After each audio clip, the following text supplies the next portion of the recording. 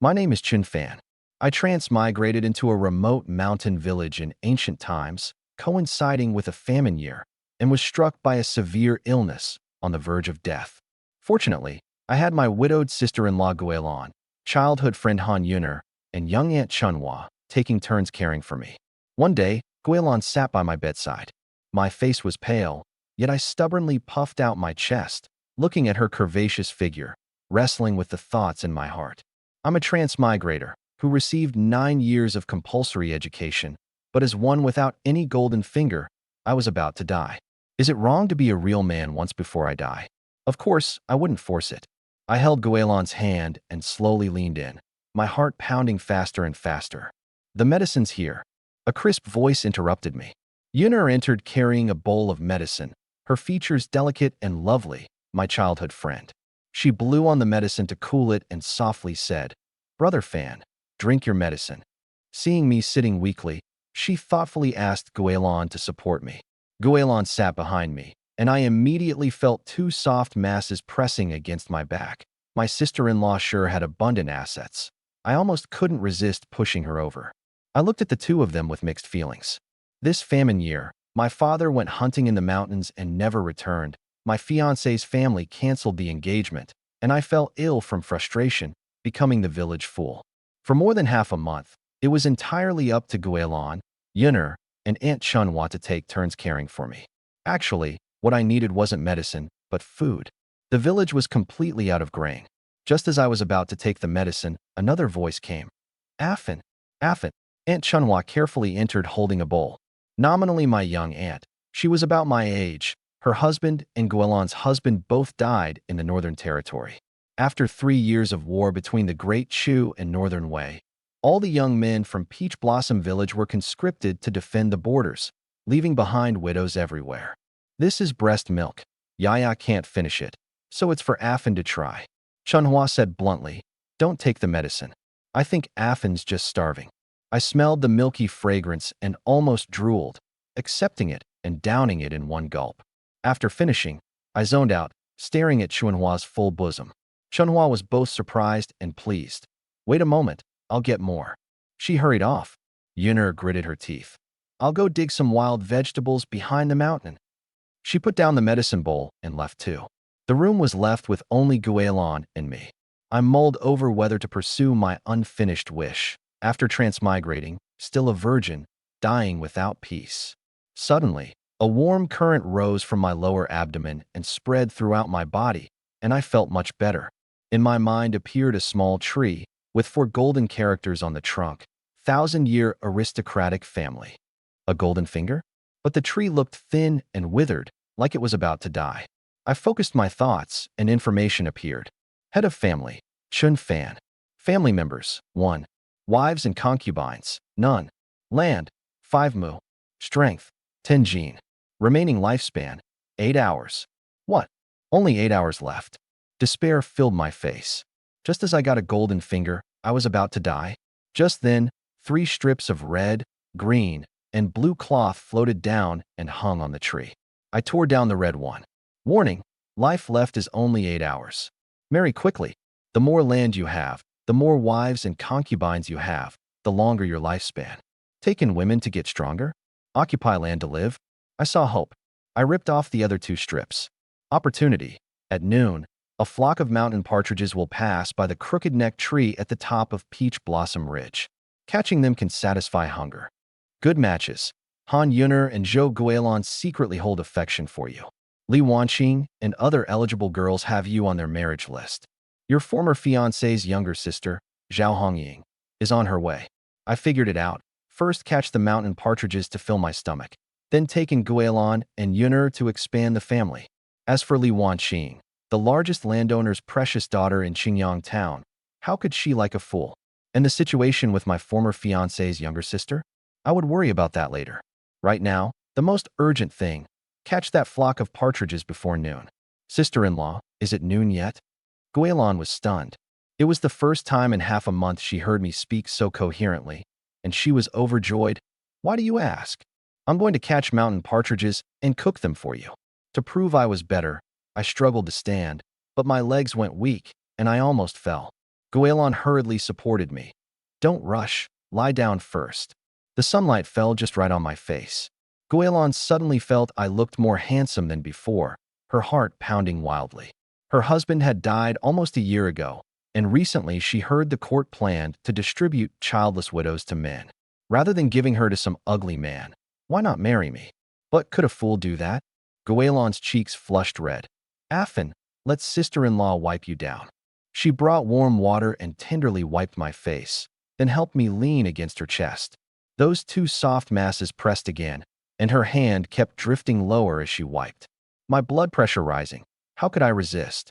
I grabbed her hand, turned around, and pressed down, my hands wandering uncontrollably. Guelan's face flushed like a ripe apple, panting heavily, her eyes glazed. She had already lost her reason, then suddenly snapped back to reality. Afan, it's not dark yet. Yinner and Chunhua could come back at any moment. I cleared my head and thought, we'll talk more at night. Just then, the family tree reacted. I entered the space and saw that a light drizzle had started in the sky. The dying tree looked much more spirited. Strength, 30 gene. Remaining lifespan, 9 hours. Its strength had doubled, and its lifespan increased by an hour. I understood now. Interacting with women could also extend lifespan. Just a flirt adds an hour. What if it's a deeper connection? I stared at Guelon, fire burning in my eyes. She caught my attention and quickly looked away. You rest well. I'll go make porridge. In truth, the house had run out of grain long ago. She was planning to borrow some from the village head's family. I didn't hurry. Wait till nightfall to act. First, catching the hill partridge was more important. I stood up, grabbed a piece of wood for a cane, and slowly made my way toward Peach Blossom Ridge in the back mountains. Meanwhile, in Qingyang town, at Li Yuanwai's mansion, Li Yuanwai sighed deeply. His daughter Li Wanqing had reached marriageable age, but all the able-bodied men of the town had been conscripted. The ones left were either ugly or intended to take concubines. The steward, Uncle Fu, handed him a list. Li Yuanwai frowned deeper as he scanned it. Zhao Yuanwai is over 40. Zhang the butcher doesn't fit. This Qin Fan? That village idiot from Peach Blossom Village. Uncle Fu smiled awkwardly. Master, there really is no one else. We included him just to make numbers. Li Yuanwai threw down the list in frustration and sent Uncle Fu to search other villages again. Prefect Song also fretted over the marriage matter. He had just received an imperial decree. The emperor was to exile the daughter of a traitor, Zhang Yuehua, to Qingyun County, explicitly ordering that she be married to a fool. Zhang Yuehua was no ordinary woman. The daughter of the former right prime minister, originally betrothed to the crown prince. Now that her father was imprisoned, she had been demoted. Prefect Song worried. If the fool, violent and insane, killed Ms. Zhang, when the right prime minister was restored or the crown prince ascended, he would be the first to be executed. The aide Mr. Chui stroked his beard and suggested, why not find a seriously ill fool? Prefect Song slammed the table. Brilliant. This matter is yours to handle. Unaware of the turmoil outside, I had already arrived at Peach Blossom Ridge. Looking up, there really was a crooked neck tree at the top. I didn't rush up, but first searched the cracks between rocks for centipedes as bait. Women gathering wild vegetables in the back mountain saw me digging and started whispering. Isn't that Qin Fan? What's that idiot doing up the mountain? Someone shouted, Qin Fan. Those are centipedes. Poisonous. Don't eat them. I'm not eating them. They're for hunting. The crowd was stunned, then burst into laughter. Haha, the fool hunting? There aren't even birds left in the back mountain. I ignored them and focused on finding centipedes. Luckily, due to their toxicity, no one in the village dared eat them. I quickly caught 3 or 4 large centipedes. I found several large leaves, folded them into funnels, killed and cut the centipedes into segments, and fixed them at the bottom of the funnels with sticks. This is called the one-leaf obstruction. The hill partridge enters to eat the centipedes, but its head gets stuck inside the leaf, unable to see, and unwilling to let go of the bait. It can only flap about in place. I had seen this on short videos in my past life. The effect would soon be clear. I quietly placed 7 or 8 funnels under the crooked neck tree and hid behind a large rock, twisting tree bark rope and waiting. Peach Blossom Village was small. News of my hunting soon spread. Under the banyan tree at the village entrance, a group of people joked about it, just as Guilin walked by. Sister-in-law Guilin, tonight you're in for a treat. The fool's gone hunting. From now on, big fish and meat. Enjoy the good life. Guilin had just failed to borrow rice and had been teased by Chen Hung, the village head's son, embarrassed and angry, but when she heard hunting, she froze. That day Chen Fan's father went hunting on Qingyun Mountain, never to return. Chen Fan was going to die too? Timid, she dared not go to Qingyun Mountain alone and hurried to find Chunhua. Chunhua was equally anxious. Where did A Fan go hunting? Probably Qingyun Mountain. Since Peach Blossom Ridge had no more rats, he must be venturing farther. Chunhua knew that place was full of ferocious beasts. She gritted her teeth. You stay and look after Yaya. I'll go after A Fan. If I don't come back, take good care of Yaya. Guilin was stunned and quickly grabbed her. Auntie, I'll go, you stay. No. Chunhua smiled at her. I know Qingyun Mountain well. I'll be fine. Saying that, she grabbed a firewood knife and left. Also rushing to Qingyun Mountain was Yuner. She had gone out to retrieve a hoe from home and happened to meet Granny Wang, the widow of resident Zhou, who wanted a concubine and had set his sights on her. Her mother was satisfied, saying it was good to have food during hard times. Yuner was unwilling, quarreled with her mother, and stormed out. Just outside, she heard about my hunting and thought it was on Qingyun Mountain. Terrified, she sprinted toward Peach Blossom Ridge, planning to cross over to chase after me. I lay behind a large stone at the top of Peach Blossom Ridge, eyes fixed unblinkingly on the crooked neck tree ahead. It was already noon, and the villagers who had gone to pick wild vegetables had all gone home to rest. So why hadn't that flock of pheasants shown up yet? I wasn't worried about the information from the golden finger being inaccurate. I was afraid the pheasants had been intercepted halfway. This was my first pot of gold. If I missed it, I'd really starve to death. I didn't want to die. I still wanted to rely on Golden Finger to enjoy a life of luxury with plenty of delicious food and a harem of wives. Just as I was anxious, a large rooster appeared in the distance, followed by a hen and 4 chicks. I felt a surge of joy in my heart and quickly lowered my head to hide, only peeking out from between the rocks. The big rooster was very alert, walking while constantly looking around. Soon it noticed the leaves under the tree wrapped around a centipede. Cluck, cluck, cluck. It chirped excitedly, calling the hen and chicks over. The flock, seeing the delicious prey, forgot their caution. Once they grabbed the centipede in their beaks, everything went dark before their eyes. But they were reluctant to spit it out and could only flutter around in place. I dashed forward in a single bound, first tying up the rooster and hen, then stringing the 4 chicks together, hoisting them and heading down the mountain. But my body was too weak. It took a lot of effort just to carry those few birds. Affin, I looked up to see Aunt Chunhua. Her chest was swelling as she walked, causing her to sway from side to side. She had planned to persuade me to stop hunting, but when she saw the pheasants in my hands, her eyes lit up. Affin, you really caught them? She happily took the heaviest rooster from me and used one hand to steady me as we headed home. Brother Fawn, Auntie. Han Yuner also ran up. Aunt Chunhua raised the rooster and called out to her. Yuner, Affin caught game. Han Yuner was momentarily stunned, then smiled so that her eyes curved like crescent moons. Brother Fawn, you're amazing. The 3 of us happily descended the mountain. Just as we reached the foot, we were surrounded by villagers. Oh my God, that fool Chen Fan actually caught pheasants? A whole brood, no less. When did Peach Blossom Ridge even have pheasants? A shameless third aunt sidled over, grinning. Affin, your body's just right. Let me carry those for you. Aunt Chunhua immediately stepped in front. Third aunt, no need. Han Yuner was smart too. She took the birds and helped me back to the house. News of my pheasant hunt quickly spread throughout the village. Under the big banyan tree at the village entrance, the chatter was lively. And just then the Li family steward, Uncle Fu, overheard it. Uncle Fu muttered to himself, that fool actually knows how to hunt and still managed to find his way home? Could it be he's really cured? He decided to visit in person. Chen Hung, son of the village head Chen Shan, also heard the news. He was already one of the village bullies, lazy and greedy, and had long disliked me. Now thinking, isn't the fool's catch mine by right?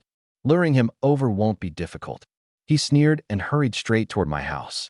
There was also a tall, lean young woman carrying a long black sword on her back, walking with a powerful stride. She asked the village boss's wife at the entrance how to find my home. You're looking for Chinfan? I'll take you there. He just caught a bunch of pheasants. Is it to entertain you? The young woman frowned. The fool actually managed to catch flying pheasants? Could it be he's really better now? What's your name, miss? My name is Zhao Hongying. What she didn't say was, she was the sister of my former fiancé.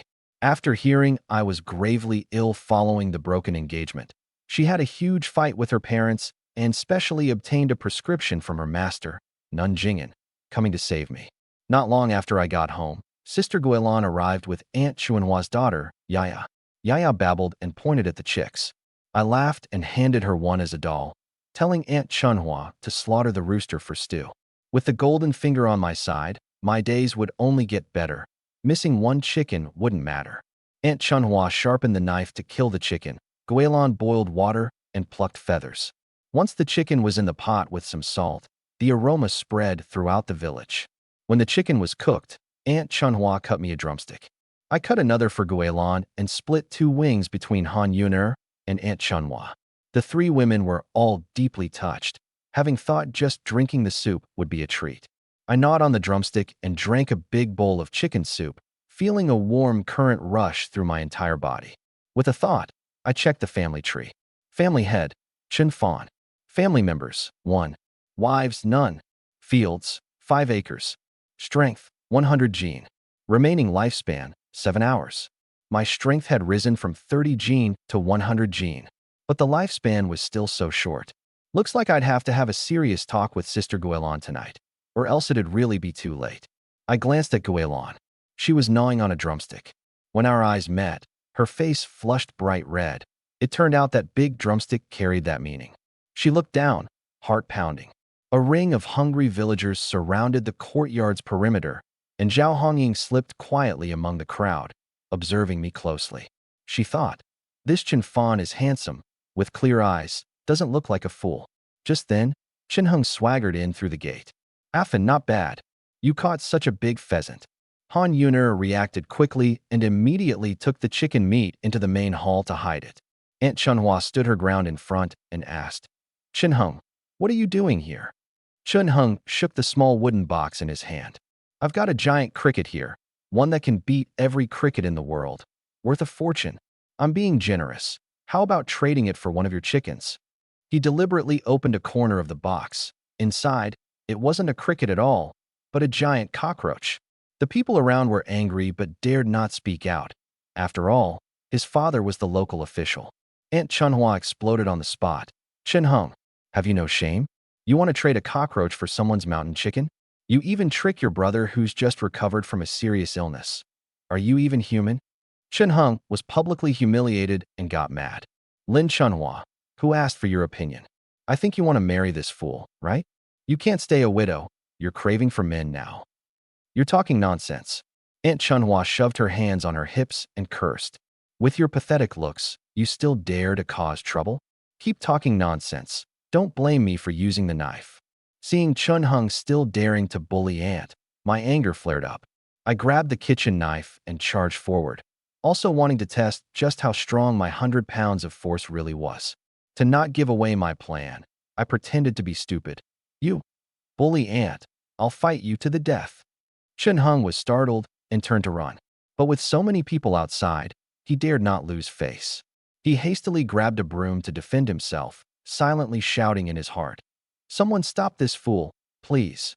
Gue Lan and Han Yuner really rushed over to pull me away, and Aunt Chunhua, afraid of a fatal incident, shouted to Chen Heng, No more trading, just leave.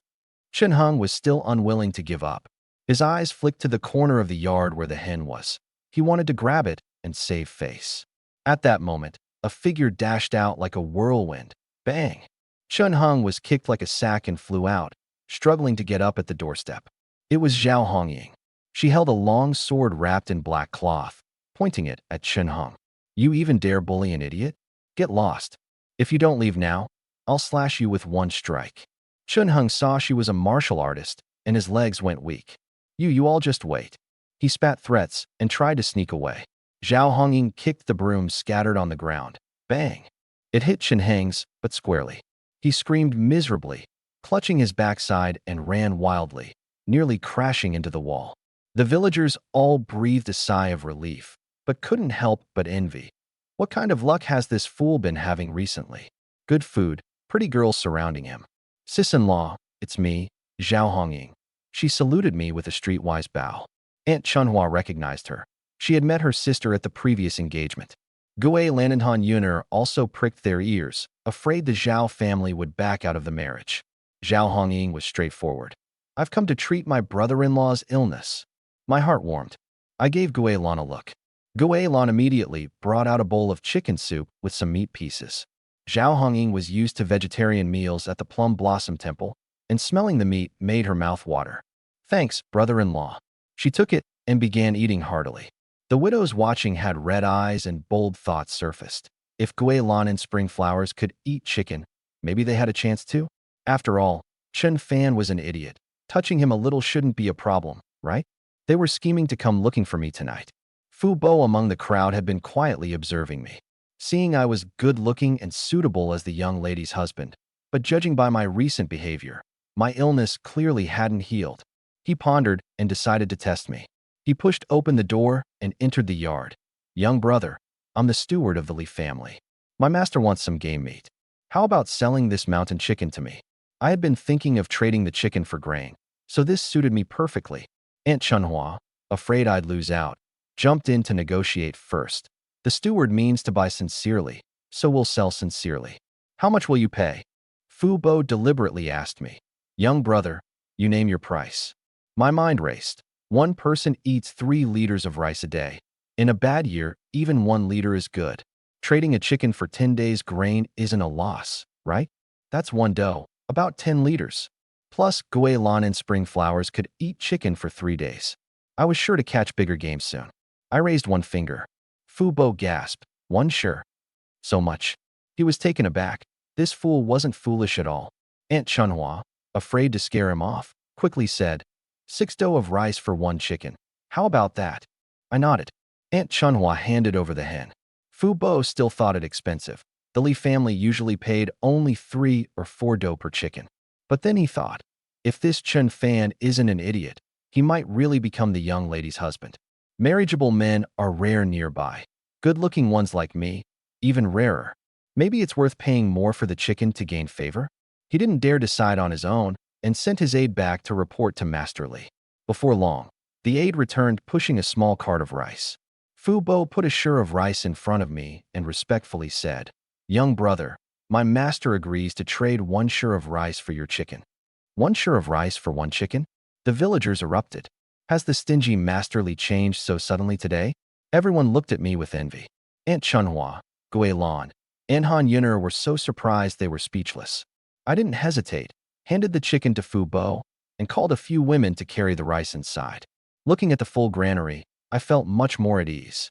Glancing up at the family tree, that glaring lifespan countdown popped up again. Only a few hours left. Panic stirred in my heart, so I urged Gui Lan to hurry and cook porridge, eat early, and sleep early. Gui Lan blushed and ducked into the kitchen at once, clearly guessing my thoughts. Zhao Hongying followed to help. I called out to Chunhua again. Auntie, come join us for a meal. I knew their family was already out of food. No need. Chunhua was embarrassed. It's just adding more pairs of chopsticks. You just help cook and sweep the floor. Only then did Chunhua nod, picking up the broom to tidy the yard. Over at Yuner's place, I asked her to take some chicken soup and chicken back home for her 2 younger brothers to try. Han Dahu was honest and reliable. Han arrow bold and good at fighting. I would need helpers for hunting in the future. As for Han's mother, who never looked up to me, I let that slide. Brother Fan, no need to bring chicken. Yuner hesitated. Take it. We're family. The 3 words, we're family, brightened Yuner's eyes. She stared at me affectionately, nodded earnestly, then hurried off carrying the food. The villagers who had gathered dispersed, but news of my yard being stocked with grain and meat spread through the whole village like it had wings. I heard many widows were already making plans to come try their luck that evening. As the sun set in the west, the aroma of food drifted through the village. Gui Lan, Chunhua, Zhao Hongying, and Yuner arranged white porridge, chicken, and wild vegetable soup on the 8 immortals' table. To these women, it was nothing short of a delicacy. Never thought life would suddenly have hope like this. Chunhua sighed. Zhao Hongying swallowed and said, less talking, just eat. We sat around the table, eating happily together. Before the meal had settled, a few widows shamelessly came to borrow food. I pretended not to hear and told Chunhua to send them away. Chunhua was fiery. In just a few words, she had them leave. After dinner, Yun'er cleared the bowls. Zhao Hongying tidied the side room, and Chunhua went home to nurse her baby, still without embarrassment. The sight stirred my mind, forcing me to hide away on the stone bench outside the yard. Guilin took the initiative to boil hot water, saying she would help me bathe. As she loosened my collar, she blushed. Why hide? You've been sick for half a month. Haven't I changed your clothes all along? As she wiped me, her eyes caught sight of the little tent I'd made underwater. Her face flushed all the way down to her neck. You take your time washing. I'll go home to change into clean clothes, then come back. She lowered her head and hurried away. I was soaking comfortably in the warm water when the yard door creaked open. You're already here, sister-in-law. I hadn't finished speaking when Han Yun'er walked in. She saw me bathing and blushed like a ripe apple, but didn't leave. Instead, she closed the door behind her. Brother Fan, let me help scrub your back. Yun'er, please go out. I shrank back. Tears welled in her eyes. Brother Fan, you forgot? You saved me from the river. I'm yours in life and your family's spirit in death. My mother wants to marry me off to Mr. Zhou as a concubine, but I won't go. I only marry you. My heart softened. But everyone says I'm a fool. Even if you're a fool, I marry you. I stopped resisting, scooped her up, and carried her to the bed. Once lying down, she shyly took off her outer clothes and closed her eyes. I was mesmerized, frozen in place. Brother Fan, come on. Only then did I snap out of it and clumsily help her undress. Yun'er smiled faintly, flipped over, and pinned me down. Brother Fan, I'll teach you how to be a man. Defiantly, I flipped her back onto her back. No need, I'll do it. Suddenly, she remembered something, placed a handkerchief beneath her, and pointed at the oil lamp. Brother Fan, the light. I blew out the lamp and slowly pressed down. At first, she gritted her teeth in silence. Then her whole body relaxed into a puddle. Guilin returned from bathing and changing, just reaching the door when she heard noises inside. She stopped, blushed deeply, but couldn't tell who it was. Sighing silently, she thought it didn't matter. After all, we'd all be family from now on. She quietly sat on the stone bench to keep watch, afraid someone might interrupt. Li Mansion in Qingyang Town. Li Wanshan paced anxiously. Is that Qin Fan really better? Fu Bo was conflicted. Sometimes he's normal. Sometimes he acts foolish. Li Wanshan had just received news that the imperial court planned to conscript soldiers in half a month, assigning eligible unmarried women to bachelors, including the daughters of disgraced officials. Local men would be even more in demand. He wanted to secure a wife ahead of time. Worst case, he'd let me marry in. Tomorrow, you go to Peach Blossom Village again. Make sure to get all the details. Back in Peach Blossom Village, at the Zheng family, Chun Hung leaned close to his father. Chun He.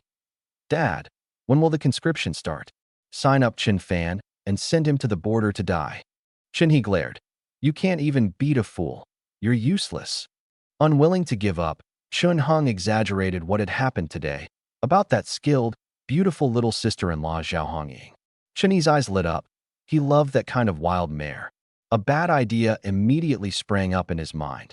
Use the border defense matter to threaten Zhao Hongying and Chunhua. They would definitely yield for Qin Fan's sake. He then recalled. Today, the county magistrate asked all the village chiefs which village had a seriously ill idiot, and I reported Qin Fan's name. Chun Hung grew anxious. Dad, will the magistrate still conscript him into the army? Whether he's an idiot or not isn't for me to decide. Father and son exchanged a sly smile, both harboring ill intentions. The battle in my room didn't end until Yun'er pleaded several times. She clung to me softly, as if she had taken flight. Suddenly, a warm current surged from my dantian, filling my whole body with power. At this moment, I could punch the lead wolf to death with a single blow. At the thought, the family tree's radiance filled the entire tree. It grew a meter taller, and its roots thickened noticeably. Family head, Qin Fan. Number in family, 2. Wives and concubines, Han Yun'er. Strength, 200 gene. Speed, twice normal. Remaining lifespan, 5 days. Yunur's name appeared under the wives and concubines section. Strength doubled, plus an added speed bonus, and lifespan rose from 3 hours to 5 days. But 5 days was still too short. Looks like I need to try several more times, and also consider Sister Guelan's side.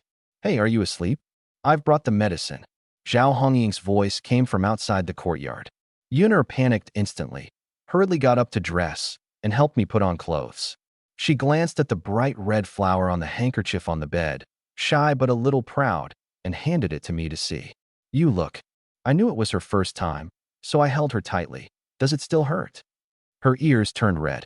Outside, Guelan was blocking the way. Hongying's sister, Afin is asleep, don't bother him. No, he hasn't taken his medicine yet. I was in trouble. If I bluntly said he was fine, Zhao Hongying wouldn't believe it. Besides, without the idiot label, when conscription came, he'd have to go die on the northern frontier. Yunur saw my thoughts and smiled slightly. Leave it to me. She tidied up and went out. Guelan was stunned when she saw Yunur come out. She had heard everything clearly in the room and thought it was Aunt Chunhua. But unexpectedly Yunur got there first. Zhao Hongying was also taken aback. Even idiots are fought over? Thinking about how handsome I was, she resigned herself. Yunur's sister, is Chun Fan asleep? She stopped calling me brother-in-law. Yes, he is. Give me the medicine. I'll feed it to him when he wakes up. Zhao Hongying passed over the medicine and returned to the separate room to sleep. Guelan stared blankly at my room until the lights went out, then sighed and got up. She had thought she'd be serving me tonight, but came away with nothing. Yet, as she thought about the government permitting polygamy, she perked up again. Tomorrow night, she would be more proactive and come earlier. After Guelan left, Yunur and I still hadn't slept. As we chatted, my hands grew restless. Yunur blushed and moved closer, softly kissing me. Brother Fan, I had wanted to try again for some time, to see if the family tree rewards could be given repeatedly. Before, I held back worried she couldn't endure it. Now that she wanted it too, I no longer hesitated and held her tightly. The night was gentle, and soft whispers echoed through the room again. The next morning, sunlight was already leaking through the broken thatched roof. As soon as I opened my eyes, Yunur had somehow already left. Looking up at the leaky roof, I frowned. Need to find someone to repair it quickly. If it rains hard, it'll be troublesome. There are many villagers who can build houses, and in famine years, they work without wages, just asking for 3 meals a day. Suddenly, I remembered, does the family tree's information refresh every day? I immediately entered the space. Sure enough, 3 cloth strips were glowing again. This time I looked at the blue one first. Good match, government-arranged marriage. The daughter of the disgraced former Right Minister Zhang Yuehua is assigned to you as a concubine. I was stunned for a moment. The former Right Minister's daughter as a concubine? I don't know anyone in the court. After pondering, I realized I don't even have family officials in the county seat. The only official is village chief Chun He, who is Chun Heng's father. Not wanting to think too much, I opened the red cloth strip. Warning: recently, the government is forcibly collecting taxes in Qingshi town. Some villagers have been driven to become bandits on Erlong Mountain. Beware of mountain bandits raiding the village. I frowned. In famine years, there's no harvest at all, yet the government still pushes tax collection? Qingshi town has already started. Soon it will be our Qingyang town's turn. I calculated silently. The land tax is 1/15. Even with 5 mu of land, that's barely over 3 do of grain, which I can still afford. The problem is the head tax, 2 strings of cash per person. Counting myself, Guelan, Yunur, and Chunhua, that's 8 strings total. Yaya is still young and doesn't count, or it would be worse. I have no money at all and can't pay. I hurriedly checked the green cloth strip. Intelligence: an injured old wolf king expelled from the pack will pass by the foot of Qingyun Mountain tomorrow evening to drink water by Qingyun Lake. Wolf pelts are extremely valuable. My frown relaxed. The prey was delivered right to my doorstep. But the wolf king isn't a chicken. Qingyun Mountain is full of fierce beasts. Is it risky? Luckily, it's a wounded old wolf and only at the foot of the mountain. Not too dangerous. Wolf pelts are precious. A complete wolf king pelt can sell for at least 20 strings of cash. Wolf bones are medicine, and wolf meat also edible. I calculated 20 guan minus 8 guan tax, then 6 guan split among helpers, leaving 6 guan, enough for winter grain. I need to bring a few more people along, for safety and to dig traps. I don't trust outsiders from other villages, so I called Zhao Hongying and Yunner's 2 younger brothers, Dehu and Erhu. Blood is thicker than water. Just as I was about to leave, I suddenly remembered. The 2 red cloth strips were warnings, the second one about mountain bandits. Erlong Mountain isn't far from Peach Blossom Village. Just cross Qingyun Mountain and then Peach Blossom Ridge, and you arrive. I had to be prepared early. But with so little manpower and supplies, building a fortress wasn't realistic. Looks like I need to quickly tie the knot with Annie Guilon and get extra family tree rewards. Becoming stronger myself is the key. Thinking about getting stronger, I opened my personal info again. Family head, Chun Fan. Family members, 2. Wife, Han Yunner. Fields, 5 acres. Strength, 200 gene. Speed, twice normal. Remaining lifespan, 10 days. My lifespan had dropped to 10 days. The overtime with Yunner really worked. Each time it added life. Strength and speed hadn't changed. Apparently, only the first time had a big boost. Having figured out how the cheat worked, I exited the space. In the courtyard, Guilon was already lighting a fire to cook porridge. The fragrance of rice wafted out. Auntie Chunhua was sweeping, and Zhao Hongying was kneeling in a horse stance in the corner, practicing sword swings. The long sword whistled through the air. Both of them called me simultaneously. Up already? Go wash up and eat. Did you take your medicine last night? I hadn't taken the medicine Zhao Hongying brewed last night, and felt a bit guilty, so I dodged Chunhua's question. After washing up, I gathered everyone to eat, then sent Guilon to call Yunner. Her family had run out of grain. Yunner came over, walking a little awkwardly. She glanced at me and blushed. While sipping porridge, I said, "The roof leaks badly. We need someone to fix it." Yunner immediately volunteered.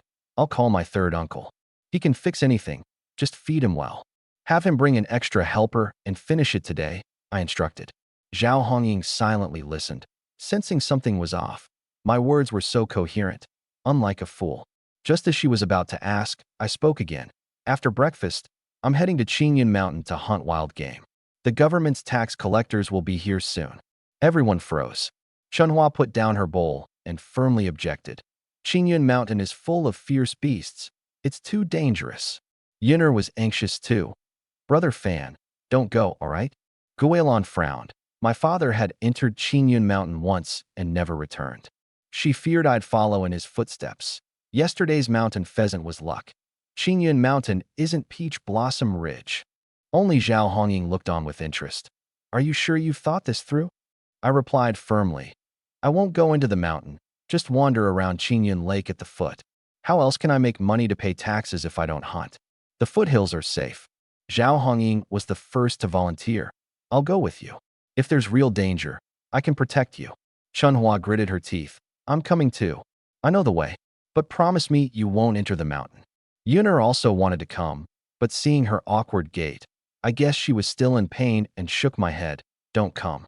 Call the Hu and Erhu. They'll supervise fixing the house and cooking. Once we hunt, your family will have money to pay taxes."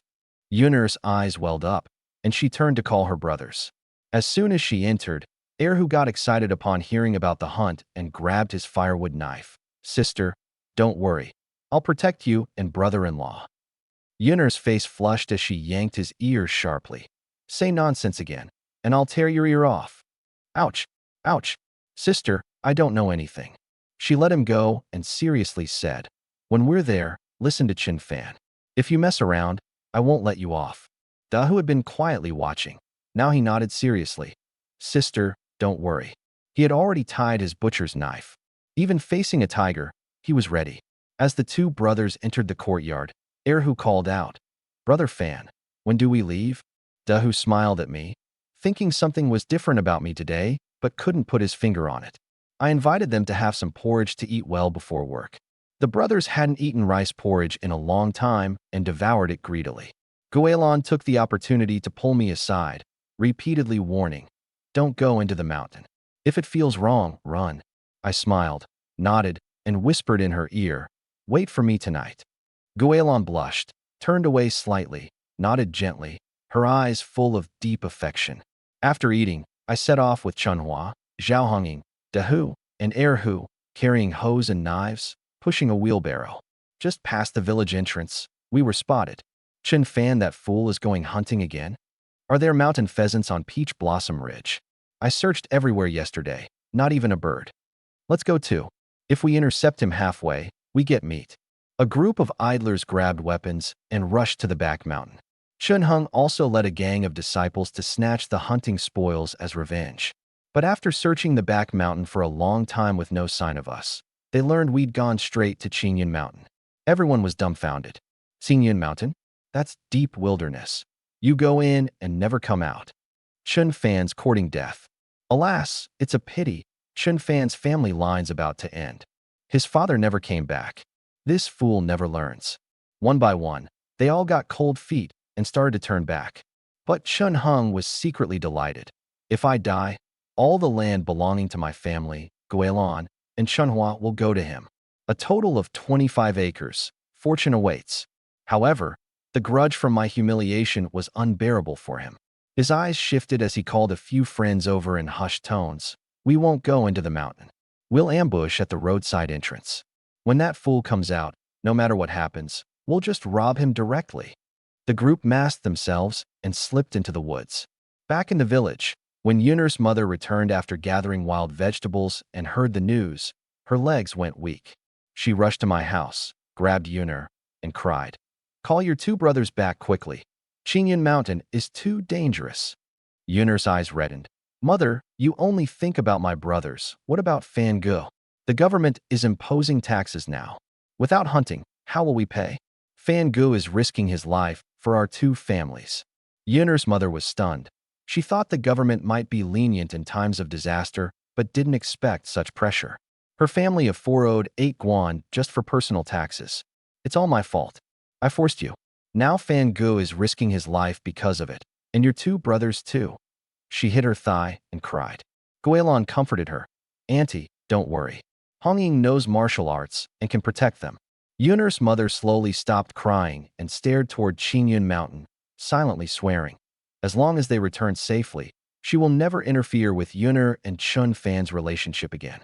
By Qingyan Lake, the 5 of us arrived at the lakeside. Gazing at the shimmering water, I was troubled. I didn't know where the old Wolf King might appear from. Zhao Hongying wanted to call me her brother-in-law, but since my sister had already broken the engagement with me, she didn't know what to call me. "Hey, where should we dig the traps?" I thought it through. The old wolf was injured and a lone wolf, so he wouldn't dare stray far from the woods. After scouting, I picked the spot closest to the lake on Qingyan Mountain. I couldn't line the pit with sharp wood, had to keep the wolf's pelt intact. So I would dig it deep, trap him inside, then we'd finish him off together. We took turns digging. By noon, the pit was only half a person deep. Eru was panting hard. "Fan Ge, wouldn't it be better to just put sharp wood in?" "No." I shook my head. Eru wanted to argue more, but Big Tiger pulled him back. "Listen to Fan Ge." Remembering what my sister said, Eru bowed his head and continued digging. Seeing everyone tired, I let them rest and eat some porridge first. The old Wolf King would come at dusk. We still had time. While we were eating, suddenly the forest at the foot of the mountain stirred. Was it the prey? Zhao Hongying gripped her sword. Big Tiger and Eru grabbed hoes and heavy knives. Chunhua held a firewood knife tightly. But it wasn't prey. It was a few hunters returning empty-handed. As they got closer and saw us digging traps at the mountain foot, they couldn't help but laugh. "The prey drinks water in the mountain. Who runs down here? Waste of effort. You don't even know how to hunt. Go back quickly before you get yourself killed." I smiled without arguing. Zhao Hongying refused to give up. "Don't worry. The prey will come here." Eru nodded in agreement. "Fan Ge wouldn't be wrong. We'll catch more than you." The hunters shook their heads and sighed. "Young people don't listen. Wait till you get a lesson." Then they went into the mountain. Chunhua was worried, not about coming back empty-handed, but about not being able to pay taxes. If she couldn't pay, the government might forcibly marry her off. But as a male, if I couldn't pay, I'd be taken to work on the canal and never come back. "Affen, will the wolf really come?" "Andy, don't worry. It will come for sure." I nodded confidently. I believed the intelligence from the family tree. After finishing the cold porridge, we kept digging till afternoon, finally completing a deep, steep pit trap. I covered the pit top with branches and dry grass, tied a small chicken as bait, and hid with everyone in the nearby woods waiting for the Wolf King. Zhao Hongying hadn't hunted before, but had fighting experience. She worried that the fierce beast might not bite the chicken and instead attack us. She surveyed the terrain and proposed dividing the 5 of us into 3 teams, spread out in a product shape. If one team was attacked, the other 2 would immediately launch a counterattack. Worried the Wolf King might slip away, I let her organize it. She assigned me and Aunt Chunhua to hide opposite, Big Tiger and Eru on the right, and herself, skilled in martial arts, alone on the left. Remember, once the prey attacks any team, the other 2 charge out immediately. Protect people first, then drive the prey toward the trap. Watching Zhao Hongying seriously making the plans, I thought she was truly beautiful. Snapping back to reality, everyone was staring at me. I cleared my throat. Right. All hide. Stay silent. Wait until the Wolf King falls into the trap before we attack. Everyone was stunned. Wolf King? How did Fanga know there was a Wolf King? Remembering the chicken meat from yesterday, they believed me and quietly hid. Aunt Chunhua and I squeezed together in a small thicket. Being close, I could smell a faint milky scent from her. It was from feeding Yaya. I glanced at her.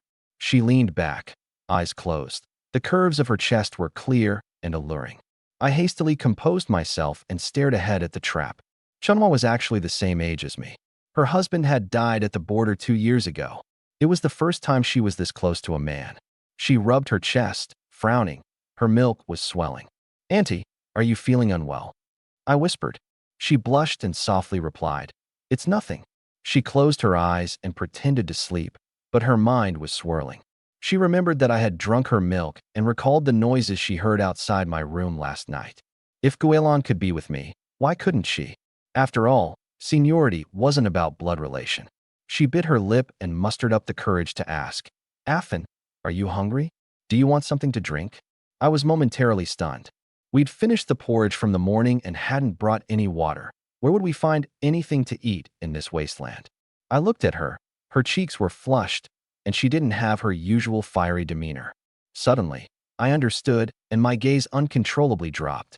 Chunhua was even more nervous and whispered, "I've been eating well these past few days. My breasts are swollen and painful, and Yaya's not here." She took out a clean bowl from the bamboo basket and shook off the water. "You, don't peek." I turned my back, forming a north shape with her. She loosened her clothes and squeezed out more than half a bowl, then handed it to me. I turned back and caught sight of a pristine patch of snow-white skin at her chest, not properly covered. She hurriedly shoved the bowl at me and straightened her clothes. I raised the bowl and took a small sip. It tasted faintly sweet and fragrant. I drank it all in one go. As soon as it went down, a warm current surged through my body. The family tree reward arrived. I immediately focused my mind to check. Clan leader, Chun Fan. Members, 2. Wives, Han Yuner. Land, 5 acres. Strength, 300 gene. Speed, double. Remaining lifespan, 10 days and 8 hours. My lifespan increased by a day, and my strength rose to 300 gene, equivalent to 3 strong men. Drinking milk could extend life and boost strength? I stared at Chunhua, my eyes full of longing. Her body softened, almost agreeing, but recalling Zhao Hongying and the others nearby, she held back. "Take it home tonight, for you." I nodded. The 2 of us sat close, staring straight ahead, hoping to finish the hunt quickly and handle big affairs at home. The sun tilted west, and the twilight painted Qingyun Lake in golden red. Just as everyone was losing patience, a gray shadow flashed through the distant woods, a wolf over half a man's height, limping to the lake to drink water. Everyone's hearts jumped wildly. Brother Fan is truly a god. I looked closely. Its hind leg was bleeding, likely injured and expelled by the new Wolf King, just as the cloth sign mentioned. This big guy was huge. Fighting head-on wouldn't be wise. We'd wait for it to fall into the trap. Just then, a chick cried out. The old Wolf King pricked its ears and slowly approached the sound. The little mountain chicken struggled desperately, provoking it more, and it suddenly lunged. Bang! A branch snapped, and the entire wolf fell into the pit. Haha, trapped. Dahu and Erhu ran out wielding hoes and cleavers. Zhao Hongying drew her sword, and I grabbed a hoe to charge forward. With double speed, I was fastest. Only Chunhua stood and watched. She couldn't fight and would only be a hindrance. Just as victory seemed assured, the wolf leaped out of the 2-meter-deep pit. Afan, watch out! Chunhua shouted. Chen Fan, be careful! Zhao Hongying also yelled. I was rushing to the pit's edge and collided with it right as the wolf saw 4 more people surrounding it and turned to flee up the mountain. I couldn't let it escape. I swung the hoe and hurled it fiercely. With 300 gene of strength, the hoe soared with terrifying speed. The old wolf king twisted sharply to dodge the fatal strike, but its hind leg was still struck by the handle. Howl! It let out a painful cry, slowed down, and then faced us, baring its fangs, ready to fight desperately. Zhao Hongying charged with her sword drawn. Seeing I was unarmed, with only a small tree around me, this was it. I grabbed the trunk with both hands and uprooted it. Dahu and Erhu were dumbfounded. Brother Fan had been hiding such strength all along. Chunhua's heart pounded. Afan was so strong. She began to look forward to tonight. The old wolf king attacked with its claws and bit fiercely. I held the tree trunk tightly and swung it sideways like sweeping the ground. Bang! The wolf was slammed flying, crashing into the mud, struggled a couple of times, and died. Still not convinced, I swung the tree again, smashing its head several times. Stop, it's dead for sure. Zhao Hongying arrived and looked up at me with admiration. Your strength? Is it natural? I nodded and tossed the tree aside. Dahu and Erhu laughed heartily. Brother Fan's a god. Those hunters used to mock us. Now their faces must be swollen. I patted the wolf's pelt. Intact and sellable for a good price. The meat was edible, and the bones could be used medicinally. Chunhua came over, carefully checked I wasn't hurt, then relaxed. Let's carry it home quickly. Zhao Hongying worried about anyone getting injured by the pit and insisted on filling it in. Everyone worked together to cover it up. Just as we were about to leave, a few hunters rushed down the mountain. Having heard the wolf's howl and come over, they stared wide-eyed at the dead wolf lying on the ground. Erhu immediately mocked. Hey, where are the old hunters? Didn't catch a single mountain chicken? Look at us, such a big wolf. One of the hunters was clever and smiled, cupping his hands. Youth is promising. Little brother, it's inconvenient to carry this big wolf back at night. 5 guan for it. Do they take me for a child? The pelt alone was worth 20 taels. Not for sale. I waved my hand and had Erhu push the cart. To be cautious of them trying to snatch it, I whispered a reminder to Zhao Hongying. Actually, with my current strength, I could easily handle them all. If they dared to steal, I'd toss them into the pit beside us.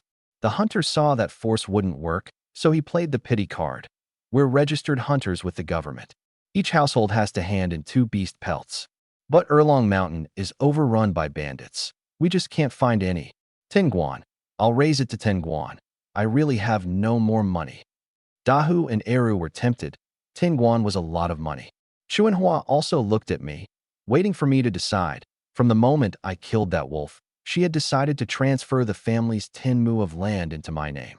30 guan, payment up front along with the goods. The old hunter was stunned. He realized I wasn't some clueless villager and had no choice but to give up, his eyes sadly fixed on the wolf. Dahu, Eru, let's go home. The group set off toward Peach Blossom Village, walking against the sunset glow. At the entrance to Peach Blossom Ridge, Chen Hung and a few of his ruffian friends had been hiding in the woods for most of the day, swatting mosquitoes and cursing. Hingji, it's already dark. Chen Fan, that fool must have died in the mountains, right? Yeah, lucky enough to catch a mountain chicken yesterday. Now he thinks he's got skills. Chen Hung gazed toward Qingyun Mountain and saw no sign of anyone on the trail. His heart leapt with joy. Chen Fan was surely dead. That shrew Chunhua would be gone, and Guilan was his for the taking. Let's head back to the village. Inside Chen Fan's home, Han Yun-er, Guilan, and Mother Han were pacing anxiously. Uncle Han San rushed in. Sister-in-law. The village's rumor is that Chen Fan and Dahu Eru were killed. Mother Han went pale and nearly fainted. Han Yun-er and Guilan quickly steadied her. The courtyard gate burst open as Chen Hung swaggered in with a gang of his underlings, followed by a crowd of villagers eager for scandal. I told you so. Chen Hung stood before Guilan. Sister-in-law, Chen Fan's dead. You should think about yourself now. I'll protect you. Guilan was terrified and hid behind Han Yun-er. Han Yun-er stepped forward. How do you know Fan is gone? Did you see it with your own eyes? Chen Hung was speechless but forced out. I waited at the mountain entrance until dark. No sign of anyone. How could he still be alive? The gathered villagers sighed. The family's doomed. The land will go to the village chief. Guelon's probably going to be snatched by Chinhung. Fubo was amongst them as well, originally sent by Lord Li to gather information. Now, he sighed and prepared to report back, leaving a guard behind just in case. Han Yun'er's eyes welled with tears, but she stubbornly declared, "No sign means no proof. Fan will definitely come back." Chinhung sneered, "Yun'er, stop dreaming. If Chun Fan ever returns, I'll let you use my head as a stool." Angry, Han Yun'er grabbed a broom and charged, "Get out. You're not welcome here." Uncle Han-san rushed over to protect her, fearing Chin-hung might strike. Uncle Han-er, having heard about Dahu Eru's misfortune, appeared with his son Han Danyu, standing firm. Chin-hung wasn't angry. Since Chun Fan was considered dead, he was pleased inside. He grabbed a stool and sat grandly. He wanted to see how long Han Yun'er and Guelon would hold out. Once Guelon broke, both she and the Tenmu of land would be his. His eyes greedily fixed on Guelon. I was pushing my wheelbarrow just entering the village when I heard a commotion ahead. Apparently, the villagers thought I had died on Qingyun Mountain. Guelon cried bitterly, and Yun'er was even fiercer. Wiping her tears, she grabbed Uncle Han-er and Uncle Han-san, determined to climb the mountain to find me. Whether alive or dead, we have to see for ourselves. Chin-hung sneered nearby, dripping with sarcasm. "If you want to look, hurry up. Otherwise wild beasts will have eaten the body by then." Yun'er and Guelon cried even more fiercely. Just then, a child ran over shouting, "Chun Fan is back." Chin-hung didn't believe it. He grabbed the child by the collar and demanded answers. Hearing I had returned, Yun'er and Guelon dashed out of the courtyard. I turned into an alley pushing the wheelbarrow and saw the two of them throw themselves at me recklessly. "Fanji." Yun'er grabbed me on my left side. Guelon threw herself into my right embrace. Both wept tears like rain. I patted their backs. "I'm fine." Only then did the surrounding villagers notice what was on the wheelbarrow: a large gray wolf. Chun Fan actually killed a wolf? The crowd exploded with excitement. Chin-hung and his gang froze, their eyes wide like copper bells, filled with jealousy. They simply couldn't believe that the fool Chun Fan had managed to take down a big gray wolf. Eru couldn't hold it in and started gushing. When the Wolf King lunged, Fanji uprooted an entire tree with his bare hands and swept the wolf flying 100 steps. Pulling out a tree with bare hands? The villagers' eyes transformed, filled with reverence and fear. Some murmured quietly, "Maybe they should nominate me for village chief next time." Chin-hung's face turned pale hearing this. Remembering his previous tough talk, he quickly signaled his men to slip away. Yun'er wasn't about to let him off easily. She grabbed Dahu's firewood cleaver and pressed it into his hands. "You said if Fan came back you'd cut off your head and sit on it." "Well, cut." Chin-hung froze, awkwardly waving his hands. "Sister-in-law?" I was joking. After saying sister-in-law, he turned and ran like the wind. Yun'er finally relented. "Wolf pelts are valuable. I didn't dare skin it myself, so I asked Dahu to invite Li Daju, the butcher from the neighboring village." The moment Li Daju saw the wolf, his eyes went wide, and after hearing Erhu's retelling, he admired it even more. He bit his teeth and said, "Brother Chun, sell me this wolf pelt. 40 guan. 40 guan." The people around gasped in disbelief. I felt it was a bit much. "Isn't that too expensive?" "Not at all. A wolf pelt this big can sell for 50 guan in the county town." "Deal done." Li Daju immediately sent his apprentice back to get the money.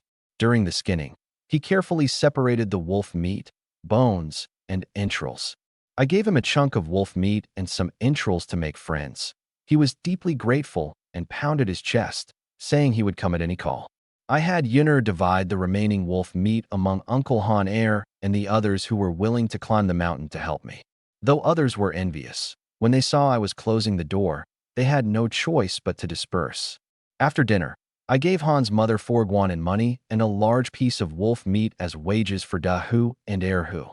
Erhu was so happy he kept shouting brother-in-law. Yun'er's face flushed all the way to the neck, and she stole glances at her mother.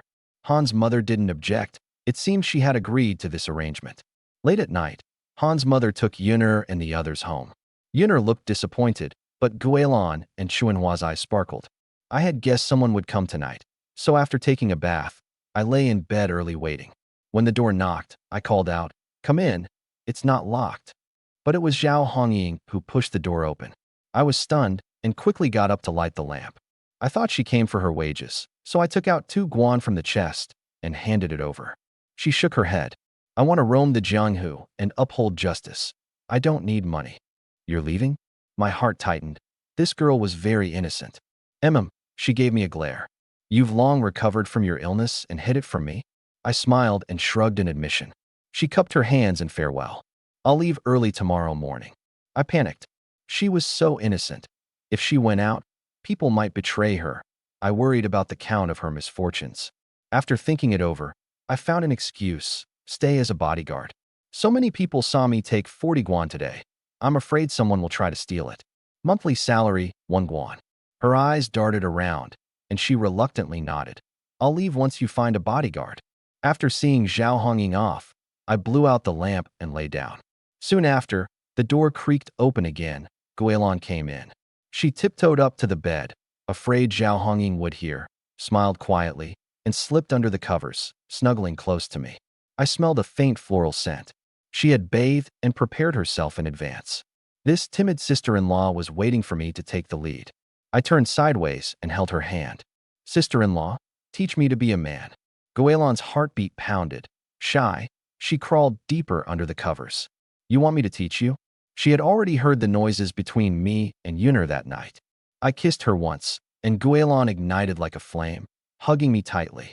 Her hands wandered uncontrollably, and the temperature in the bed shot up.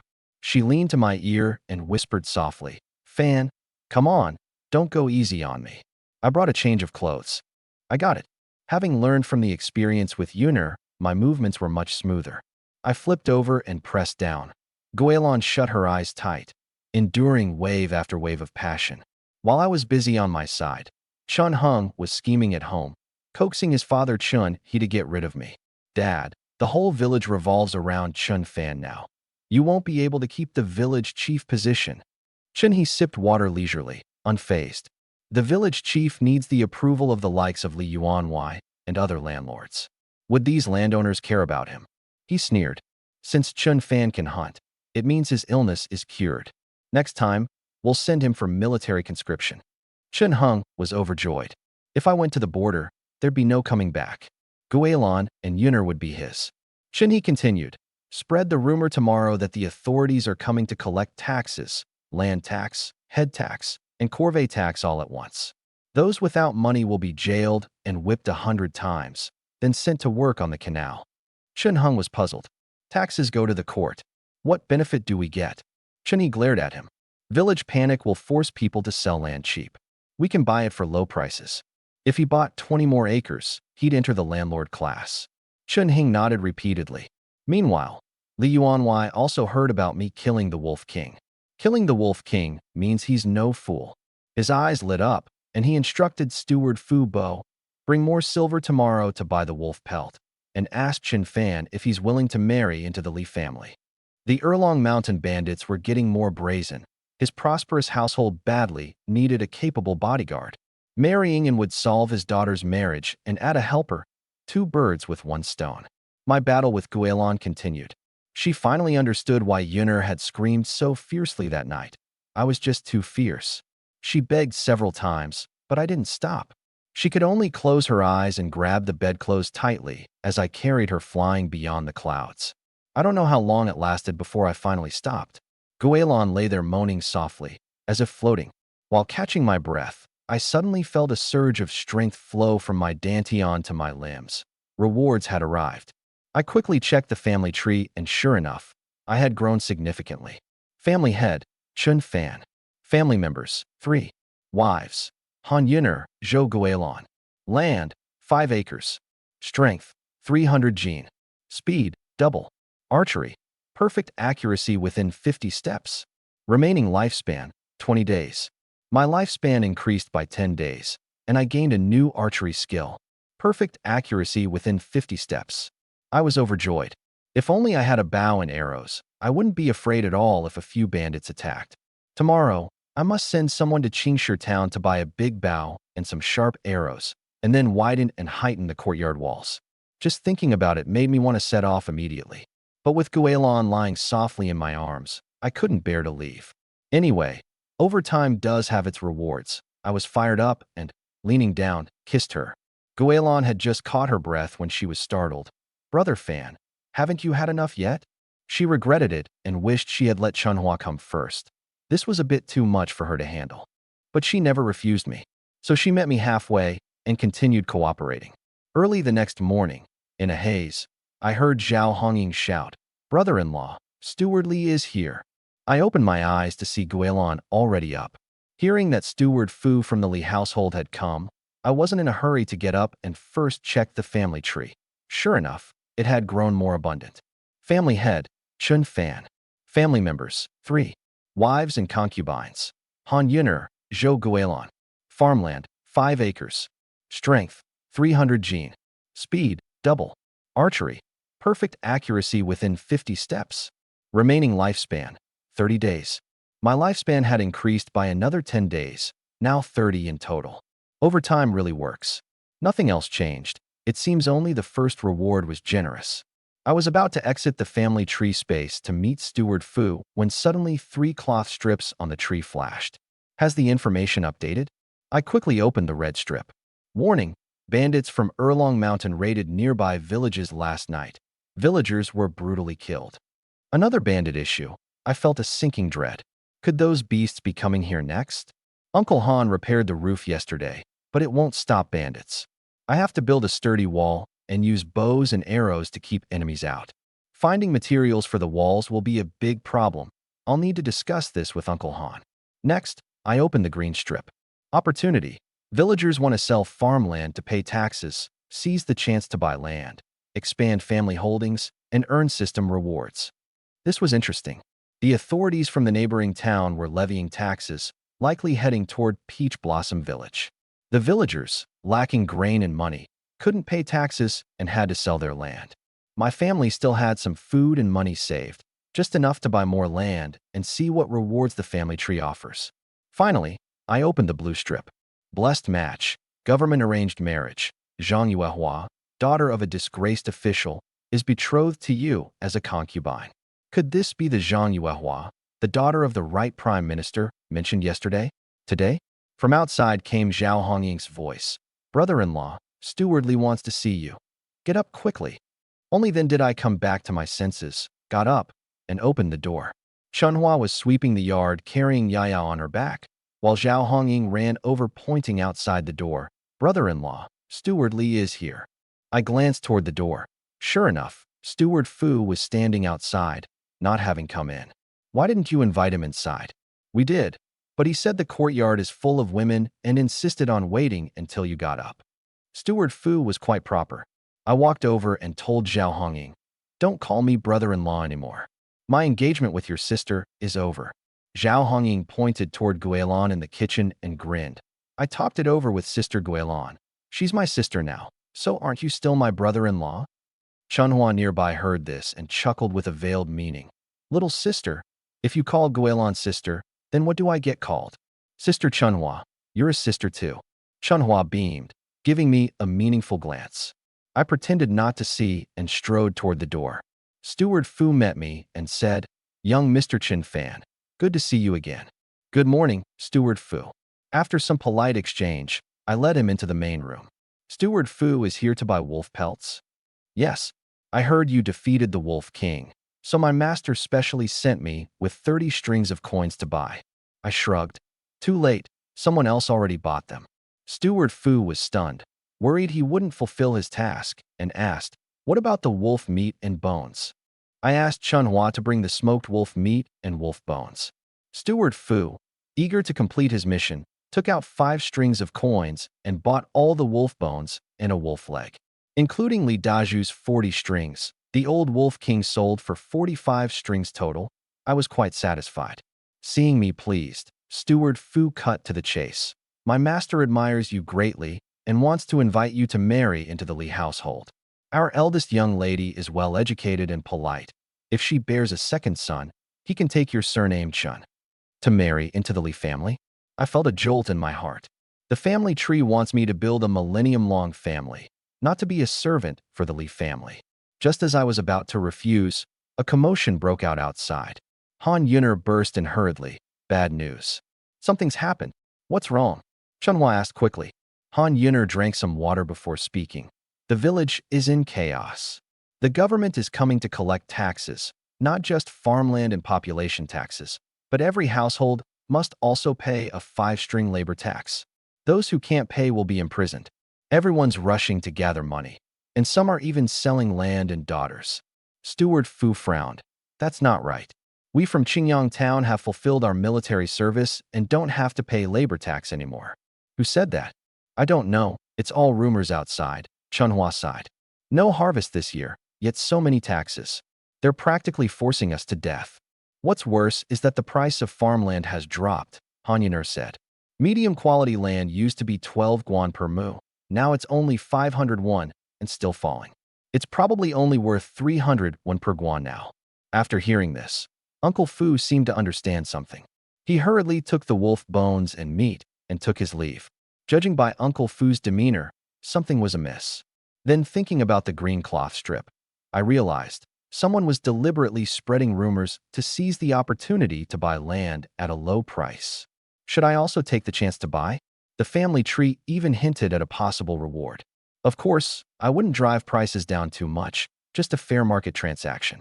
I had 45 guan from selling wolves, gave Big Tiger and Second Tiger 4 guan between them, leaving 41 guan.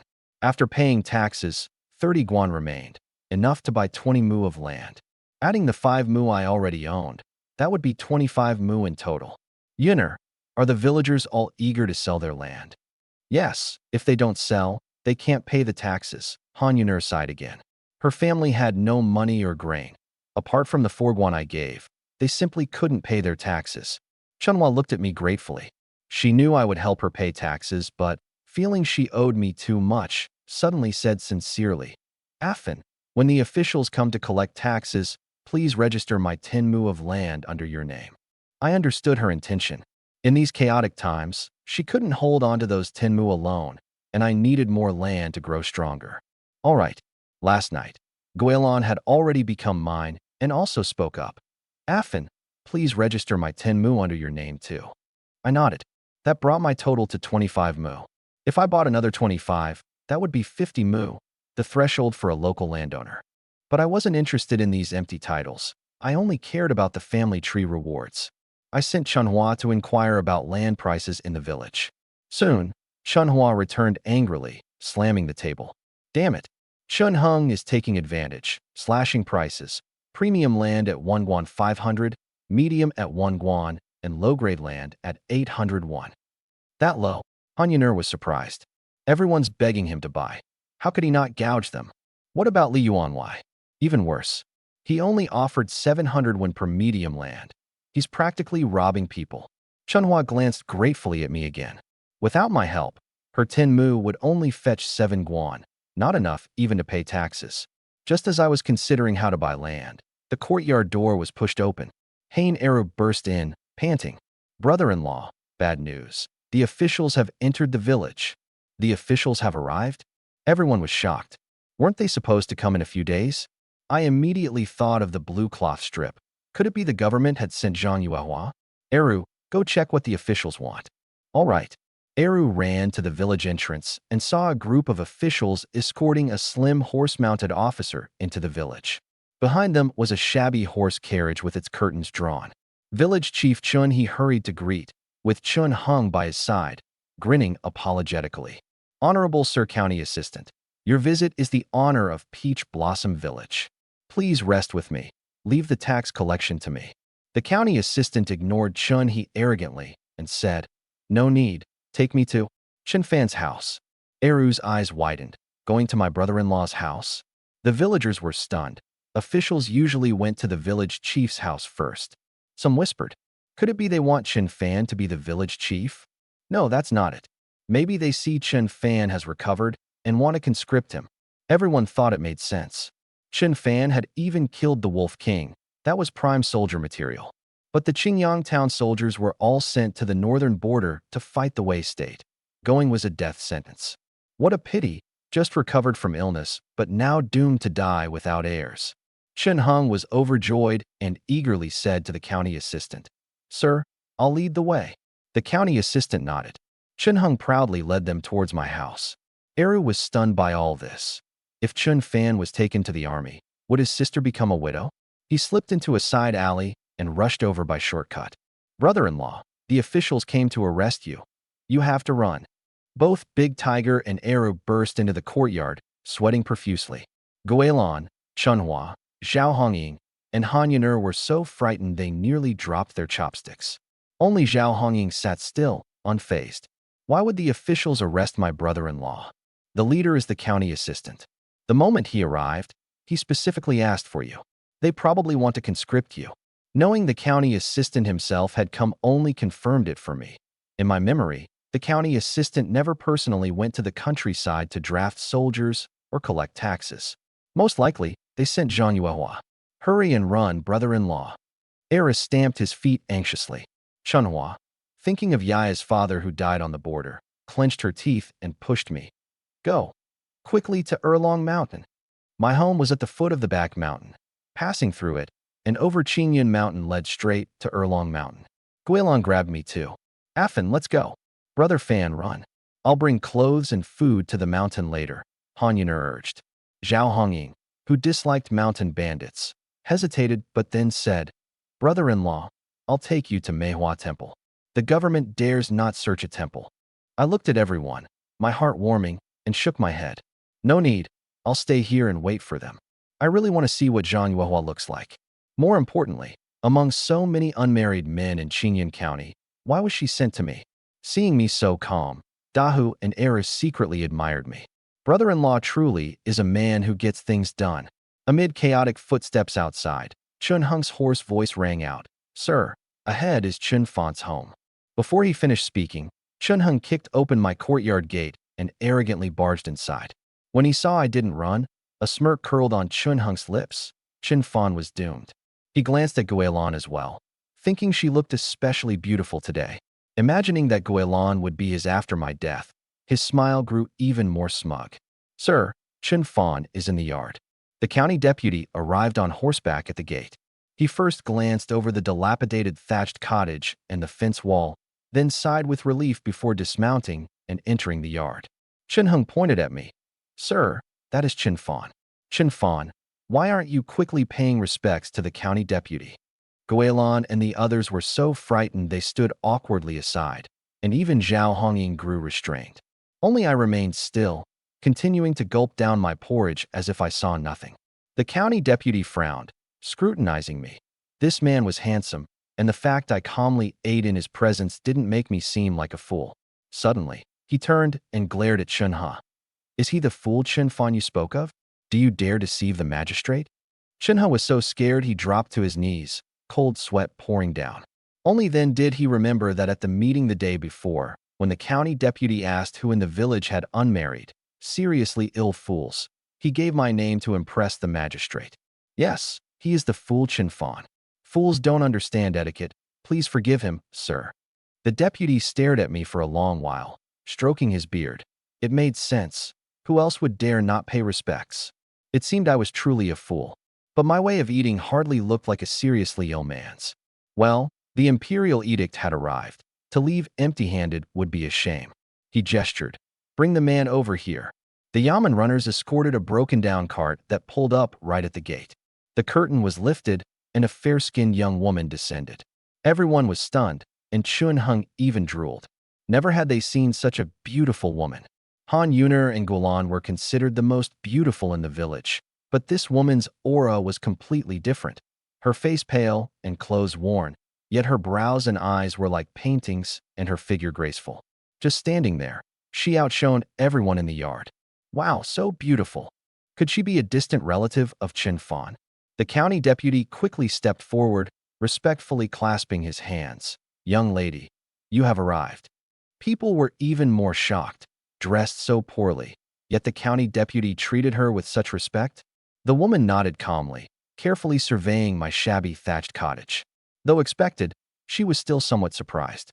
The only thing she was pleased with was that the yard was clean. She thought, Father grew up in such an environment too and rose from the provincial exams to the imperial finals, becoming the youngest top scholar of the Great Chu and eventually the right minister. If father could do it, so can I.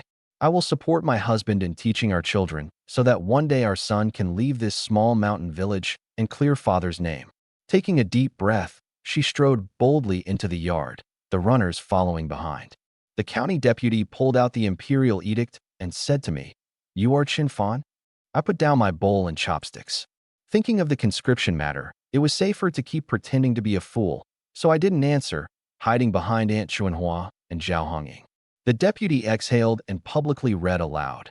Former minister and right deputy of the Secretariat Zhang Hongyan has been sentenced to prison for corruption and bribery, factionalism, and grave crimes.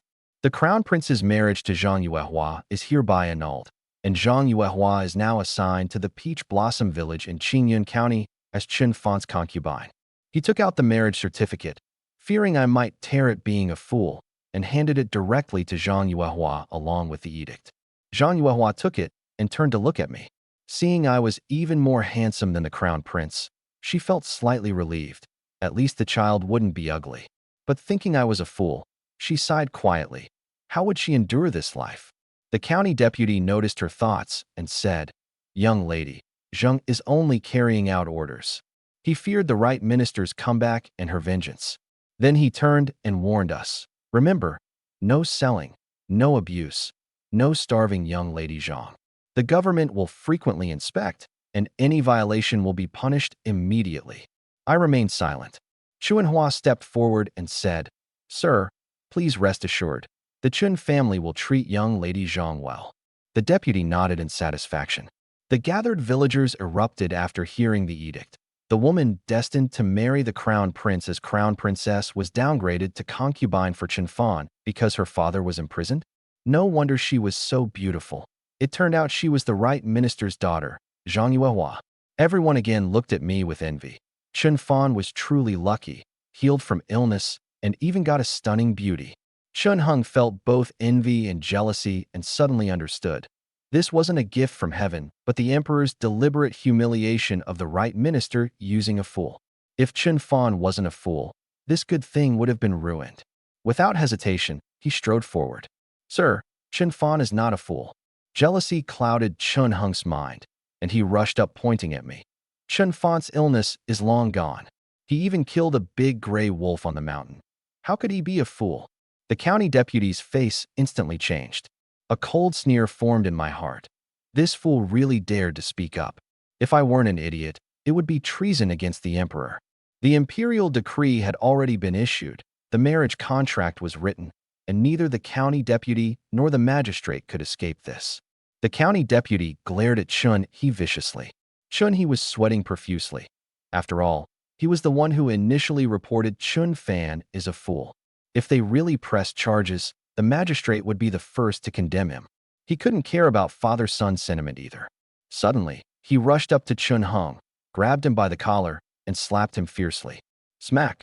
One slap wasn't enough. Several more followed, puffing up Chun Heng's face. Only then did Chun He turn and scold those scoundrel friends. "He's insane. Hurry up and drag him away." The others were so scared they just lifted Chun Hung and ran off. Chun He put on an ingratiating smile and approached the county deputy. "Sir, my son is babbling nonsense. The whole village knows Chun Fan is a fool. You can ask anyone." The county deputy nodded with satisfaction and casually pointed at the crowd of onlookers. Chun He immediately called over honest old Chen Wu. "Uncle Wu, tell us, is Chun Fan really a fool?" Old Chen Wu, having been singled out, could only stammer, He is a fool." The county deputy finally relaxed. Since Chun He had reported it, and there were eyewitnesses, if any trouble arose, the magistrate would take responsibility. He planned to leave quickly, nodding respectfully to Zhang Yuehua. "Miss, farewell." "Wait, Sir Zhang."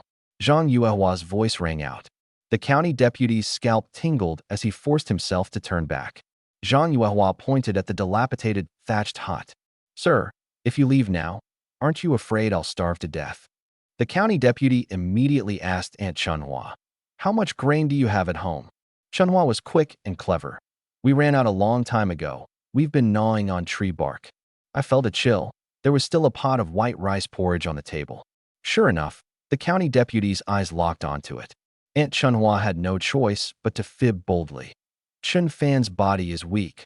We borrowed some from the neighbors. Ate it in the morning, none left at night. Then she asked Zhang Yuehua, Miss, have you ever eaten tree bark? Zhang Yuehua shook her head gently. The county deputy was in a bind. No grain was granted by the court, and he hadn't brought any with him. After thinking for a moment, he turned to Chun He. Chun village head, lend some grain to Chun Fan. Using the word lend was obviously his way to distance himself.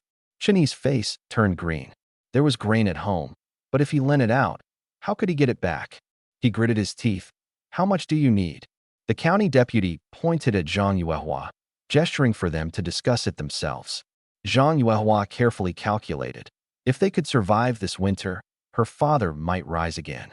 Based on 6 family members' 3 months' ration, she said, lend 20 sure. Chun He almost cursed aloud. Was she kidding? But in front of the county deputy, he dared not lose his temper and could only smile on. We don't have that much. How much do you have? Zhang Yuehua's gaze was like a blade. Chun He avoided her eyes, bitterly holding up 5 fingers. Just 5 sure, and we still owe taxes. Zhang Yuehua then directly stared at the county deputy. He couldn't avoid it and reluctantly said, lend 5 sure first. I'll borrow the rest from Li Wanshan. Chun He tried to bargain again. Sir, will 1 sure be okay? The county deputy's face hardened. If the young lady dies in your village, you'll be guilty of death as village head. Only then did Chun He begrudgingly go back to fetch the grain. I watched coldly from the side.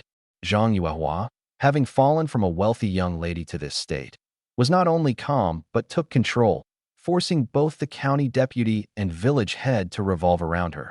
This woman was no ordinary person. Zhang Yuehua then looked back at the county deputy. His heart skipped a beat, just as he feared. Sir, this house is drafty on all sides. A storm could collapse it. You don't want me to freeze to death, right? Lend me 100 guan to repair it. 100 guan.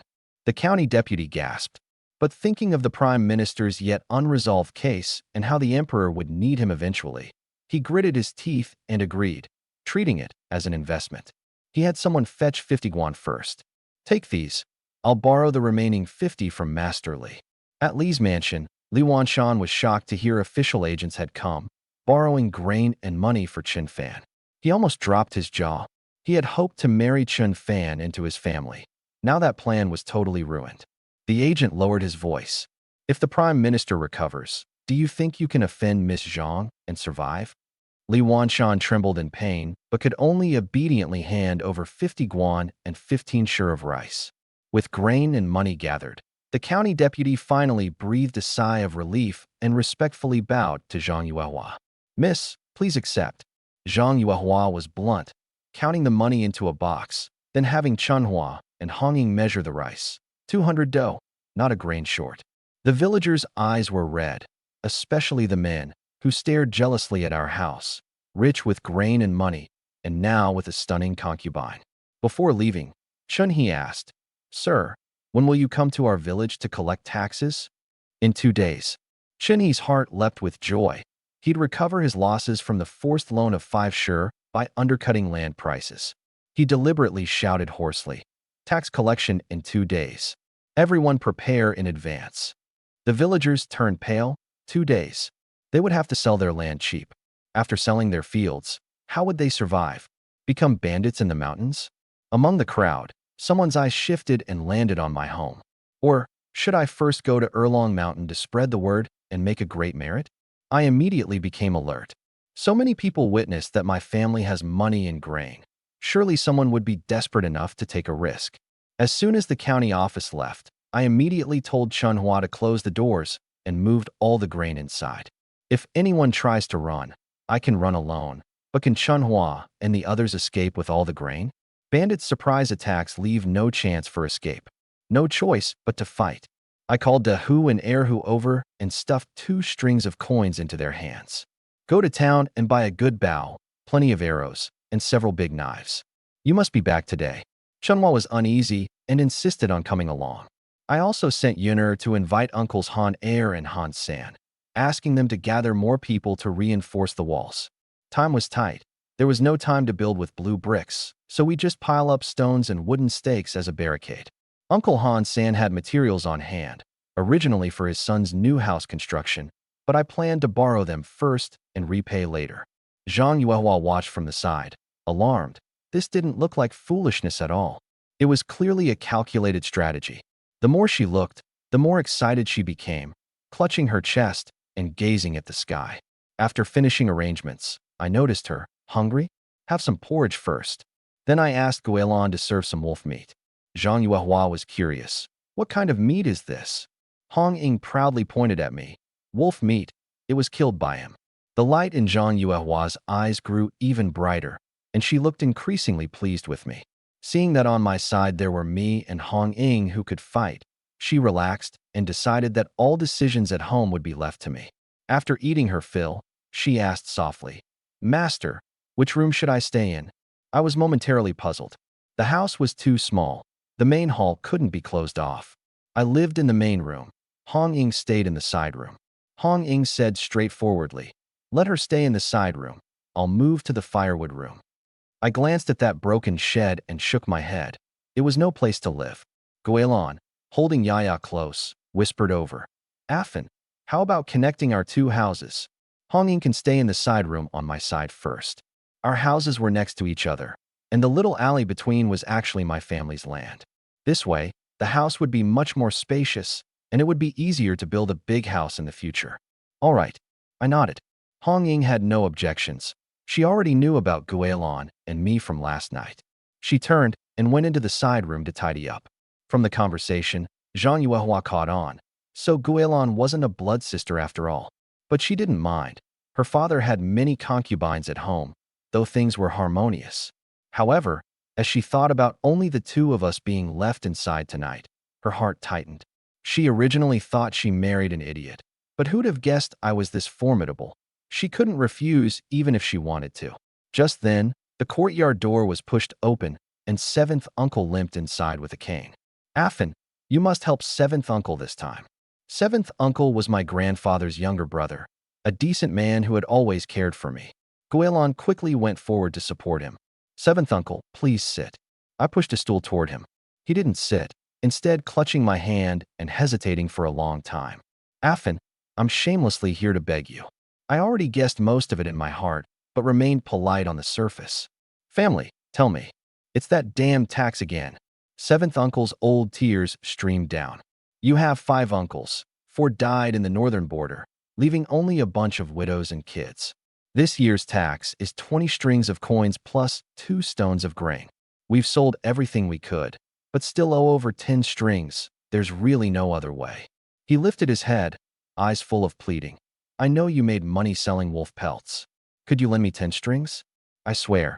Next year I'll risk my life going into the mountains to dig herbs and pay you back. I was troubled. 10 strings wasn't a small sum, and the bigger problem was, if I lent to him, others would come borrowing too. If I lent, the money would vanish quickly. If not, the whole village would curse me, Chen Fan, for being unfilial. Standing beside, Zhang Yuehua listened and lightly furrowed her brows. Seventh Uncle sighed in front of me, and Zhang Yuehua's eyes flickered. She spoke before I did. Seventh Uncle, besides borrowing money, is there no other way? I understood her. She was afraid I'd soften and lend the money, opening a door that couldn't be closed. Seventh Uncle gave a bitter smile. What else can there be? Li Yuanwei and local head Chun He are both suppressing prices to buy land. Prime fields only get 1 string, middling fields 801. In previous years, at least 2 strings. It's outright opportunism. But if we don't sell, we can't pay taxes and we'll end up in jail. Hearing this, the old man's hands shook in anger. What annoyed him most was that Chun He was his nephew, yet so heartless. I saw my opportunity, just perfect to beat Chun He at his own game. Seventh Uncle, I can't lend money right now. Winter is coming, and I need to repair my house. Every step costs money. But if you want to sell some land, I'll buy at a fair price. Seventh Uncle's eyes lit up. You really will pay market price? Yes. I nodded. Seventh Uncle stood up excitedly. Affan, I wasn't mistaken about you. Our family has 10 acres of good land right next to yours. I'll go get the deed right now. Before he finished speaking, he left. I was taken aback and forgot to ask what a fair price was. Then I thought, seventh uncle is honest.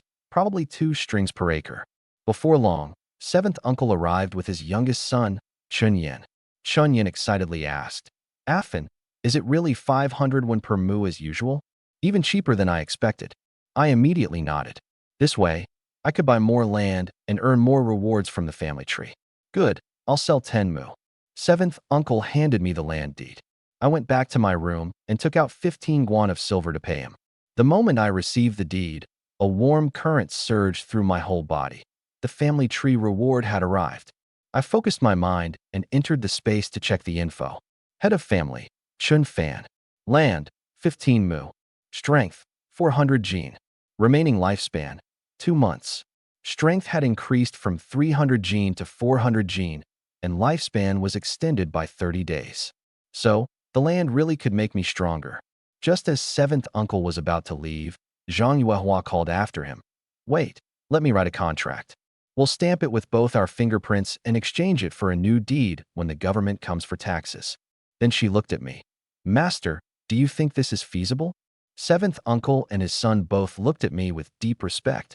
How did I manage to make Miss Zhang so obedient in just a few days?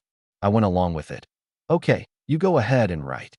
Zhang Yuehua took out paper, ink, brush, and inkstone, ground the ink, and wrote with neatness so perfect it looked like printing. Seeing this, my heart swelled with joy. This was truly a treasure. When she finished the contract and handed it to me, she said, Master, take a look for any loopholes. Actually, she wanted to test if I could read. I carefully read through it and nodded. Looks good. Then I explained it once more to seventh uncle and his son. Seventh uncle thanked me profusely as he left. I glanced back and saw Zhang Yuehua's eyes were misty. What's wrong? Feeling homesick, I asked with concern.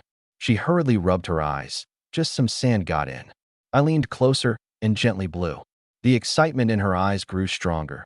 She probably didn't expect this fool of mine to be literate. The news of my high-priced land purchase spread like wildfire. In less than half an hour, it had reached throughout Peach Blossom Village.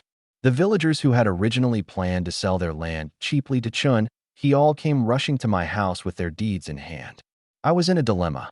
There wasn't much money left in my hand, and I couldn't buy too many acres. Zhang Yuehua pulled me aside. Master, keep 20 guan for emergencies out of the 100, and use the remaining 80 guan to buy land. I felt warmth in my heart. After all, she was on my side. I called out to everyone. Please line up, one at a time. Zhao Hongying and Chun Hua maintained order. Zhang Yuehua wrote contracts. Guilin ground ink and counted money, and I verified the authenticity of the land deeds. Most of the villagers sold 3 to 5 mu. They valued their land dearly. After all was done, we bought a total of 46 mu, spending 69 guan. Adding seventh uncle's 10 mu and my previous 5 mu, it came to 61 mu. I, Chun Fan, had officially become a landlord. Another warm current surged through me. The family tree reward arrived again. Land, 61 mu. Strength, 800 gene. Remaining lifespan, 1 year. Strength had doubled from 400 gene to 800 gene. The ancient cauldron only weighed 4 to 500 gene. Did this mean I was as strong as the Western Shu overlord capable of lifting a cauldron? Lifespan had also grown from 2 months to a year. Meanwhile, Chunhee's household was cold and deserted. Chunhee held a tea bowl calmly. After all, the villagers could only sell to him. But by the afternoon, there was not a single soul around. Sensing something was wrong, he ran into his son Chun Heng's room to ask him to investigate. Chun Heng lay on his bed with a bruised face, sulking. Why was Chun Fan so lucky, killing wolves, getting beauties from the sky? A lady from the Prime Minister's mansion became Chun Fan's concubine. Why? Chun Hee cursed harshly. Do you still want to be a landlord? Only then did Chun Heng get up and go out. Not long after, he rushed back shouting, Dad, bad news. Chun Fan is buying land at a high price, 500 won per mu. Everyone's going to him. What? Chun Hee's tea bowl clattered to the ground and shattered. Only now did he realize Chun Fan had that 100 guan. He thought it was for building a house, but it was for land grabbing. You, Chun Fan. Chun Hee gritted his teeth and slammed the table. You're deliberately opposing us. Chun Heng's eyes were full of hatred as he whispered in Chun He's ear, "Dad, since he's unkind, don't blame us for being unrighteous. Let's send word to Erlong Mountain and have the mountain bandits kill Chin Fan. Once he's dead, the land will be ours." Chun He thought for a moment. By bloodline, if Chun Fan's branch went extinct, he indeed had the qualifications to inherit. As for seventh uncle, that honest man wouldn't dare compete with him. "Do you think they'll try to take from us too?" Chun He hesitated. Chun Hung said, "Chun Fan has plenty of money and food to last a long time. Besides, with our help, they can do it without anyone noticing." After pondering, Chun He decided to have Chun Hung secretly send a trusted person to Erlong Mountain. But informing the bandits was a capital offense. In my courtyard, people from neighboring villages also heard the news and came with their deeds. "Master Chun, by 3 move from me. 5 move from me. 2 move from me." Zhao Hongying stepped forward with a treasured sword to maintain order. "Don't push. Line up." Seeing the sword, and then the beauty by my side, the crowd's eyes were full of envy. Master Chen sure knew how to play it smart. I did the math. Zhang Yuehua's budget only had 10 guan left. After expenses, the money from selling the wolves left 24 guan, but some had to be reserved to pay the poll tax.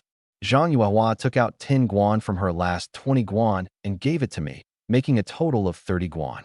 Holding the money, I personally went to the neighboring village to inspect the land, confirming it was near Taohua village before buying. I purchased another 20 acres. A warm surge flowed through me again. Land, 81 acres. Strength, 1,000 gene. Remaining lifespan, 1 year, 5 months. 1,000 gene of strength. I was invincible in close combat. Returning home, Uncle Han Sen hadn't arrived yet.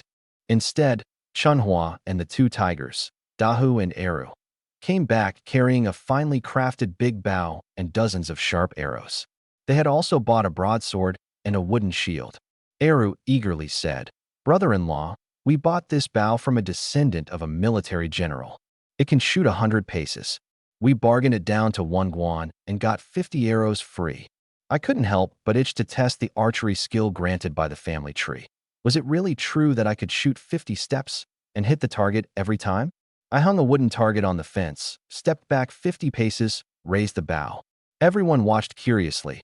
Zhang Yuehua also looked on attentively. I notched an arrow, drew the bow, held my breath, and released. Swoosh thud, dead center. "Nice shot. Brother-in-law, you're amazing." Dahu and Eru jumped up cheering. Chunhua and Guilin looked astonished, while Zhao Hongying stared at me with utter disbelief. Good-looking, calculating, strong, and could shoot arrows? Was there really such a perfect man in the world? "Brother-in-law, can you do swordsmanship too?" she tentatively asked. I didn't know if the family tree would grant that later, so I replied coolly, "You guess. I'm not a worm in your belly." Zhao Hongying rolled her eyes at me, and everyone burst out laughing. Only Zhang Yuehua stood on the side, her heart a turmoil. My archery skill, her new county officer friend was about to start a bandit suppression campaign. If she recommended me for meritorious service, but bandit fighting was dangerous, and she'd just married, not wanting to become a widow, so she swallowed her words. Just then, Uncle Han San and Han Yuner arrived. Uncle Han San had been worried about paying the tax and looked for lower official Li to see if his price was lower. Coming back, he heard about my high-priced land purchase. I went straight to the point. "Uncle San, I want to enclose my family's and Sister Guilan's land with a sturdy fence to defend against mountain bandits." Mountain bandits? Uncle Han San immediately understood. If the whole village mobilizes, it can be done in 2 or 3 days. "What about stones and wood?" "My family has them. You can borrow first, no labor wages."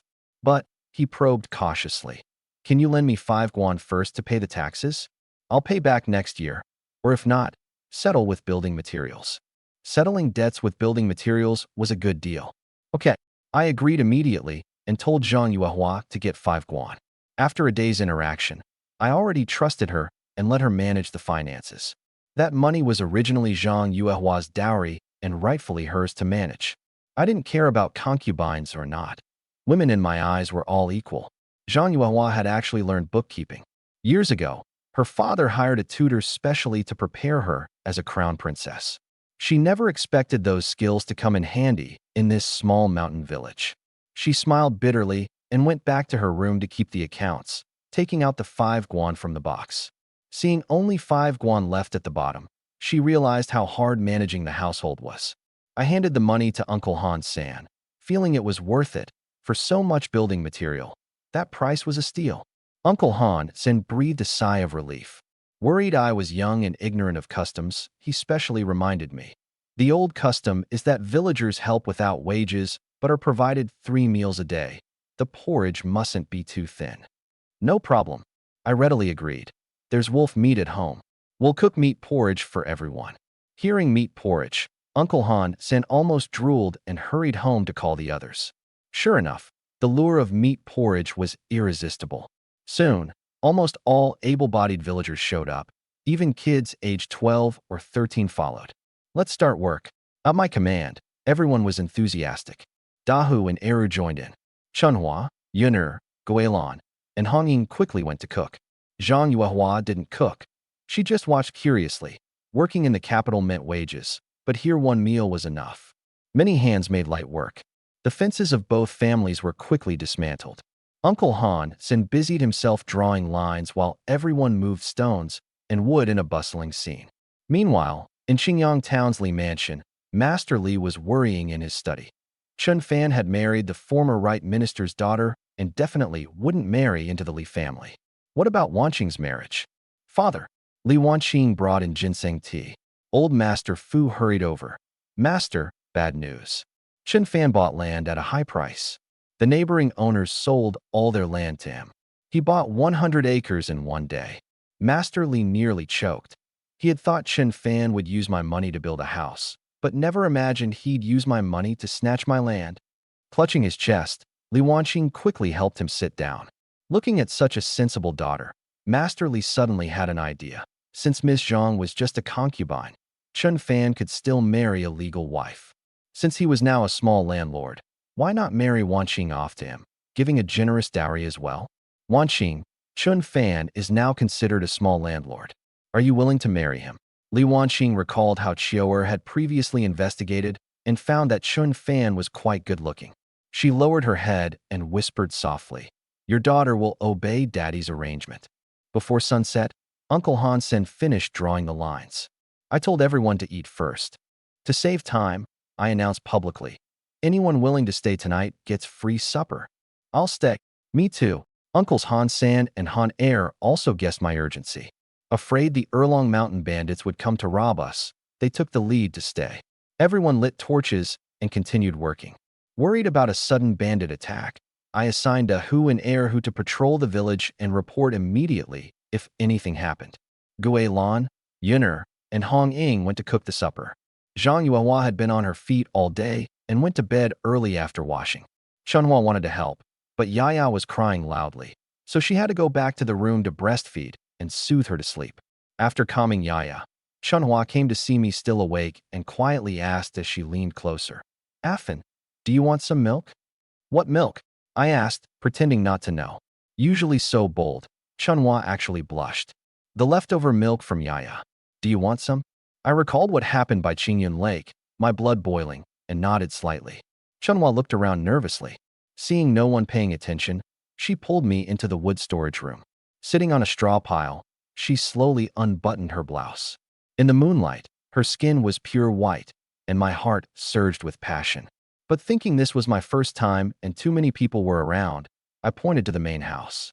"Auntie, let's go inside." Chunhua hesitated. She only planned for me to have a sip, not more. Yaya was asleep at home, and she didn't want to leave her too long. Plus, she hadn't bathed and wanted to leave a good impression. "I'll go check on Yaya first. You come over later. I'll wait for you." "Okay," I agreed. Before leaving the wood shed, I bent down and took a quick sip. The milk slid down my throat, and my hands started wandering. The warmth between us flared. Fearing someone would come, I stopped hastily. A warm current surged throughout my body, the system reward. Strength, 1,100 gene remaining lifespan, 1 year 6 months. My strength increased by 100 gene, and my lifespan extended by a month. This milk was so powerful. If I took Chunhua tonight, would the reward be even greater? I whispered close to Chunhua's ear, "Take a bath and wait for me tonight." Just as I left the shed, Dahu came rushing over. Chunhua was so scared she hid in the shed, afraid to move. I silently thanked myself for not acting rashly and quickly went to meet him. Brother Fan. I was patrolling the village and saw Chun Hung hiding in the corner spying. I overheard him say, "No matter how tall you build the wall, it's useless. When the bandits come, it's a dead end." A chill ran through me. How did Chun Hung know the bandits would definitely come? It dawned on me. Chun Hung and Chun He both suffered losses today. They must have informed the bandits, plotting to kill me by proxy so Chun Hung can inherit the 100 acres of fertile land. What a vile scheme. But I'm not afraid. I expected the bandits would come. Since Chun He played dirty, I won't show mercy. Dahu, good job. Keep watching. Don't let them discover us. If anything seems off, retreat immediately. Safety first. Dahu nodded and left. Chunhua fixed her clothes and came out nervously. Afin, will the bandits really come? Erlong Mountain was half a day's walk from here. Even if the message had spread, they would need time to scout and plan, at the earliest attacking tomorrow. I looked at the wall, which was just taking shape and should be finished by tomorrow. Don't worry. I whispered into Chunhua's ear. Go bathe and change. Wait for me to come over. Chunhua smiled shyly and ran back home. I returned to Uncle Han San to supervise. Late at night, I told everyone to stop working and have supper. Yunner and Gue Lan brought out several large bowls of hot porridge. Afin, will you build the wall again tomorrow? Uncle Chi asked what everyone was thinking. Yes, I want it 2 people high. Keep coming tomorrow. You all keep working, and I'll cook meat porridge to wait for you. Great. The crowd cheered. Some whispered, why not recommend Afin as village head next year? He can lead us to better days. Yeah, much better than Chun He. I heard this, but had no interest in the role. However, snatching it from Chun, he wouldn't be bad. No rush. For now, I must focus on becoming stronger. Thinking of becoming stronger made me think of Chunhua. Sister-in-law, help me get a bowl of porridge. I'll take it to Aunt Chunhua. Should I go? Guilon asked. I couldn't let her go. You've been busy all day and are tired. Rest early. Carrying the porridge, I strode toward Chunhua's house. I gently knocked on the courtyard gate, and the door opened. Chunhua was already waiting at the entrance. Under the moonlight, her chest rose and fell, her curves alluring. I was captivated. Come in. She pulled me inside the yard and quickly closed the door. I handed her the porridge. Auntie, eat the porridge first. Chunhua accepted gratefully but didn't eat, instead pulling me into the main room. The scent of soap pod mixed with her fragrance was particularly enticing. Where's Yaya? Chunhua pointed to the small cradle. Sleeping. Don't wake her. I had to hurry. Sitting by the bed, I expected bold Chunhua to take the initiative, but instead, she shyly stood twisting the corner of her blouse. I had no choice but to turn the tables. I reached out and pulled her into my arms. She fell against me, burying her head in my chest, and softly asked, will you treat us mother and daughter well from now on? Of course. With me around, both you and Yaya will live good lives. Chunhua's eyes welled up. After her husband's death, she had played the tough woman and retreated into the deep mountains, all for the sake of keeping this family afloat. Now, meeting me, she mustered the courage to loosen her collar and slipped her hand into mine. Soft and smooth. I couldn't resist anymore. I flipped over and pressed down on her. I lost track of time. Eventually, everything settled. Chunhua's face was flushed with a rosy hue. She hugged me tightly, unwilling to let go. A warm wave flooded my entire body. The family tree's reward arrived. Family head, Chun Fan. Family members, 4. Wives and concubines. Han Yunner, Zhou Guilon, Lin Chunhua. Strength, 2000 gene. Speed, 3x. Archery, perfect accuracy within 60 paces. Remaining lifespan, 3 years. Strength doubled, reaching 2000 gene, equivalent to the power of 20 adult men. Speed increased from double to triple. With such strength, along with heavy weapons, what mountain bandits would I fear? Unfortunately, the imperial government forbade commoners from privately storing armored heavy weaponry. But what wasn't banned? I planned to select a large piece from the lumber pile to keep in the yard, to use as a weapon when necessary. Lifespan also rose from 1.5 years to 3 years. No more worries now. Archery range increased from 50 paces to 60. An idea stirred in my mind. Would doing this again make me even stronger? I had already tested it on Guilon and Yunner. The second boost was smaller, but still noticeable. I held Chunhua tightly and kissed her lightly. Auntie, should we do it once more? She shyly buried her face in my chest. You still call me Auntie? What would you prefer me to call you? She didn't answer, but looked at me with deep affection. Okay, just this once. Too much isn't good for the body. I hear you, Auntie. We busied ourselves again. Once more, calm returned. Chunhua leaned against me, panting heavily. She had begged repeatedly before and was now thoroughly convinced. Strength, 2,100 gene. Remaining lifespan, 3 years, 3 months. Strength increased by another 100 gene and lifespan extended by 3 months. As expected, the first boost was the biggest. Thinking of this, I suddenly recalled Zhang Yuehua. How much would it increase if I took her in? Would there be new skills? But I also worried about trouble at home, with Chun Hung still lurking with ill intent. However, with hanging around, it should be fine. After a moment of warmth, I dressed and told Chunhua to sleep early, then quietly returned to my own yard. Just as I stepped inside, I saw the lights still on in the courtyard. Zhao Hongying wasn't asleep and was sitting there. Why are you back? She had thought I'd spend the night with Chunhua. Why are you still awake? I changed the subject. Zhao Hongying pointed to the timber and stones. I'm watching the materials, afraid they'll be stolen. Turns out the 3 women had agreed to take turns keeping watch at night. Hongying took the first half, Guilin and Yuner the latter half. I have something to tell you, Hongying said mysteriously.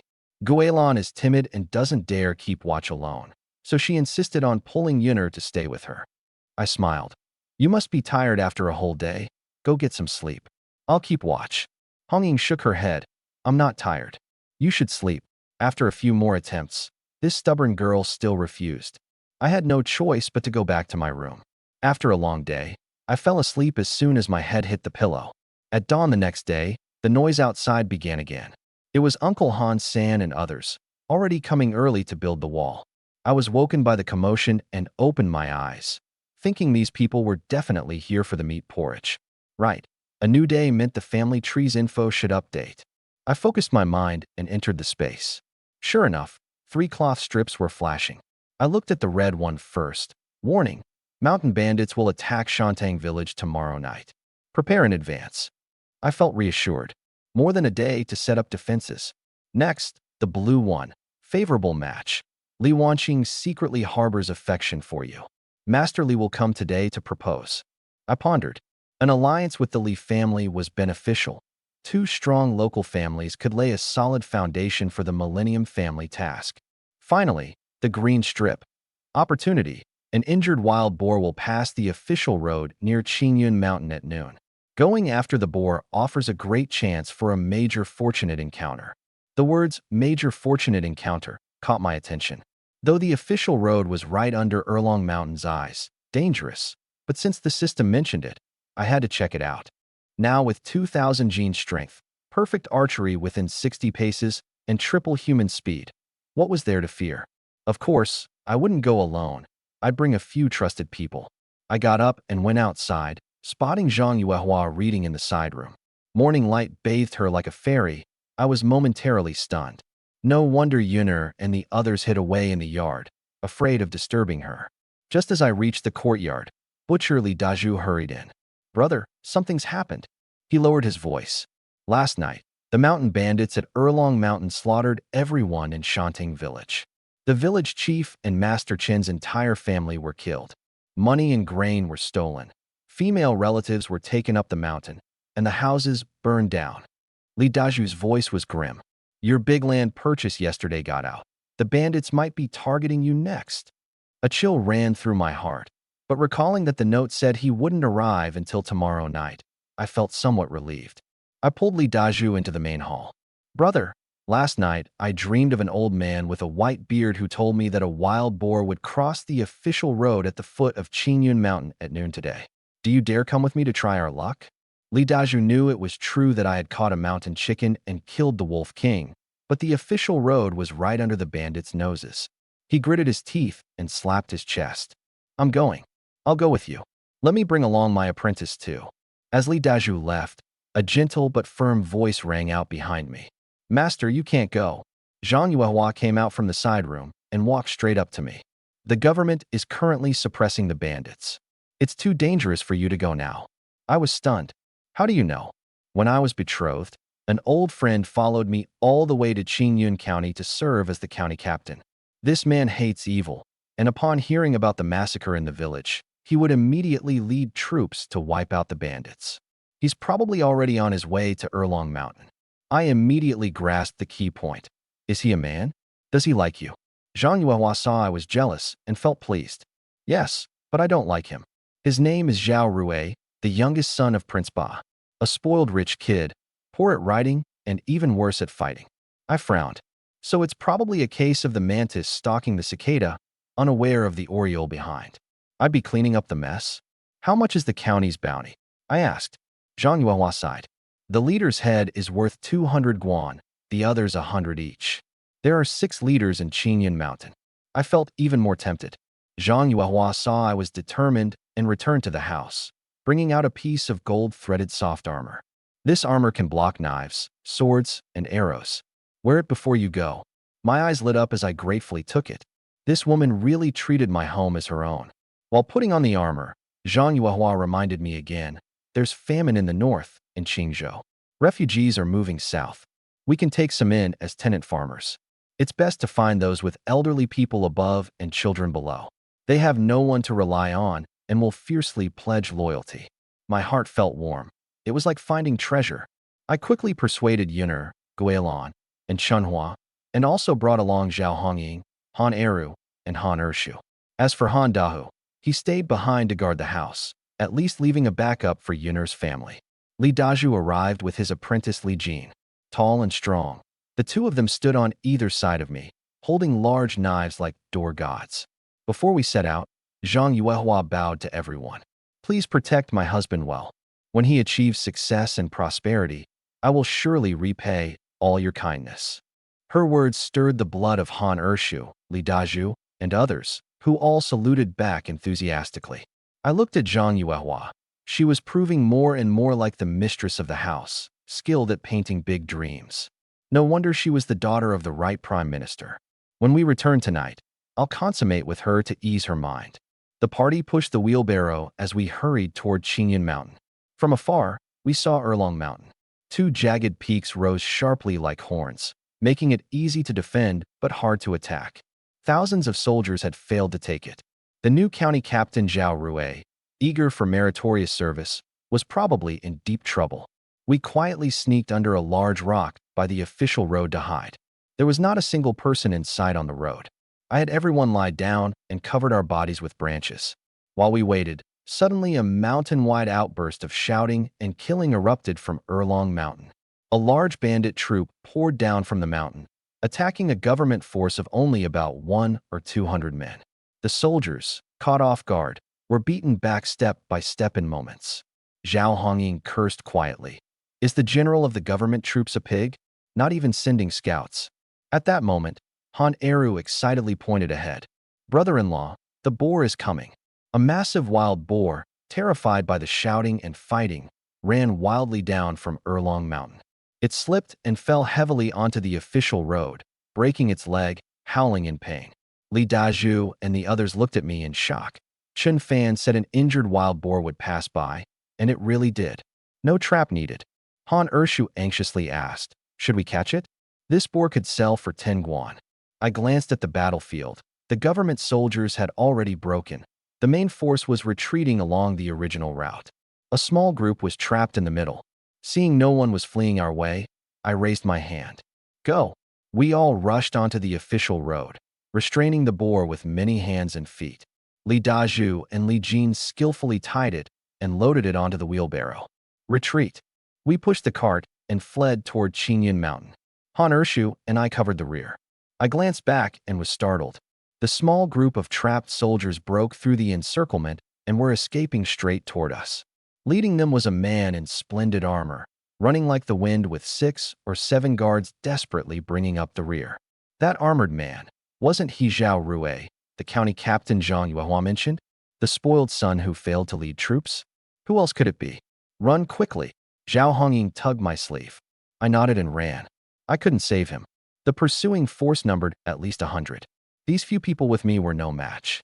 As I ran, a sudden thought struck me. Could this great opportunity be Zhao Rui? He was a royal scion and county captain. If I saved him, he would become a benefactor to my Qin family. I looked back. Zhao Rui was indeed running wildly in our direction, shouting as he ran. "Help me. I am the county warden." Seeing that we didn't stop, he began to wail. "I'll give you money. 100 guan. No, 1,000 guan." Upon hearing the heavy reward, Uncle Han and Li Deju unconsciously slowed their steps and looked back at me. 1,000 guan? Really? The three of them swallowed hard, their eyes shining greedily as they looked at Zhao Rui in armor. Then they turned their gaze to me, waiting for my decision. My mind raced with calculations. With that amount of money, I could buy vast tracts of land and become the largest landlord in Qingyun County. Then I could recruit displaced people as tenant farmers, organize the able-bodied as guards. It would make me the biggest local power. And to maintain power, connections with the authorities were indispensable. Zhao Rui was the county warden and also the son of Prince Ba Xian, perfect for that. I glanced behind Zhao Rui. The bandits were still being dragged by the guards. There was still time. Save him. I pointed my hoe. Uncle Han and Li Daju dashed over. Li Daju lifted Zhao Rui onto his back and ran, while Uncle Han supported him from beside. Zhao Rui panted as he reached me, cupping his hands to thank me, then pulled out 20 guan and stuffed them into my hand first. "The rest I'll pay at the county office." I accepted without hesitation and had someone place him beside the wild boar on the wheelbarrow. The group pushed forward, continuing to run. We hadn't gone far when shouts of battle came from behind. "Catch that dog, county warden!" Zhao Rui's guards had been wiped out. 50 or 60 bandits, bloodthirsty, were chasing after us. The wheelbarrow was too slow. We would certainly be caught. I could have escaped alone easily, but I had made a promise. "You all go first, I'll hold them off." I turned and raised my bow. "I'll stay with you." Zhao Hongying stood beside me with a shield raised. "I'm staying too." Han Era gripped his broadsword tightly. Uncle Han gritted his teeth and stayed. Li Daju nudged Li Jin. "You push the cart and run ahead." Li Jin wiped away tears and pushed the cart forward. Zhao Rui looked back at me, puzzled. Risking his life for money? Li Daju raised his butcher's knife. "Brother, it's do or die." I grabbed his arm. "Don't rush, watch me." I raised my bow and aimed, measuring the distance. 80 paces, 70, 60. Die. Whiz, whiz, whiz. 3 arrows flew in quick succession, and the 3 bandits at the front fell as they were struck. Then came 3 or 4 more arrows, felling another 3 or 4 bandits. The bandits retreated hastily behind the ridgeline, afraid to show themselves. Li Daju and Uncle Han stared dumbfounded. Only now did they realize I was a sharpshooter. Zhao Rui watched from afar, stunned, speechless. He had trained in archery for years, but never achieved such deadly accuracy. I knew the intimidation would be temporary. The bandits were many, and once they surrounded us, we'd be in trouble. "Retreat." I backed away, still keeping my bow raised. Sure enough, a leader among the bandits wearing a black headscarf directed others to encircle us from both sides. A squad had even climbed the mountain to flank us. This was bad. I caught up to Li Jin and pointed toward the mountain. Up the mountain. Though confused, everyone followed my command, pushing the cart up the steep path together. The mountain path was steep, and Li Daju and the others struggled to push. Zhao Rui sat in the cart, terrified of being left behind. I turned back, grabbed the wheelbarrow, and gave it a gentle shove. The cart surged up the slope on its own momentum. Everyone was stunned. Zhao Rui finally realized I was not only an expert archer, but insanely strong. I pushed the cart with the boar, weighing nearly 500 jin, up the hill with a single shove. Zhao Hongying opened her mouth in astonishment. Only Han Eru looked unsurprised. "Hurry and follow." I pushed the cart onto a flat area surrounded by dense forest and huge rocks. A perfect place for an ambush. "Sis's husband, bandits." Han Eru pointed at the forest. I'd already seen them, around a dozen bandits creeping closer. Once they got within 60 paces, I immediately drew my bow. "Wait." Zhao Rui got off and grabbed his bow. "There's thick forest in the way, you won't hit them." I ignored him and released the arrow. Swish. The arrow passed through a gap in the trees and struck a bandit in the chest. 2 or 3 more arrows followed, each one fatal. The remaining bandits panicked and fled. Zhao Rui was utterly dumbfounded and made a firm resolution on the spot. He would bring me back to the county office as the head of the archery squad. maybe even recommend me to the crown prince. I sat on a rock to rest, waiting for the main bandit force to arrive. I intended to bury them all here. Zhao Hongying took a handkerchief and gently wiped my sweat. Zhao Rui looked on, full of envy. Suddenly, he recalled something and leaned over, whispering, "The one chasing us with the black headscarf is Black Dragon, the third in command of Erlong Mountain. The county office has a reward of 100 guan for his head." I straightened up, gripping my great bow tightly. Black Dragon, seeing us ascend the mountain with the cart, laughed smugly. Pushing a cart uphill? A dead end. He swung his big knife. After them. As they chased, he began to worry. The mountain was so steep. Why was there no sign of those ahead? Suddenly, screams came from the mountain. That was one of their own. "Chase!" Black Dragon shouted in a rage, leading his men up along the cart trail to avenge their brother. "Sis's husband, the bandits are closing in," Han Eru shouted excitedly. Uncle Han and Zhao Rui's faces grew grim. I had already chosen this spot, right below a steep slope with several boulders beside it, just perfect to bury them. I approached the largest boulder, looked down at the crowd of bandits flooding upward, and gave it a fierce shove. Zhao Rui's eyes widened like copper bells. He had guessed my intention. Could it be that such a huge rock was really moved by me? He understood military strategy, but had never seen a person like this. Li Daju and a few others wanted to come help, but before they arrived, the giant boulder, several heads taller than Li Daju, rolled down the hillside with a thunderous rumble. The Black Dragon gang stared in disbelief. "Get out of the way!" It was too late. The boulder rolled faster and faster, the first one smashing into the Black Dragon at the front line, crushing everything in its path, blood splattered, until it slammed at the foot of the mountain. Immediately after, a second boulder rolled down, swallowing up all the remaining fleeing bandits. "Good." Zhao Rui clenched his fist excitedly and saluted me deeply. "Thank you, brave warrior, for saving our lives." I had no time to waste on him and grabbed a large knife, charging down the mountain. Zhao Hongying worried about my safety and hurriedly followed. Zhao Rui feared that the bandits might charge out again and anxiously chased after us. He thought I was going to pursue and kill them, but when he saw me rummaging through the bloody, battered corpses, he vomited right there. Could such a coward still be a county officer? Zhang Yuehua's words were spot on.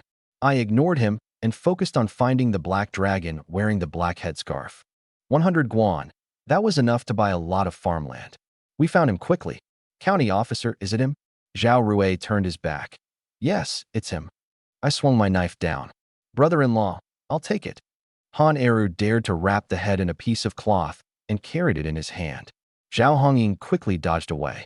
Worried that reinforcements might come, I hurriedly led everyone down the mountain, running along the foot of Qingyun Mountain at full speed. At this moment, Erlong Mountain was celebrating the great victory. The one-eyed dragon boss was satisfied and went down the mountain to check the battlefield, excited to drink with his brothers. The second boss led the team back to report. The Dog County officer fled to Qingyun Mountain, and the third boss was leading people in pursuit. The boss nodded, feeling assured. Just then, several bandits ran back crying and shouting. "Boss, bad news." The third boss was killed by a few hunters. The boss and the second boss looked incredulous.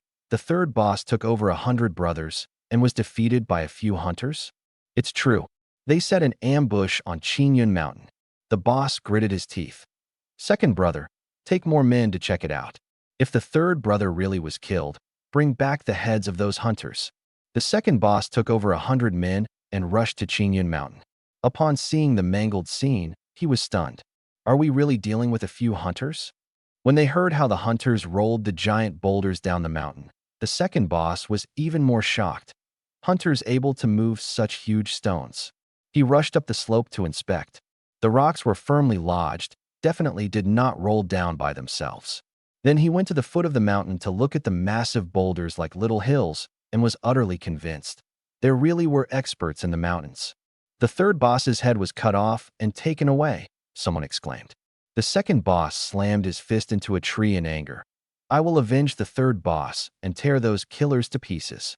After learning that Chun Fan and others had fled along the mountain foot on carts, the second boss sent someone back to the stronghold to call for reinforcements and led over 100 brothers to pursue along the cart tracks. I led everyone running along the foot of the mountain, ordering Han Eru to sweep away the cart tracks with sticks. Only after leaving Qingyun Mountain did everyone finally breathe a sigh of relief. I saw Zhao Rui had recovered and was leisurely sitting in the cart, while Li Jin and the others were so exhausted they were drenched in sweat. I walked over to Zhao Rui. "Take off your armor and get off the cart to walk," I said bluntly. Zhao Rui stubbornly refused to move. "I have no strength." "Then stay here and wait to die." I coldly glared at him. His expression changed sharply, and he had no choice but to obediently remove his armor and get off, following us on foot. To curry favor with me, he even started a conversation. "My name is Zhao Rui, what's yours? Your archery is really amazing." "Chen Fan." I glanced at him. "Your leadership is pretty lousy." Zhao Rui objected. "I've studied military strategy. My teacher is the Marquis of Shieling, who once defeated 100,000 Wei troops in one battle." "Studied military strategy and still got ambushed? Are you Zhao Qua?" "What ambush?" I deliberately drew the bandits down from the mountain. Erlong Mountain is very steep and rugged. Without thousands of troops, it's impossible to take. I thought he had a point, but still felt something was off. If you lured the enemy down the mountain, why was the defeat so disastrous? Zhao Rui sighed heavily. The county office said there were only 200 or 300 bandits. I led 200 archers, well equipped, and thought victory was certain. But the bandits had 700 or 800 people, and the government troops collapsed at the first contact. The 20 elite guards the crown prince assigned to me all died here.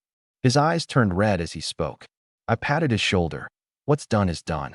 Will you be punished by the court?" "No," he lowered his voice. "My father is the 8th prince, and I am a man of the crown prince. This trip was arranged by the crown prince." My heart skipped a beat.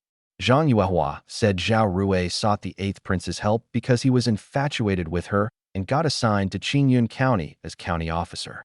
But how did it become the crown prince's arrangement through Zhao Rui's mouth? Could the crown prince have taken a liking to Zhang Yuehua and secretly sent Zhao Rui to protect her?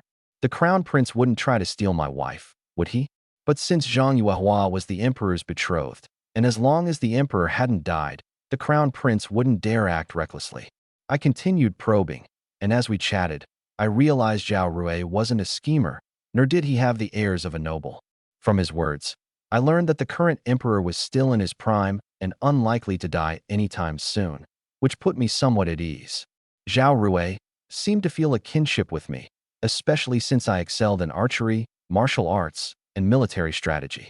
When it was time for us to part ways, he blurted out, "Come home with me." I took a cautious step back, worried he might be attracted to me in a way I didn't want. Zhao Rui quickly explained, "Don't worry, I like women. I have 1 wife and 6 concubines in the capital, and 2 more concubines in the county. If you want, I can give you one." I grew even more nervous. What if he really took a fancy to Zhang Yuehua? That would be inviting a wolf into the house. Just as I was about to refuse sternly, Zhao Rui pulled out a trump card, pointing to the exquisite armor on the carriage. "Brother, let me stay a night, and the armor is yours." I was tempted. The gold-threaded soft armor was fine, but didn't protect the limbs or head. Tomorrow night, when dealing with the bandits, this set of armor would be perfect. I cautiously said, "Civilians aren't allowed to keep armor." Zhao Rui smiled. "Aren't you the captain of the county's archers now? That makes it legal, doesn't it?" I immediately understood. This kid wanted me to be captain and help him wipe out the bandits. Thinking of how weak the official soldiers were in combat, I refused right away. I don't want to be an official. Zhao Rui began painting a grand future.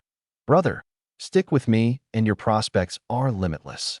When the crown prince ascends, you'll be granted a marquisate and become a minister. No interest. In my past life, I'd had enough of empty promises." Zhao Rui changed tactics. The second Dragon Mountain bandits raided Shangtong village last night, slaughtering and burning everything. "Aren't you afraid they'll come for your village?" This I knew. The family tree had warned me. Tomorrow night, the bandits would come knocking. An idea sparked. With Zhao Rui's status, could he quietly bring the county's remaining soldiers to defend my village? They might be weak, but shooting from elevated positions could still wound the bandits. I decided to cooperate. Does the county captain really want to wipe out the bandits? Of course. If I gain merit, The crown prince can transfer me back to the capital.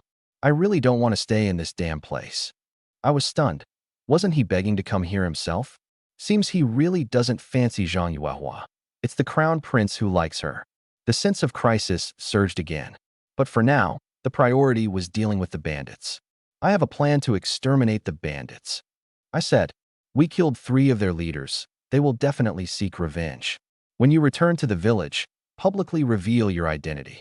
There must be bandit informants in the village. They will come for you. I knew Chun Hung and Chun He already wanted me dead. Seeing Zhao Rui at my house, they'd surely report to the bandits. The family tree confirmed this would happen tomorrow night. No mistake. Hearing this, Zhao Rui excitedly asked, but there are 700 or 800 bandits. How can we wipe them out? I leaned close to his ear and carefully outlined the plan. Zhao Rui clapped his hands. Good. I hurried back to Peach Blossom Village before nightfall. Just reaching the village entrance, I was surrounded by the villagers. Brother Fan caught a wild boar. Brother Fan's amazing. Their eyes were full of admiration. To them, I was no longer that fool. Seeing my high prestige in the village, Zhao Rui grew even more confident in the plan. Outside the crowd, Chun Hung watched me from afar, his gaze dark and brooding. He'd just learned the bandits from Second Dragon Mountain had defeated the soldiers and were waiting to raid down to loot. Seeing the unusual young man with me, he grew suspicious and quietly followed. I led everyone home. Zhang Yuehua, Han Yuner, Guilan, and Chunhua were already waiting at the door. Seeing me return safely, they joyfully gathered around. Zhao Rui recognized Zhang Yuehua at a glance, his face full of shock. Miss Zhang is betrothed to you? Zhang Yuehua also saw him. Why are you here? I smiled and shrugged. Picked him up from the mountain. What do you mean, picked up? Zhao Rui protested. Thinking about drawing bandits, he immediately placed his hands on his hips and loudly announced to the villagers, I'm the new county captain, here to inspect the local conditions. The villagers buzzed in surprise. They realized Chun Fan rescued the county captain from the bandits. Chun Hung nearby listened with growing anxiety. If Chun Fan clings to the county captain's coattails, we're finished. He concocted a vicious scheme. Quickly send a pigeon message to Second Dragon Mountain telling them the county captain is at Chun Fan's house. He slipped away quietly. We went inside to eat. Tonight's meal consisted of white rice, wolf meat, and wild vegetable soup. Li Daju and Han Eru were starving, squatting in the courtyard, stuffing their bowls greedily. Uncle Han even secretly stuffed some meat into his shirt, wanting to take it home for his wife to taste. Zhao Rui was more reserved at the table. He knew the crown prince was determined to make Zhang Yuehua empress and didn't want to anger anyone. Zhang Yuehua thought he still admired her and feared misunderstanding. So as soon as he finished his bowl, she put on a stern face. Captain Zhao, it's dark. You should return to the county office. Zhao Rui was dumbfounded. I hadn't even eaten enough and still had important matters to handle. He looked at me pitifully. Having already agreed to let him stay, I said, he can't leave. He still owes me a lot of money. Zhao Rui immediately added, yes, owing Brother Chin a life debt. How much? Zhang Yuehua's eyes gleamed. She'd just taken over as housekeeper and was worried about funds to rebuild the house. 8,000 guan. Zhang Yuehua's eyes sparkled even brighter, enough to build a prime minister's mansion in this small mountain village. When will they send it over? In a couple of days, a letter will be written asking Father King to send it. Zhang Yuehua was relieved, then suddenly remembered to ask, County Captain Zhao, aren't you worried the mountain bandits will come after us? What's there to worry about? Zhang Yuehua looked at me proudly. My husband rescued you from the bandits. Don't you know how formidable he is? Zhao Rui recalled the giant boulder on Qingyun Mountain that crushed a whole group of bandits and nodded emphatically. As soon as we finished eating, he pulled me to inspect the walls. Seeing the tall walls with arrow slits, Zhao Rui was even more satisfied. Brother, if you need anything else, just say the word. Bring more bows and arrows. No problem. Zhang Yuehua chimed in from the side. More food, and money too. She pointed to a wild boar. This boar sells for 50 guan to you. Zhao Rui nearly cursed. 7 or 8 guan was top price for a wild boar. But facing Zhang Yuehua, he dared not lose his temper. He forced a smile and agreed, writing a letter to Magistrate Song on the spot. specifically ordering the soldiers to disguise themselves as merchants and refugees to blend into the village without alerting anyone. I called over Uncle Han Er, Li Daju, and Li Jin to hand over the heads of the 3 gang leaders along with the letter. Take the water route overnight to the county office, claim the reward for the heads, and deliver the letter to Magistrate Song. The 3 nodded sternly, blackened their faces, and boarded the boat. Chun Fan rescued the county captain from the bandits? Chun He was dumbfounded after hearing Chun Heng's report. He recalled the news that the county captain had led 200 soldiers to wipe out the bandits, but was completely defeated and had thought the captain had died in battle. Chun Fan is that powerful? Is he the Western Chu overlord? Chun Heng didn't waste time on such thoughts in his hurry. If Chun Fan grabs hold of the county captain's leg, we're done for. Send the carrier pigeons immediately. Chun He thought carefully. The new county captain came from the capital with an unfathomable background. If Erlong Mountain captured him, they could threaten Magistrate Song. Overjoyed, he told Chun Heng to send the pigeons immediately. Chun Heng, worried the bandits might refuse, added a line in the letter. Chun Fan's concubine is more beautiful than she's sure. Come quickly. After sending Li Daju and the others off, I asked Han Eru to take Zhao Rui home to stay. Fearing Zhao Rui might cause trouble for Han Yuner, I quietly told Han Yuner, "Come keep me company tonight." Han Yuner nodded shyly. Everyone sat around. I concealed the dangerous parts and simply explained the events of the day. Zhang Yuehua and the others sighed in relief. Only Zhao Hongying watched me from afar with a smile.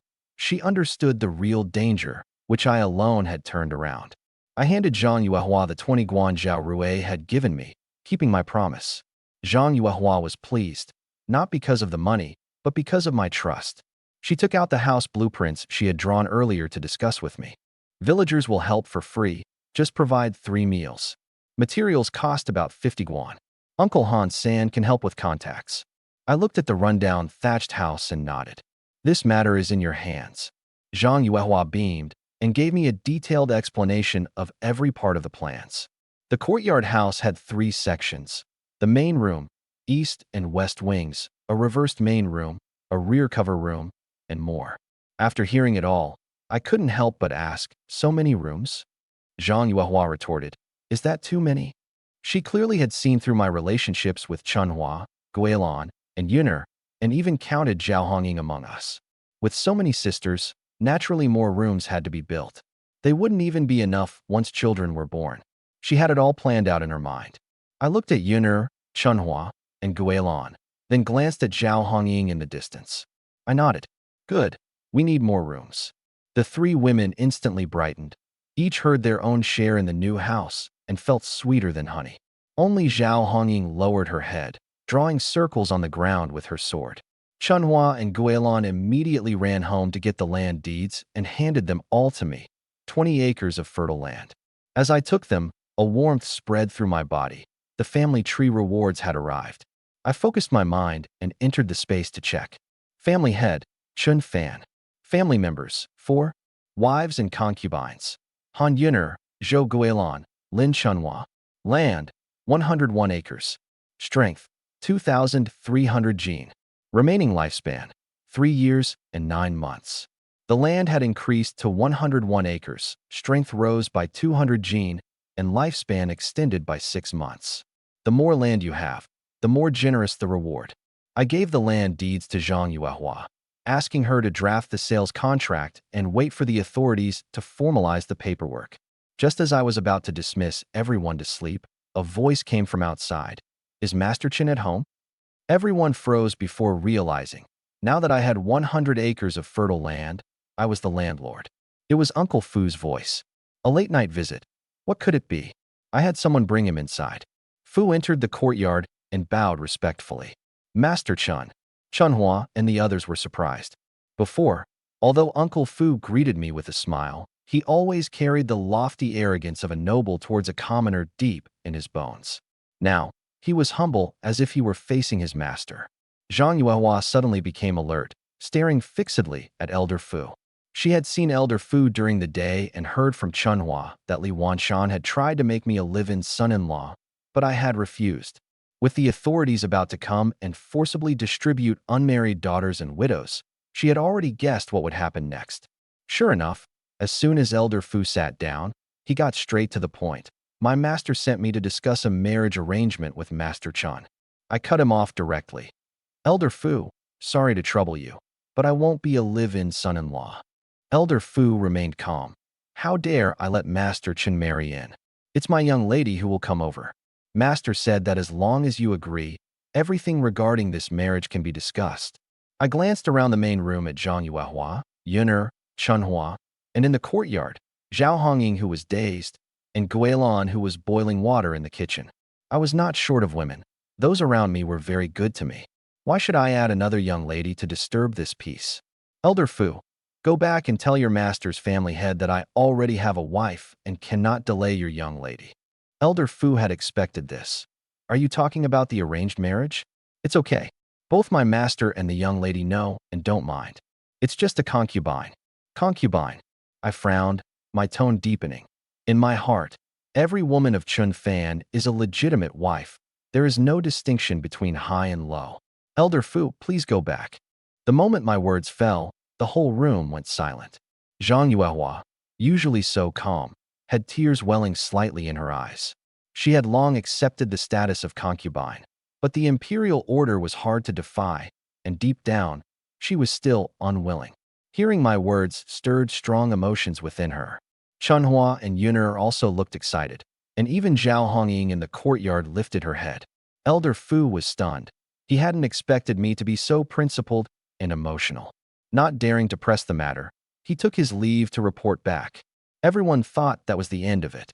But just after I finished bathing, the sound of a carriage came from outside, and Elder Fu shouted, "Master Chun, my master has arrived." Li Wanshan had come in person. I asked Chunhua to open the door. Li Wanshan strode into the courtyard, followed by Elder Fu and two attendants carrying an exquisite box. He sized me up carefully, clearly pleased by my dignified appearance, and smiled with cupped hands. "Nephew, I came here myself today not to force the marriage but to have a proper talk with you." He got straight to the point. "I have only one son and one daughter. Wanqing has been dearly loved since childhood. She told me she likes you and doesn't mind that there are others in the house. This time, I brought the land deeds for 100 mu of fertile fields. If you agree, this will be Wanqing's dowry, all yours." Elder Fu opened the box and took out a stack of land deeds. Li Wanshan took them but did not hurry to hand them over. Instead, he reluctantly counted them one by one, then pushed them toward me. People say I'm a tight-fisted man, but who knows this fortune was saved little by little. Suddenly, he looked me dead in the eye. "But what is all this compared to my daughter? If you're willing to marry Wanqing, feel free to name your terms." I felt a flicker of interest. If I accepted this 100 mu of fertile land, how much reward would the lineage tree give? On the surface, I frowned and said, "Mr. Li, this is too valuable, Seeing me hesitate, Li Wanshan quickly played the emotional card. "Nephew, I know you're a responsible man, very capable, and save the county official. I trust you with my daughter." Wanqing said she doesn't object to living with other sisters. He then explained the benefits. "Our family shall ally. My family has land. You have great skill. Together we can grow stronger." He was truly anxious. The authorities would come in 5 days to seize and reassign unmarried women and widows, and he didn't want his daughter caught in disaster. Chunhua and Yuner also wanted to persuade me, but found it awkward with Li Wanshan present. Zhang Yuehua hadn't wanted me to marry again, but since I hadn't swayed despite such a great temptation, she guessed I was afraid she would be bullied. Remembering that I said all were legitimate wives, she came beside me and softly said, "Master, agree to it. Mr. Li is right. Our family's power is still small. Marriage will expand connections, and besides, there's the 100 mu of land. I don't mind." My heart warmed. Looking again at the stack of deeds, I nodded. "All right, I accept this marriage proposal." I told Zhang Yuehua to safely lock the deeds in the room. Just as she took them away, a warm surge spread throughout my body. The reward had arrived. I entered the family lineage space. Land, 201 mu. Strength, 3,300 gene. Remaining lifespan, for years 9 months. My strength surged by 1,000 gene, inching closer to 10,000 gene. Lifespan also increased by a year. Not enough, I want to live 1,000 years, so I must keep working hard. Li Wanshan saw me deep in thought and thought I was about to make demands, getting nervous. When I returned to reality without saying a word, only asking when the marriage would be, he sighed in relief. I figured it out. Tomorrow is a good day. Too soon. Bandits are expected to attack tomorrow. I certainly don't want the wedding night disturbed. I pointed at the dilapidated hut. You wouldn't want your daughter to stay in this rundown house, right? I'm planning to tear it down and rebuild. How about marrying next month? No. Li Wanshan was anxious. The authorities will come in a few days to capture people. 1 month is too long, at most 5 days. Spring flowers and osmanthus orchids fluttered in their hearts. They were also widows and feared being taken away. Yunner grew tense as well. I had long suspected this matter, just didn't expect it to happen so soon. Then 5 days later, keep everything simple. Wait for the new house to be built before holding the feast. I wonder if Miss Li would feel wronged. Li Wanshan smiled. Although Wan Qing is pampered, she understands the bigger picture. Despite saying that, he still wanted his daughter to live in the new house, so he discussed the building plans with me. I asked Zhang Yuehua to bring out the draft plans. Li Wanshan's eyes brightened after seeing them. The house layout was reasonable and could be expanded continuously into 4 or 5 courtyard sections, even adding a garden. He looked at Zhang Yuehua, realizing this young lady was no simple person, and reminded his daughter not to underestimate her. He asked, "When will construction start?" "We're still planning. No materials have been bought yet." I smiled with a shrug. Li Wanshan thought I was feigning poverty. Gritting his teeth, he said, "I still have some building materials at home. I'll send people with them tomorrow." I gratefully accepted. After seeing Li Wanshan off, I took Yunner back to the room to sleep. A good rest tonight means energy to deal with mountain bandits tomorrow. Zhang Yuehua watched Yunner's retreating back anxiously. I had said all are equal, so it depended on who could bear me a son first. She made up her mind. Tomorrow night, she would take the initiative. Yunner hadn't thought so deeply. Once inside, she curiously asked about me catching wild boars and rescuing the county official. I smiled and took her hand. "How about we lie down and talk?" She blushed and smiled. "All right." She lifted her head and led me to the bedside. Since it wasn't the first time, she even felt a subtle longing deep down. The two of us sat on the bed, gazing at each other affectionately. Suddenly, she turned and blew out the lamp on the table. The room fell into darkness. The darkness gave her courage. She slowly lay down and pulled me close. I caught her alluring scent, my blood roaring like war drums. I quickly removed her clothes and pressed down on her. At the moment of my charge, the Erlongshan mountain bandit stronghold was heavy with tension. The second-in-command had searched all day, but not even a trace of the man who killed the third-in-command and rescued the county official was found. The chief sat in the main seat, quietly smoking tobacco. The death of the third-in-command had made the victory over the government soldiers today tasteless. "Damn it. If I catch those few, I'll tear that man to pieces," the hot-tempered fifth-in-command exploded. The chief asked the second-in-command, "How many were there on the other side?" The surviving brothers said 5 or 6. "I don't believe that." The second-in-command shuddered, remembering the third-in-command crushed by a giant stone. "Those giant rocks need at least 30 or 40 people to move." 30 or 40. The chief frowned. "There are no other bandit groups nearby. Could they be villagers?" The newly appointed sixth-in-command, thinking a plan that kills 2 birds with 1 stone and wanting to prove loyalty in front of the brothers, slammed the table and stood up. "Big brother is right. Let me go down the mountain and search thoroughly to capture them back." The chief narrowed his eyes, watching him, fearing he might take the opportunity to pillage the village and ruin his kill the rich, help the poor reputation. But without revenge, he couldn't command respect. He looked at the fourth-in-command, trusted aide and strategist. As the fourth-in-command was about to speak, a messenger hurriedly reported, "Chief, a flying pigeon message from Peach Blossom Village. County official dog was rescued by a man named Chen Fan, currently staying at Chen Fan's home." Chen Fan. The fifth-in-command slammed the table. "Big brother, let me lead the brothers to Peach Blossom Village to kill for the third brother's revenge." "I'm going to," the sixth-in-command echoed. The chief didn't rush to decide. The name sounded familiar. The fourth-in-command reminded. "That fool who married an elder lady from the capital." "Oh, him." The chief recalled.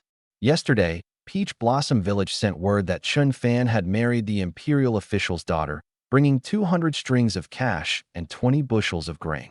I was planning to send men to rob them in a few days. Didn't expect that before we could strike, Chun Fan provokes us? About to order troops to march, the fourth in command quickly advised, Big brother, brothers, don't rush. Chun Fan is no ordinary man. He alone killed the third brother and over 60 of our brothers. We can't act rashly. The fifth in command dissented. Wasn't it just a lucky ambush? Big brother, give me 30 men and I'll capture him. The fourth in command slowly said, Fifth brother, I visited the site. Dozens of brothers were shot through vital points by arrows.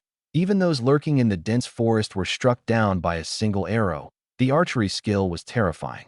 Those giant stones need at least 30 or 40 men to push.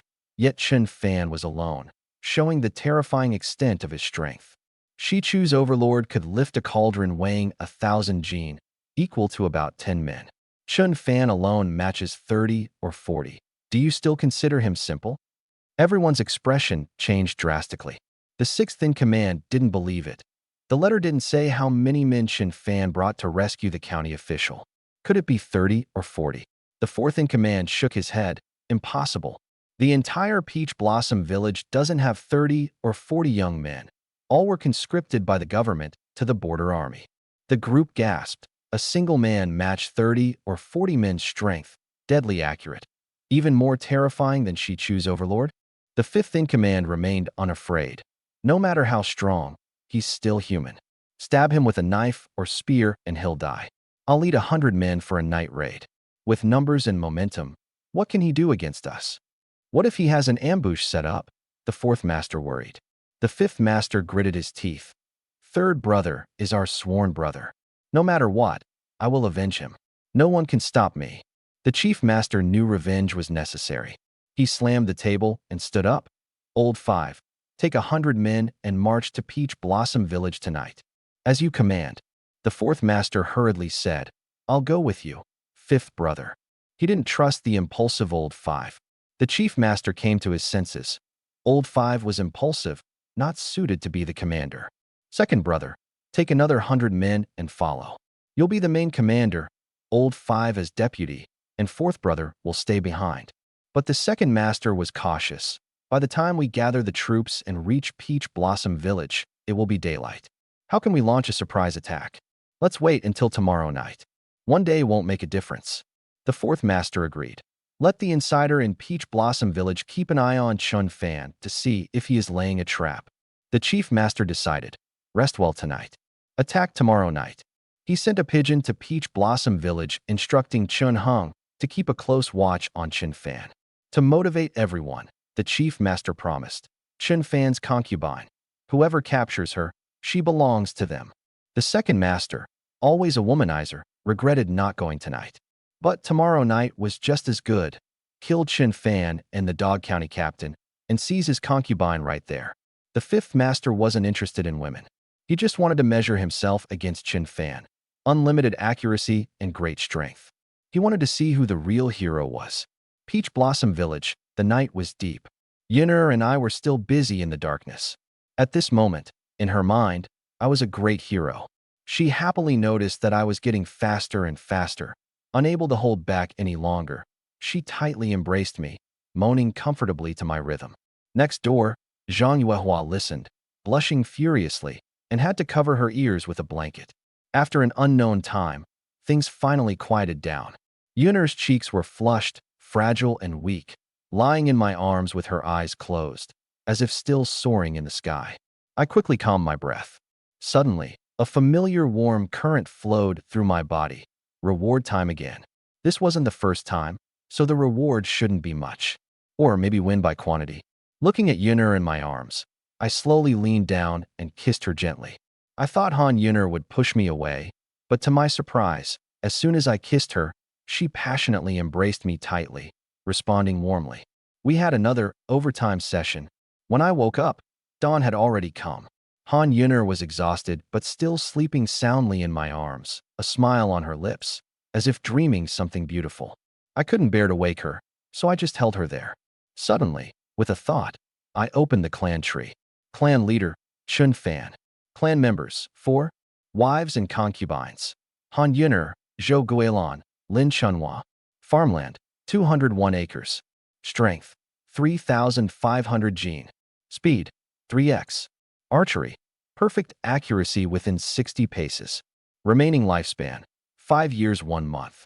Strength increased by 200 gene, lifespan extended by 4 months. It seemed that each, over time, with Han Yuner rewarded 100 gene of strength and 2 months of lifespan. Not bad, more overtime it is. Of course, I still had to rotate with Guilan and Chunhua. Oh, and also with Zhang Yuehua. Thinking that I hadn't tried with her yet, I couldn't help but look forward to it. Just as I was thinking that, 3 ribbons, red, green, and blue, flashed, updating the information. I looked at the red ribbon first. Warning, mountain bandits will attack tonight. Please make preparations in advance. Then the green ribbon. Opportunity, defeat the invading mountain bandits, with a chance to acquire a peerless weapon. Peerless weapon? My heart perked up. Lastly, the blue ribbon. Good match. Zhou Xianyang, concubine of Chun Yuan Wai from Shangtong village, wishes to seek refuge with you. I frowned. Zhou Xianyang? I didn't know her. I'd heard that a few days ago, the Dragon Mountain bandits massacred Chun Yuan Wai's family in Shangtong village. She actually survived? Probably escaped, fearing reprisals from bandits. And having heard I saved the county captain, came seeking protection. But how did word spread throughout Qingyang town? Thinking of Zhao Rui deliberately revealing his identity to villagers last night, which spread like wildfire, it wasn't surprising. Just then, Zhao Rui's voice came from outside. Princess consort, has the benefactor gotten up yet? Zhang Yuehua's voice replied. Don't call me princess consort. My husband's surname is Chun. Slip of the tongue, sister-in-law, has the benefactor gotten up? Han Yuner was startled, hurriedly woke up, dressed herself, then quickly wrapped a robe around me. I feared Zhao Rui would barge in, so I let her lie down and rest as she put on her clothes and went out. Zhao Rui was already sitting on the stone bench in the courtyard. When he saw me, he greeted warmly. Brother Chun, good morning. As he approached, he lowered his voice. I've sent people to spread the news about how you saved me. The bandits will definitely come. We should prepare right. I didn't rush to plan and instead recalled the blue ribbon. Sure enough, it had come true. No wonder Chun Yuanwai's concubine knew about me. But why would a lone survivor not return to her family and instead seek refuge with a stranger like me? Maybe she wanted me to avenge her? I put that aside for now. Wait until she arrives to decide. Have Dezhu and the others returned from the county town? I asked. Not yet, Zhao Rui said anxiously. I don't know if Magistrate Song is willing to dispatch troops. Or maybe. He didn't finish his sentence, afraid that all the government soldiers were wiped out in yesterday's battle. With the crown prince and his father as backing, he wasn't worried about punishment, but he had no face to face the families of the fallen soldiers. I thought Magistrate Song wouldn't dare offend the young prince. Even if there were no soldiers, he would at least send some constables. Let's have breakfast first. Zhang Yuehua's voice sounded as Chunhua and Guilan brought the meat porridge to the table. The aroma of meat made me think the huge wild boar had been killed, but when I turned around, it was still tied up in the woodshed, only its leg was broken. Guilan whispered, Madam said to keep it until the house is built, then kill it. The Madam Guilan referred to as Zhang Yuehua. It seemed that in such a short time, she had completely won over Chunhua and Guilan. This was good. With her managing the household, I could worry less. I called everyone to eat together.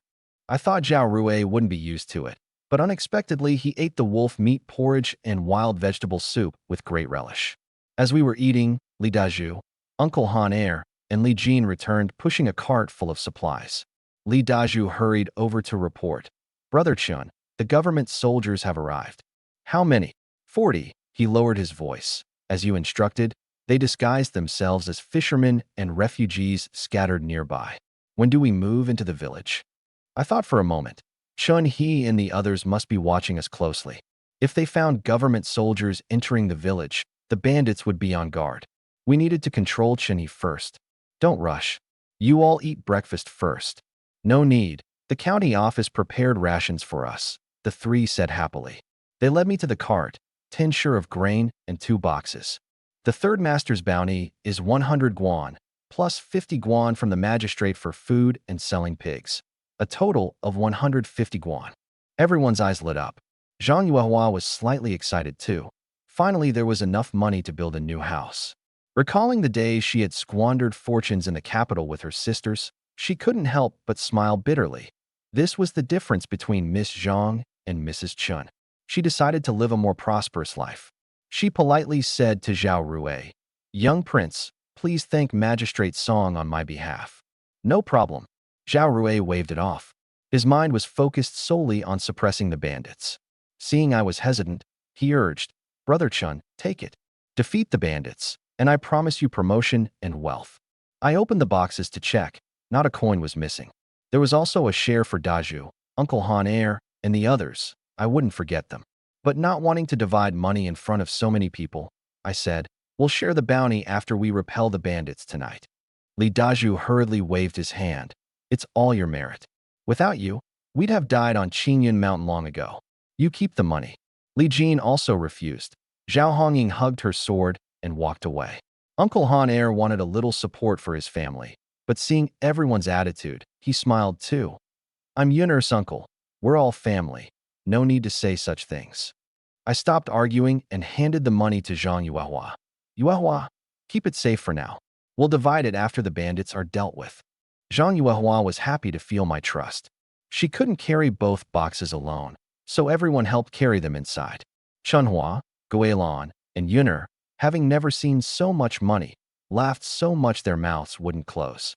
Even money-averse Zhao Hongying was a bit excited, feeling pity for her sister.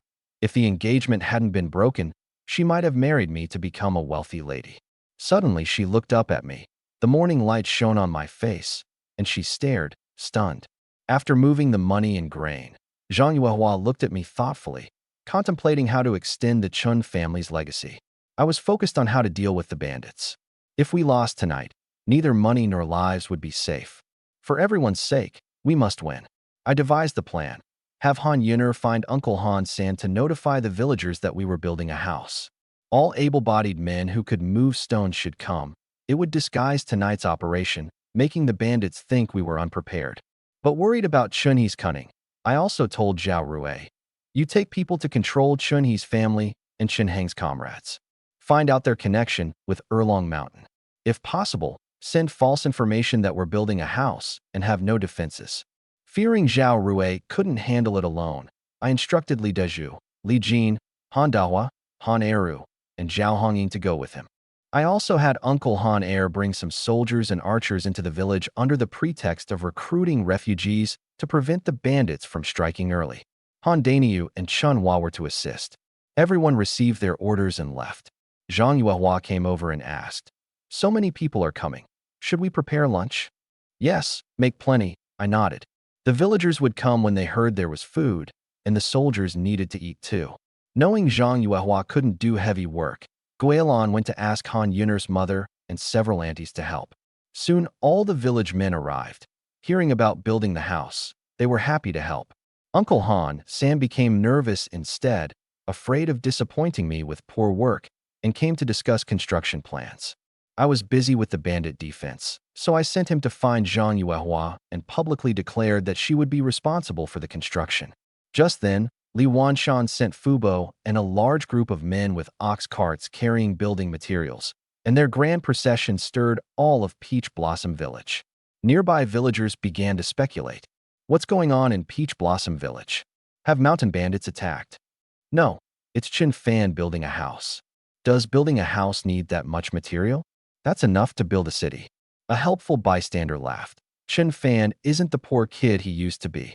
He owns hundreds of acres of good farmland, took the daughter of a high-ranking official in the capital as a concubine, and I hear he's going to marry Li Yuanwai's daughter Li Wanqing as his wife. From now on, don't call him by his name. You have to call him Master Chun. Everyone looked enviously at the long convoy of materials being transported. Chunhe and Chunheng were also watching at the doorstep. They weren't envious. Rather, they smirked secretly. Tonight the bandits would arrive, and all of this would belong to their family. Even the usually cautious Chun, he couldn't help but laugh out loud. At that moment, a young man dressed in splendid official attire walked over with a few others. Chani didn't recognize him, but recognized the official uniform. County magistrate? What was he doing here? At this time, I was in the main hall studying the terrain map. The bandits were numerous. A direct fight was impossible. We had to annihilate them step by step. First, ambush them on the only road they could take, using arrows, stones, and fireballs to take out a group. Then swiftly retreat to the village for a second ambush. Finally, hold the high village walls and shoot arrows to severely wound the enemy. I chose Peach Blossom Ridge as the first ambush spot. It was close to the village and easy to retreat from. The only downside was that it had no natural defenses, so we could only rely on fire attacks or digging traps. Just as I was thinking this, Han Yuner walked in. Brother Fan, someone wants to see you. A young woman, very beautiful. She says she's from Mr. Chen's family in Shangtong Village. As expected, it was Zhou Xianyang. Bring her in. The woman who came in was indeed stunning, with a pair of large, watery eyes that made her look particularly delicate and pitiable. Seeing her uneasy, I took the initiative to ask, "What do you want from me?" She glanced at me, suddenly knelt, and burst into tears. "Master Chun, please save me." I quickly rose to help her up, but Han Yuner, afraid of misunderstandings, beat me to it and helped her sit down. "Sit first and speak." Wiping her eyes, she said, "My name is Zhou Xianyang. I'm originally from Wei State. When I was young, I fled with my parents to Great Chu. After they passed, I was taken in by a theatrical troupe. When the troupe passed through Qingyang town, because I could sing small songs and was good-looking, Mr. Chen noticed me and bought my freedom, taking me as a concubine. Because she was favored and bore a son, she was hated by the official wife and was driven out of Chen's mansion. Mr. Chen, fearing his formal wife, didn't dare oppose it. So he arranged a small house for her in the village and assigned her a maid. Unexpectedly, this turned into a blessing. When the bandits rampaged through the Chen mansion, she survived because she wasn't there. If you escaped disaster, why do you need me to save you? I stared at her. She cried again. After the master died, my son is the only bloodline of the Chen family. But the clan members covet the estate. My second uncle, relying on having many sons, seized the mansion under the pretext of handling the funeral affairs. He took the land deeds and even said my son was an illegitimate child to drive us out. So someone was after the Chun family's farmland. Han Yuner asked, "Did the bandits not take the land deeds?" "No, the bandits only stole money and grain." That made sense. Land couldn't be taken by robbers. I suspected that the second uncle colluded with the bandits, but there was no proof. What was certain was that to legally inherit the land, the second uncle would definitely try to ruthlessly eliminate her and her son. Han Yuner asked again, "Why not ask the local magistrate to arbitrate justice?" The magistrate was also killed by the bandits, and a new one hasn't been appointed. Even if there was one, they're all from the village. I'm an outsider. They wouldn't help me. Han Yuner understood. "You want my master to help you reclaim the land?" Zhou Xianyang looked up anxiously at me. "Not just the land. I'm afraid they will harm my son and me. I heard Master Chun can rescue the county magistrate. Right now, you're the only one who can save us." She tried to kneel again. I caught her, thought for a moment, and said, "The newly appointed magistrate is in my village. Let him arbitrate justice for you." She shook her head softly, crying, "The magistrate and I aren't connected. He can only enforce justice temporarily, not forever. Once he leaves, my son and I will be in danger." Han Yuner was stunned for a moment and suddenly realized. She wanted to marry me, so I could protect her son's inheritance. I had no intention of raising someone else's son. But to my surprise, Zhou Xianyang had already thought it through. "I won't let you work for nothing. If you help me reclaim the family estate and protect my son and me, I'm willing to give you 100 acres of good farmland." 100 acres. I was a bit tempted. The more farmland I had, the greater the family tree rewards. Seeing my hesitation, she worried I thought it too little and hastened. "Not 100 acres, 150. But I have one condition." "What condition?" She bit her lip. "You marry me as a concubine, but my son's surname will not change. He will still be a native of Shangtong Village. To protect him, I will bring him here to stay temporarily. Only then will others dare not bully us." Her voice got softer, then she mustered the courage to look up at me. "I have 50 strings of private money, all to be brought here as living expenses for my son and me. Han Yuner thought this deal was worth it and gave me a wink, urging me to agree. I thought it over. It wasn't a bad idea. Helping someone meant tangible benefits for myself, and besides, Zhou Xianyang was beautiful, and I wouldn't miss out on family tree rewards either. Just as I was about to agree, Zhao Rui's voice suddenly came from outside the door. Brother Chun, hurry up and agree. Looking up, I saw that he and Zhao Hongying had somehow returned. Handled over there? I gave him a look. Handled. Zhao Rui nodded. That father and son cracked under intimidation and confessed everything. They communicated by carrier pigeons. I already sent false information as you instructed. Zhao Hongying added. Brother Li is watching over there. I finally felt at ease. Zhao Rui sized up Zhou Xinong and found her to have a unique charm. She was about the same age as me. When he learned she was from Yeqing in Hebei and had fled south after her father was implicated in a rebellion case, his experienced I saw that this woman was no ordinary person. She knew how to avoid danger and had brought her son early to seek refuge with me. What puzzled him most was me, this wild country bumpkin, who spoke and acted unlike any villager. But right now, he was focused on just one thing, getting me to help him wipe out bandits. Brother Chun, take her in, Zhao Rui said. I'll help you settle this. If anyone dares to occupy your land, I'll get rid of them. Zhou Xinong was overjoyed and looked at me imploringly. But I suspected Zhao Rui's eagerness to help had ulterior motives, so I said deliberately, Commander County Officer, I'm just a humble villager. Even if I want to protect her and her son, I don't have the ability. Once you leave, those people will definitely come looking for trouble with me. Indeed, Zhao Rui had another plan. He wanted me to assist him in eliminating all the bandits in Qingyun County to win merit and be brought to the capital. Then, with my abilities, the court would definitely appoint me to an important position. Maybe this could lead to a successful northern expedition to unify the realm. But the problem was, I had no interest in officialdom. Zhao Rui leaned in with a mysterious expression. Brother Chun, I originally wanted to recommend you as a village head, but that position is too small and would waste your talents. How about you become the county militia commander and organize the local militia to help me fight the bandits? I was stunned. Isn't a militia commander an official in charge of military affairs in the entire prefecture? How could a county officer dare promise me a prefecture-level post? Zhao Rui felt awkward and gave a sheepish laugh. Officially, you'd be a militia commander, but it's basically just a local militia leader, not a formal official position. But I'll fight for your funding and salary. County officer, Zhang Yuehua's voice came from outside. She hadn't wanted to come over, afraid I'd think she was meddling. But hearing Zhao Rui was here, she still couldn't help following. Sure enough, she heard Zhao Rui trying to fool me. You want my husband to work for you, but won't even offer a proper position or salary. Zhang Yuehua stared coldly at Zhao Rui. Zhao Rui looked a little intimidated and quickly smiled apologetically. Sister-in-law, you misunderstand.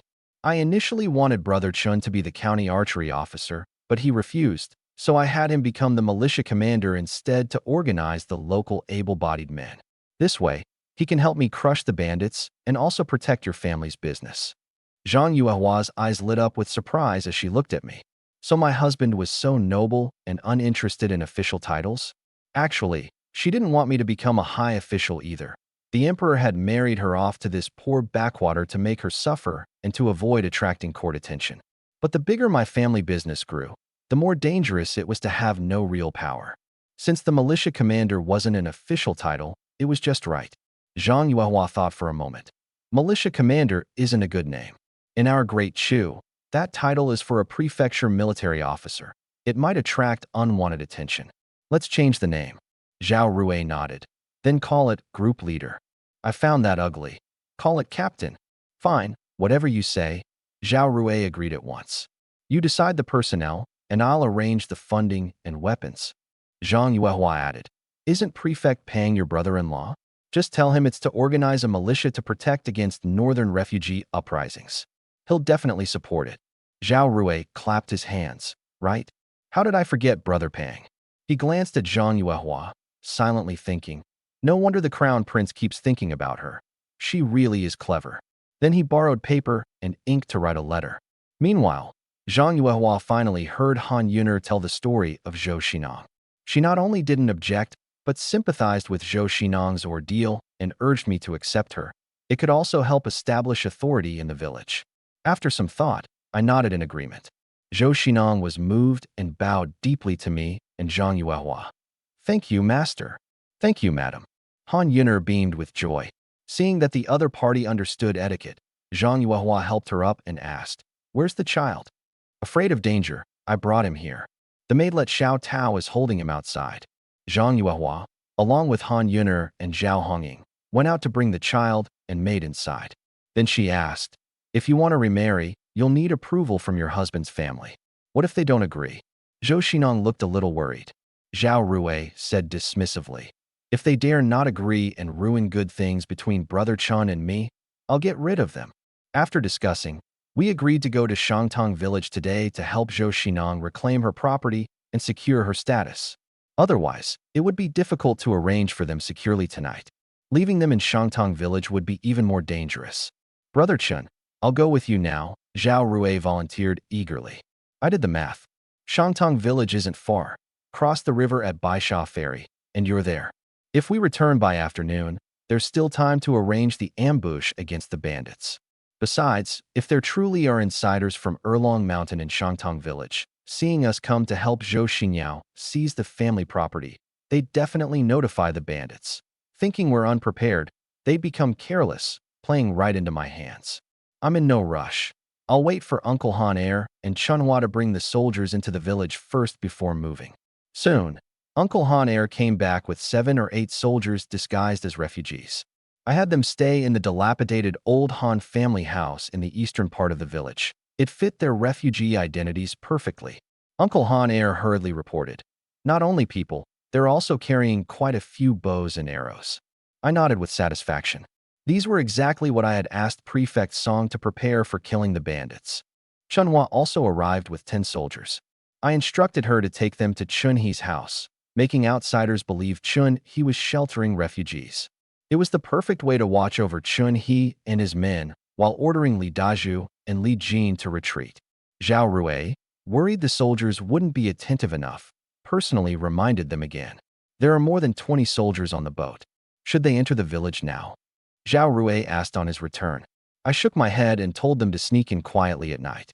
According to the family tree's intelligence, the bandits planned a sneak attack tonight, coming from Erlong Mountain. There's no way they'd set off without having dinner first. It's still morning, we have time.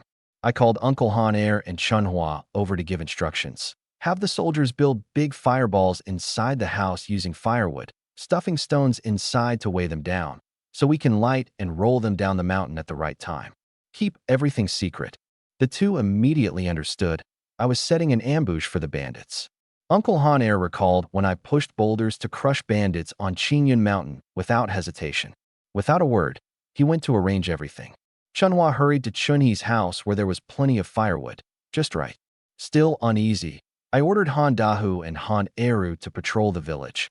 Watch for anyone spying or trying to leave in a hurry. Han Eru took the younger brothers along eagerly. With all preparations settled, I called back Li Daju and Li Jin. It was time to head to Shangtong village to handle the big matter. Should we bring more people? Zhang Yuehua was still uneasy. Maybe let second and third uncles come too. Han Yuner and Guilin also expressed concern. I shook my head.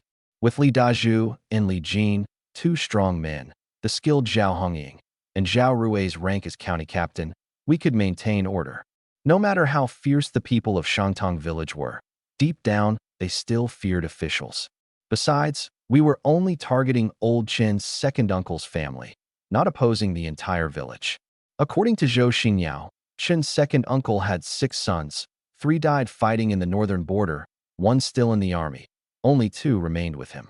If it came to a fight, we wouldn't lose out. I put on the silk soft armor Zhang Yuehua gave me, and had Li Daju and the others take the government-issued broadswords. Zhao Rui wasn't worried at all, telling Zhang Yuehua and the others, "Don't worry, with Brother Chen here, nothing will happen." "Let's go," Zhao Rui urged, eager to finish the job and return to suppress the bandits. "Boss, I'll watch over the house," Zhang Yuehua reminded me again. I felt at ease. With her and third uncle around, building the house wouldn't be delayed. Leading the group, we left Taohua village. Just outside the village, someone watched my back from a distance. Seeing me travel with female attendants and followers, they sneered coldly, dying soon and still wandering around. Without more words, they tied a note to a carrier pigeon's leg and released it.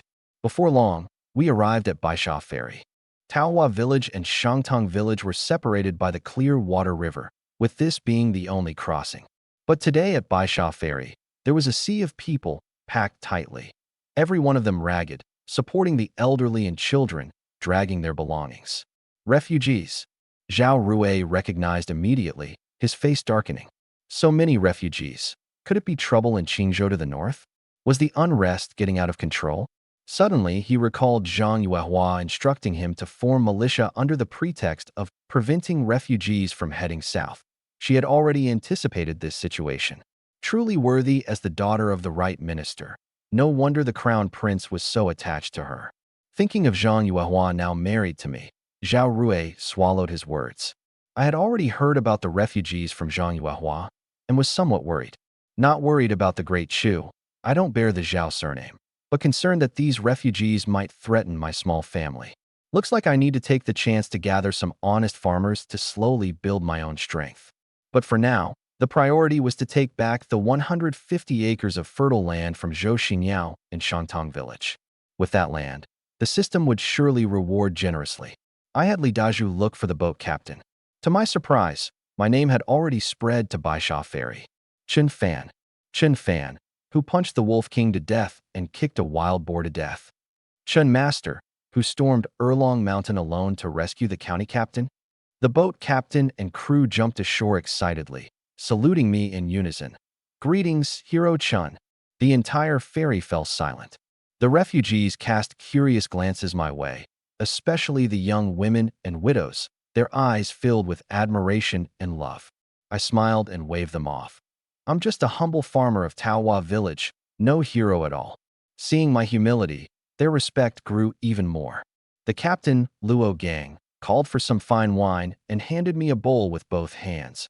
I've long heard how Hero Chen single-handedly took Erlong Mountain and rescued the county captain from thousands of bandits. Now seeing you, truly no exaggeration. I, Luo, toast you. Zhao Rui frowned beside me. How come Chen Fan is like Zhao Yun, and I've become the useless Ado who can't be helped? How did those two brats, Dahu and Erhu, pass down the story?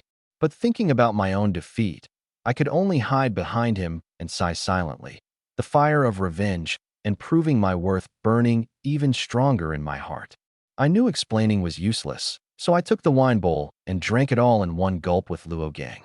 Luo Gang personally rowed the boat and took us across the river. We headed straight to Shangtong Village. Inside Shangtong Village, Chen Jian was moving his entire family into Chun Yuanwai's large mansion. Looking at the bright, spacious courtyard, a smile spread uncontrollably at the corner of his mouth. His family had never even reached a fraction of Chun Yuanwai's estate before, yet now all of it belonged to him. His youngest son, Chen Yao, hurried over to share good news. Dad, Zhou Xinyang ran away with her illegitimate child Ha. Chen Jian breathed a long sigh of relief. He had been planning how to force her out, even contemplated killing her, but now that she ran off on her own, he could rightfully take control. Even if the officials came, he was Chun Yuanwai's closest blood relative. No one could challenge him. While they were celebrating, the second son Chun Guang frowned tightly. Dad, Zhou Xinyang has no family or acquaintances to turn to. What if she goes to the county to report the case? Chen Jian's heart skipped a beat, but he already had a counterplan. Don't worry. Everyone knows she and her son were kicked out of the Chen family. As long as we insist that child is illegitimate, even the officers can't help her. Besides, the government is busy fighting bandits and collecting taxes. They couldn't care less about small matters. She doesn't even have a natal family. Who would support her? Chen Yao scoffed. Chen Guang remained uneasy. Dad, change the clan genealogy. Remove the illegitimate child's name and grease some palms. Only then will it be foolproof. Chen Jian found this reasonable. Since the village head was murdered, the genealogy was now under his custody, making it easy to amend. He immediately fetched the clan record, crossed out Zhou Xinyang's son Qin Xing's name, and added a note. Chen Yuanwai discovered Qin Xing was not his biological son and expelled him from the Qin family. Just as he was at ease, an urgent report came. Second uncle, Zhou Xinyang has returned with a group to fight. Chun Jian froze. Are you sure it's her? No mistake. She came back with Xiao Tao, her son, and 4 men and 1 woman. 2 of the men are terrifyingly tall. Chun Jian's mind buzzed. Where did she get reinforcements? If they were not officials, no need to fear. Shangtong village was all Qin surnames, very united, especially against outsiders. Yao, he called his youngest son, gather the men in the village. Tell them Zhou Xinyang brought her adulterer to seize the fields. If the fields are lost, none of us can survive. Let's show them some strength. Most farmland in Shangtong belonged to Chun Yuanwei. Villagers rented land to survive. If the crops were lost, it meant certain death. The villagers would fight desperately. Chen Yao's chest puffed with excitement upon hearing this. You want to steal from my family's land? Dream on. By then, I had already led the group to the entrance of Shangtong village. Shangtong and Taohua villages shared the same clan. We were descendants from the same ancestors. In my memory, every festival Qin Yuanwei led people back to Taohua village to honor our ancestors. I even ate the cakes they brought. I also knew this village was extremely united. Sure enough, as the villagers chatting at the entrance saw us, they instantly grew wary, standing up and staring intently. Some quietly ran back into the village to summon others. Soon, a large crowd surrounded us. From afar, Chen Yao sneered at the scene. Dare to come steal from my family's property? I'll make you die right here. Zhou Xinyang, terrified, hid behind me. Xiao Tao clutched her child and first sought refuge beside Zhao Rui. Then, sensing it was unsafe, quickly moved behind me. I remained calm. Our mission was only to deal with Chun Jian's family. If we could win over the other villagers, all the better. I cupped my hands toward the crowd. I'm Chun Fan from Taohua village. Hearing that Chun Yuanwei's family suffered tragedy, as a clan brother, I'm here representing Taohua village to pay my respects. Upon hearing that we were from Taohua village, part of the same clan, the villagers' defenses dissolved, and they warmly came forward to greet us. So it's our own brother. I wondered who was so bold. No wonder you look familiar, from the old Qin family. Brothers, thirsty? Zhao Rui looked dumbfounded.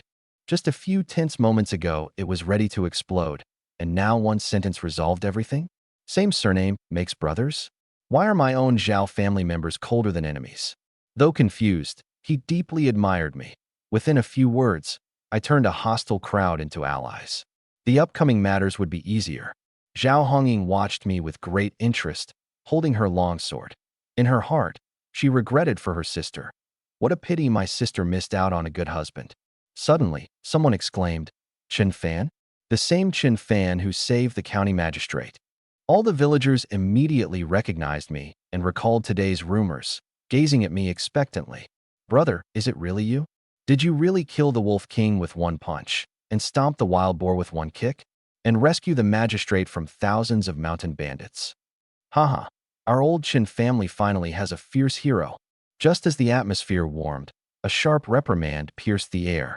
Wretch, how dare you come back with your adulterer? Everyone turned to see Chun Yao leading some men, armed with wooden sticks, charging angrily forward. Shangtong village was always united. Now they were even cheering around outsiders, which infuriated him beyond measure. Bitch, how dare you bring a traitor to snatch our village fields? Do you still recognize Director Qin? Do you think the people of Shangtong village are dead? Chen Yaomu pointed his stick straight at Zhou Xinyang. The villagers all feared Chen Yao when Director Chun was alive. Chen Yaomu had been arrogantly riding on his coattails. Now that his family had seized the property, his power had grown even greater. The crowd quickly fell silent. Zhou Xinyang's face turned pale with fright. She hid behind me, secretly wiping away her tears. Zhao Hongying gripped her sword tightly, shielding her, so I had no worries about my rear. I calmly stared at Chen Yao, watching to see how he would bring about his own destruction. Seeing we were not afraid, Chen Yao grew even more furious and charged at us with his stick raised. The eldest third great-uncle, Chun Ming, feared damaging the harmony between the two villages and hurried forward to block him. Ah Yao, don't be impulsive, we're family. He assumed that Chun Yao would at least show some respect to his third great-uncle. Slap. Chun Yao switched the stick to his left hand and slapped him hard across the face with his right. You're senile? Helping outsiders? Do you even remember your own family name? The clear handprint on third great uncle's face betrayed his anger, but he dared not speak out. The other villagers also kept silent. I inwardly rejoiced. That slap had completely severed ties between Chun Yaomu's family and the villagers. It only took one more trigger for them to turn against each other. I was about to make my move when Zhao Rui stepped forward first.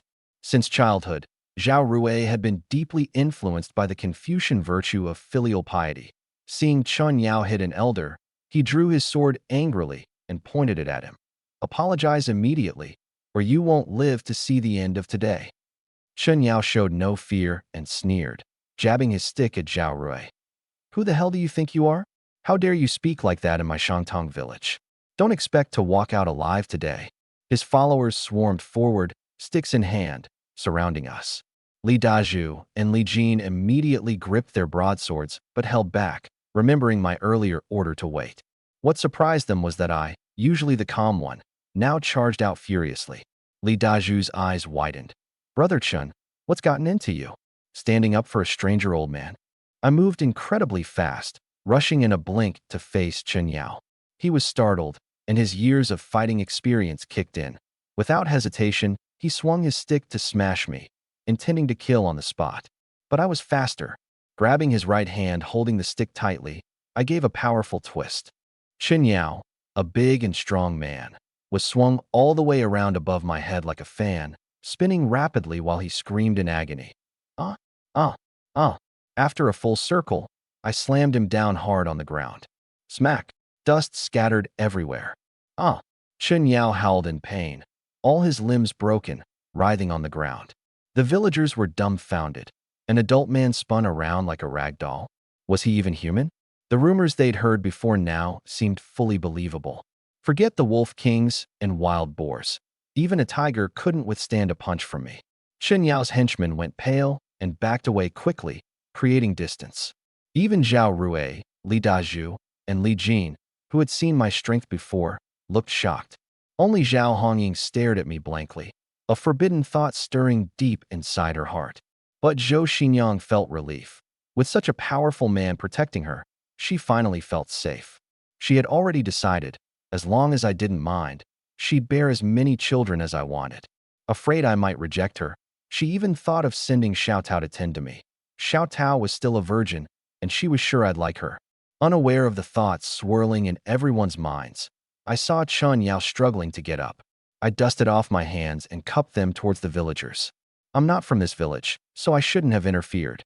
But I, Chen Fan, can't stand people who have no respect for their elders. Today's recklessness is just me clearing out the old Chen family's mess. I hope you, uncles and brothers, can understand. Upon hearing this, the villagers looked at me with excitement. Third great uncle, who'd been beaten the worst, now teared up and grasped my hand warmly. "Affan, thank you." If one day the old Chen family selected a chief, he would surely support me wholeheartedly. Chun Yao's henchmen trembled when they heard my name. They had provoked someone they shouldn't have. They immediately tried to flee. "Stop!"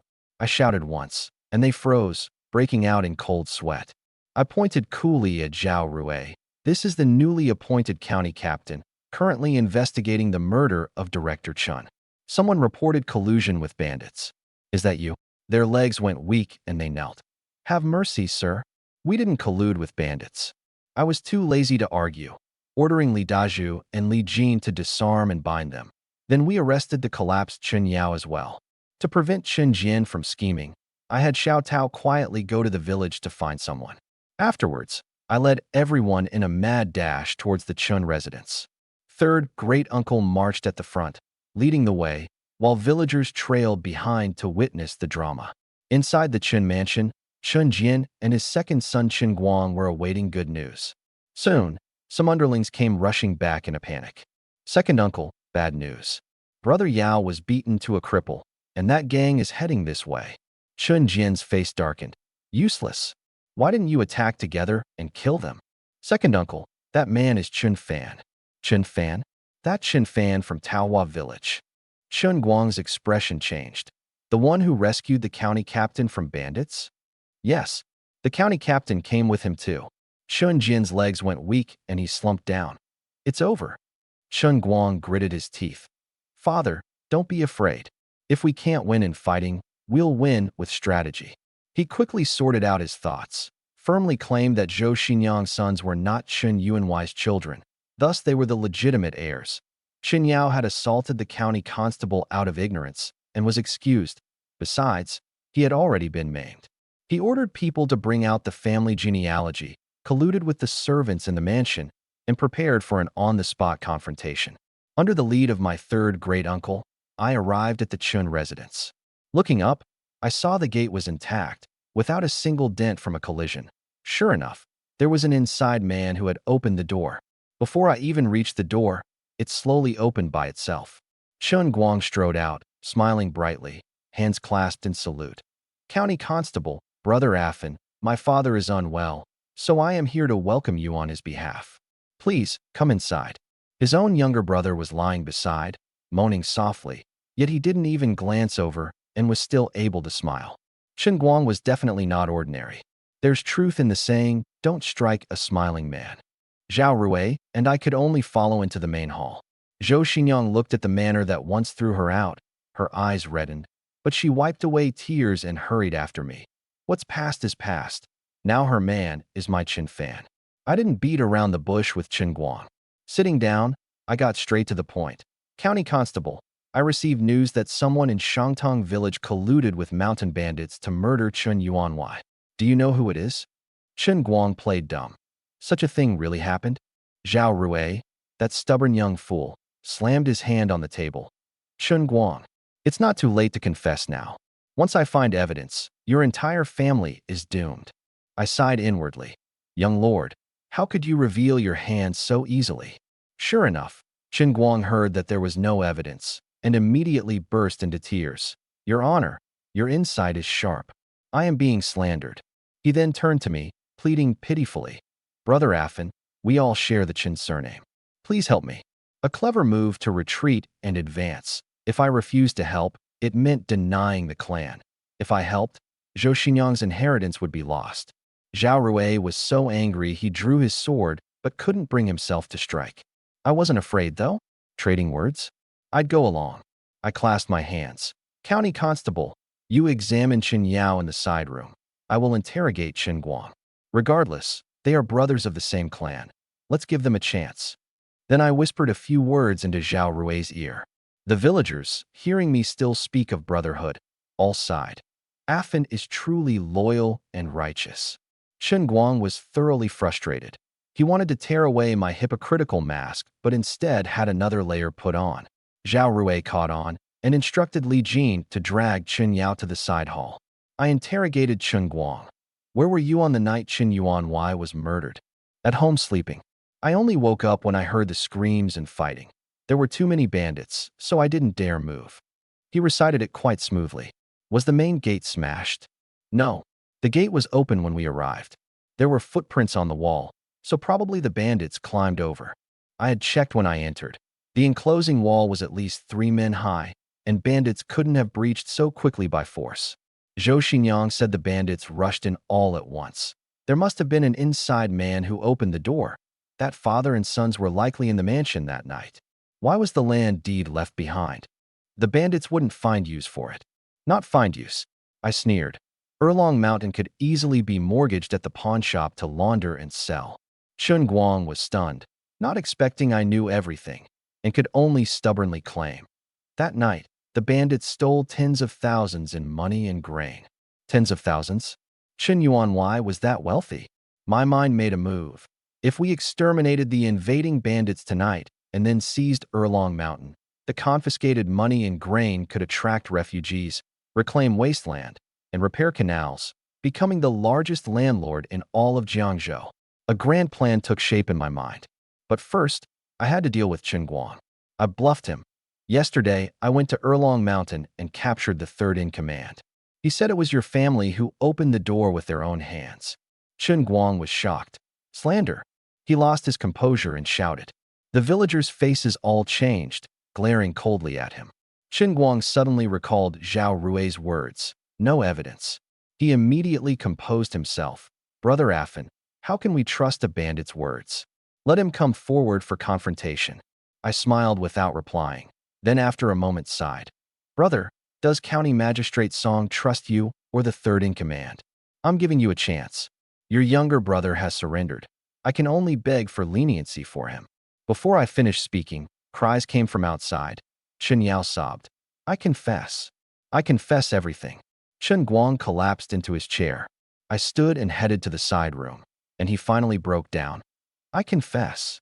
It was my father who colluded with Erlong Mountain. The sixth brother opened the mansion gate. It had nothing to do with me. Erlong Mountain's chief gave my father a token. It's in his study. The villagers were shocked.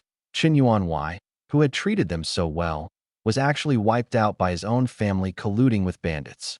Chen Guang was truly a scumbag, throwing his own father and brother under the bus to save himself. I recorded his statement and sealed it, then called Zhao Rui over. Zhao Rui smiled knowingly. Your tactic really worked. Chen Yao confessed instantly, leaving no trace. I told him and Li Daju to go to the backyard and arrest Chen Jian. Remember, search carefully for the Erlong Mountain token. It's physical evidence. Soon Chen Jian was brought to the main hall, and the token was found. Chen Jian glared fiercely at his two sons, then turned to me and scolded. Don't pretend to be righteous. Aren't you just after Zhou Xinyang's beauty? Zhou Xinyang's sons were already expelled from the Qin family and don't qualify to inherit. You're lying. Zhou Xinyang hurriedly defended. Chen Jian sneered coldly and took out the family genealogy book. Look, Chen Xing has already been crossed out. I opened it, and, sure enough, Chen Xing's name was crossed out, with a note saying he was not the biological son of Master Chen. Third uncle exploded with anger. Chen Jian, you dared to alter the genealogy without the clan's consent. How dare you face our ancestors? On that day when Li Zheng was harmed, I found the genealogy at his house and handed it to you for safekeeping. It must be you who changed it. Chen Jian refused to admit it. At that moment, Xiao Tao finally arrived with a tall man. Brother Dagon, this is the great hero Chen Fan. Quickly tell us what happened. This man was Chun Dagon, a tenant farmer of Master Chen's household, honest and loyal, often acting as half a bodyguard for Master Chen. After Zhou Xinyang and her son were driven out, Master Chen had specially relocated them next door to Chun Dagon and instructed him to secretly protect them, frequently sending money and grain through him. The truth was revealed. The Master Chen had never abandoned Zhou Xinyang and her son. Zhao Rui delivered the final word. All of Master Chen's property belongs to Chen Xing. Since Chen Xing is young, his mother, Mrs. Chen Zhou, will manage it on his behalf. He immediately handed over the deeds to the 1,000 acres of land to Zhou Xinyang. Tears filled Zhou Xinyang's eyes as she took the deeds, gazing at me. Without me, she and her son wouldn't have survived. She bit her lip and pleaded, Master Chen, could you stay tonight to protect us? I shook my head. Tonight, I still had to return and prepare for the decisive battle at Erlong Mountain. There's much to handle at home. Once things are settled, I will return. Hearing I was going back, Zhao Rui looked pleased instead. He turned to persuade Zhou Xinyang. Brother Chun is very busy. The bandits might launch a surprise attack. It's better if you go with him to Peach Blossom Village. Zhou Xinyang was worried about finding an excuse, but feared people would accuse me of lust and ruin my reputation. Me going might not be appropriate, right? She feigned reluctance and gave me a difficult look. Third uncle understood immediately and stepped forward. Madam, your husband is gone, and as a widow with a child, you cannot protect this inheritance alone. According to official rules, widows may remarry. Why not marry a fan? Keep the wealth within the family. The villagers cheered enthusiastically, especially the tenant farmers who all hoped I would take charge of the lands. Third uncle added, however, the lineage must not be broken. Chen Xing must not change his surname. He remains a son of Shantang village. Also, to not waste a fan's efforts, Madam should bring some land as dowry. Zhou Xinyang no longer hesitated. If it weren't for Master Chen, my son and I would have died long ago.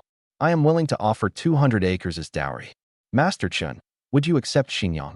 That was 50 more acres than originally promised. The inheritance left by Master Chen to Chen Xing was still abundant, so I agreed. The villagers cheered. Peach Blossom Village and Shantang Village were now united as one family. With me as their guardian spirit, everyone felt at ease. Seizing the momentum, Zhou Xinyang pulled me aside to a side room and handed me an exquisite small box. "Master, this is the deed for the 200 acres." I took the box, pondering what reward the family tree might bestow this time. Just as I received the box, I felt a warm surge flood through me. The reward had arrived, and judging by its intensity, it was quite generous. I mentally entered the family tree space. Sure enough, the leaves had grown lusher. Clicking on my personal information, I saw householder, Chun Fan. Family members, 4. Wives and concubines. Han Yuner, Zhou Guilin, Lin Chunhua. Land, 401 acres. Strength, 4,500 gene. Speed, 3x. Archery, perfect accuracy within 60 steps. Remaining lifespan, 11 years and 1 month. Strength had increased by 1,000 gene and lifespan by 6 years. Looks like I really needed to keep buying land. I handed the box with the deeds back to Zhou Xinyang. "Keep it safe for now." She looked at me gratefully, never expecting such trust. She was already planning to hand the 200-acre deed to Zhang Yuehua when she returned to Peach Blossom Village to secure some goodwill. Tonight the bandits must be eliminated, so I hurried to arrange everything. Zhou Xinyang planned to take little Chen Xing back to live in Peach Blossom Village. I entrusted Chun Dagon, a trustworthy man, as temporary steward to move the household and guards into the Chun mansion for protection. Although the bandits took away the money and grain, the furniture was still valuable. I asked third uncle to handle the land rents and dispatch messengers to Peach Blossom Village if any urgent matters arose. To soothe the villagers' hearts, I announced on Zhou Xinyang's behalf, "This year is a disaster year. Rents are halved this year. Next year, normal rates will resume." Master Chen had already paid this year's taxes to Magistrate Song, so we had no financial pressure. Next year, that would be after we captured Erlong Mountain. The villagers were moved to tears and knelt down to kowtow. "Thank you, Master and Madam." I helped them up one by one. "We're family." I asked Zhou Xinyang to arrange for meals. Counting the grain Chen Jian had moved in, there were 50 sure and 50 strings of coins, showing how much those two had been skimming. Zhou Xinyang sent someone to buy a few chickens to slaughter and invited the villagers to share the meal, her wedding feast, in a sense. She returned to her room to dress carefully, closely following me.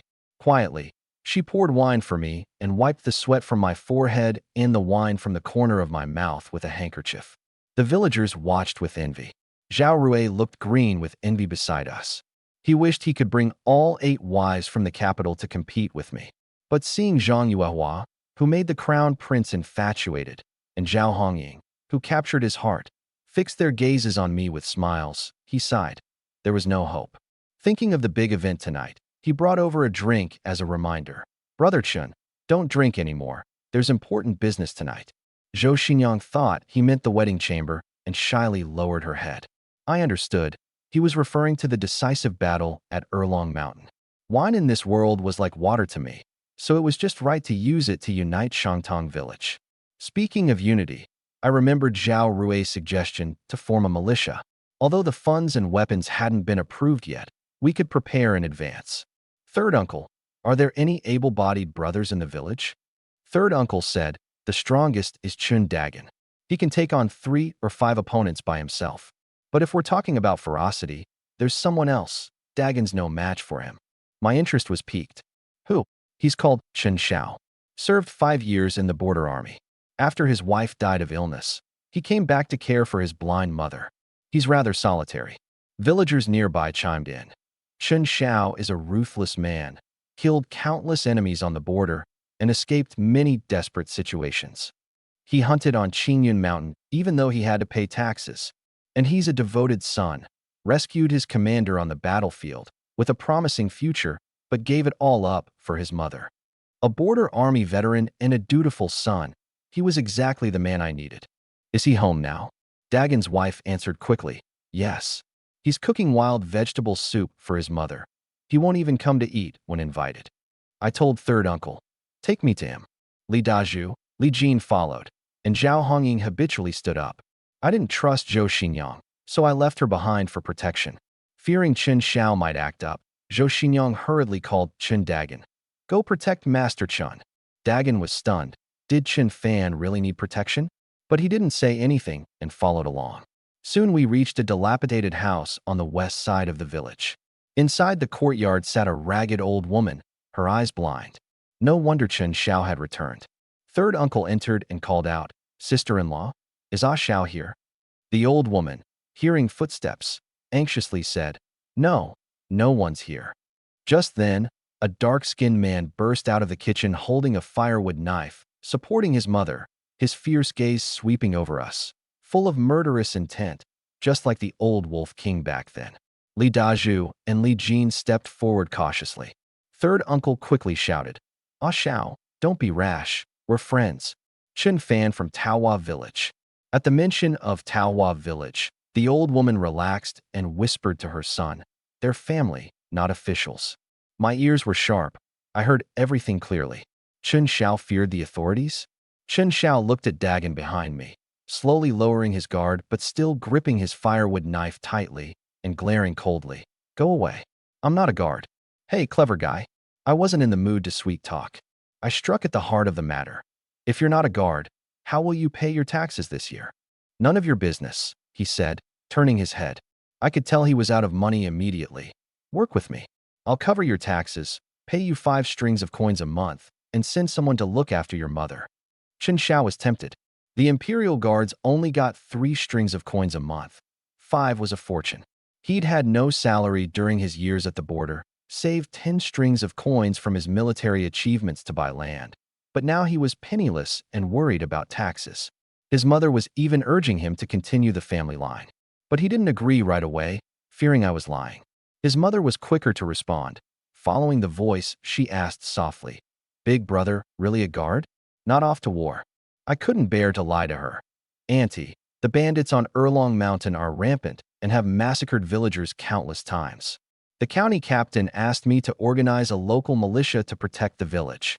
I heard you were a soldier and wanted to ask for your help.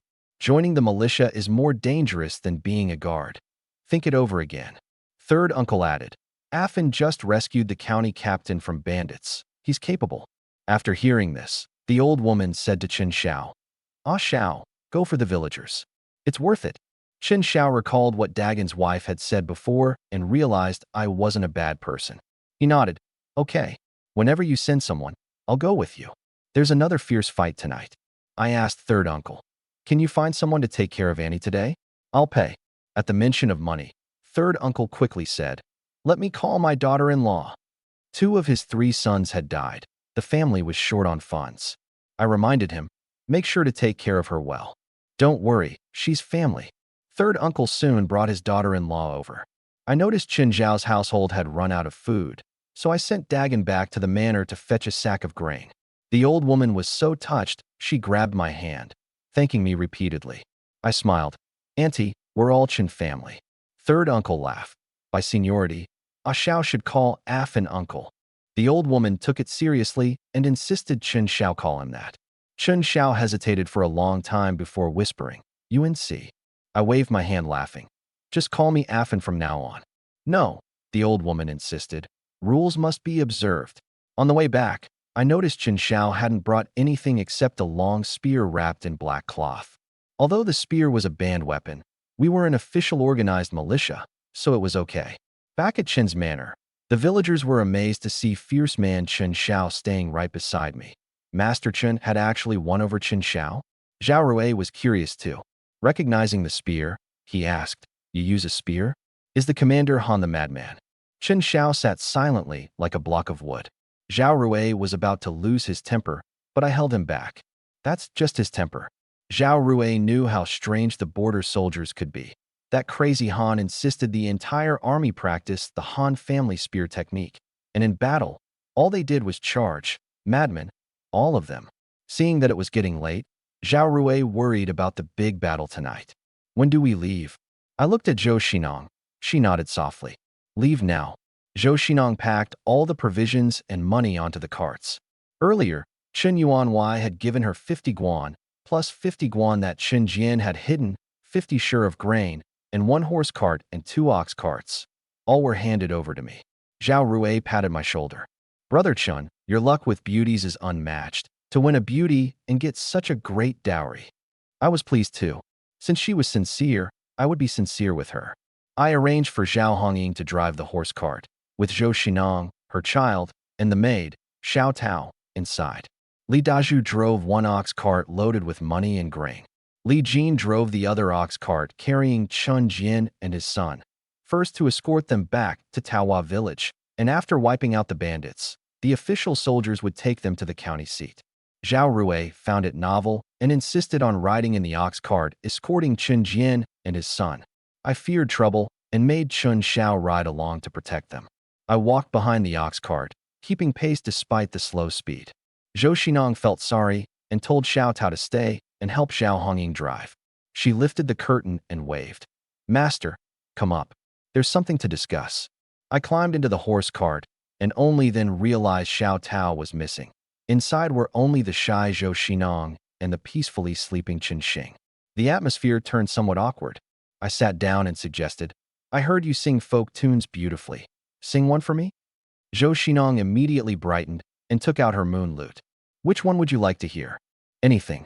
She gently plucked the strings. The sound was like a bubbling spring.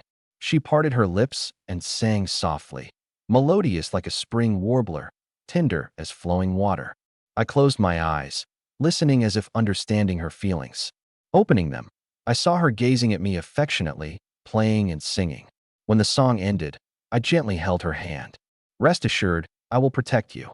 She leaned excitedly on my shoulder. Just then, the carriage jolted and tilted. She took the opportunity to fall against me and tightly pulled me down with her. Suddenly, my blood ran hot. It was just the two of us in the carriage. Little Chen Xing was sound asleep. No longer able to hold back, I pressed down and gave her a light kiss. That kiss was like igniting a flame. She hugged me passionately, responding warmly, letting my hands roam without stopping, perhaps even wishing I would go further. While I was busy here, Erlong Mountain was also bustling. The 2nd and 5th leaders had recruited a full 200 men and told Chun he to prepare ladders for scaling walls. The leader was cautious and sent the 6th leader to gather intelligence.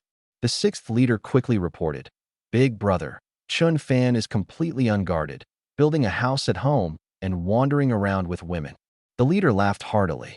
"I thought Chun Fan was something special. Turns out he's just an idiot." The 5th leader chimed in. "I told you he had no real skills." But the 2nd leader felt something was amiss, and the 4th leader became suspicious. Chun Fan killed the 3rd leader and went to claim the reward. How could he be so reckless? Could it be a show to deceive us? The leader was stunned. Right? Secretly preparing for something? Just as he was about to send a message via pigeon for Taohua village's insiders to check for ambushes, the 6th leader reported, "Chun Fan isn't just wandering. He's raiding Chun Jian's property in Shangtong village. Chun Jian has been captured." The leader's heart sank. Chun Jian was an ally, and it was thanks to Chun Jian and his son that the Chun mansion fell easily. Now Chun Fan was slapping his face. But thinking about the bloodbath planned for Taohua village tonight, he felt relieved. "Let you be arrogant for a while. Tonight you pay with your life." The others relaxed. The 4th leader stroked his beard. "So, he went to rob wealth and beauties. Makes sense." The 6th leader said, "People facing death still think of riches. No fear of dying." The 5th leader laughed. "All the hard-earned loot he grabs will be our wedding clothes." They all laughed heartily. The 2nd leader also felt relieved. But recalling the terrifying scene on Qingyun Mountain, they dared not be careless and decided to bring an extra wooden ladder from the mountain fortress. He gazed outside the hall. The afternoon sunlight was pleasant. In his heart, he longed for dusk to arrive quickly. Inside the horse cart, Zhou Xinong and I were still entwined when suddenly Zhao Hongying's voice came from outside. "Baisha Ferry, we have arrived." The voice was like magic. Zhou Xinong instantly sobered and hurriedly pushed me away. "Master, we've arrived at Baisha Ferry." We hurriedly tidied our disheveled clothes. At that moment, a warm current flooded through me. The family tree had bestowed a reward again. Yet we hadn't gone deep, just some tenderness and a sip of milk. How much could the reward be? I entered the family tree space. Head of family, Chun Fan. Number of family members, 4. Wives and concubines, Han Yuner, Zhou Guilan, Lin Chunhua. Farmland, 401 mu.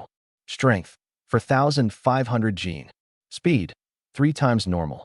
Archery, perfect accuracy within 61 paces. Remaining lifespan, 11 years, 1 month.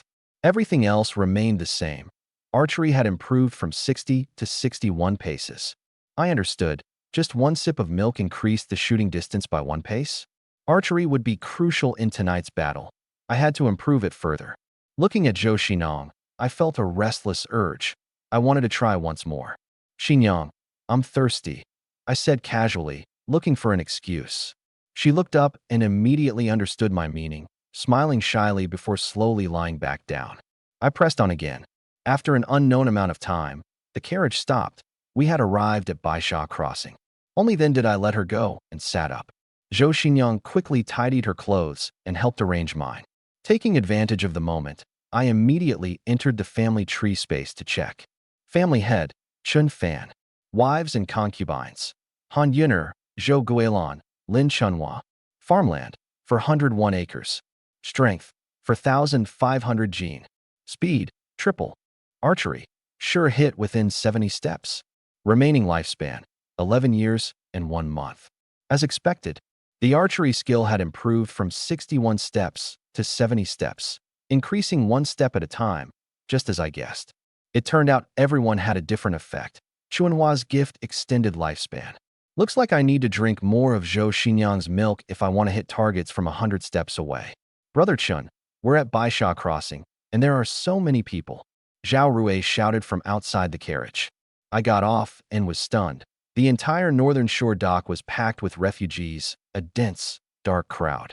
As our convoy approached, countless eyes greedily fixed on the cargo on the ox cart. Li Dazhu and his 3 companions tightly gripped their weapons, guarding outside the carriage. Zhao Rui had changed into official clothes and leaned in to say, "It's not safe here.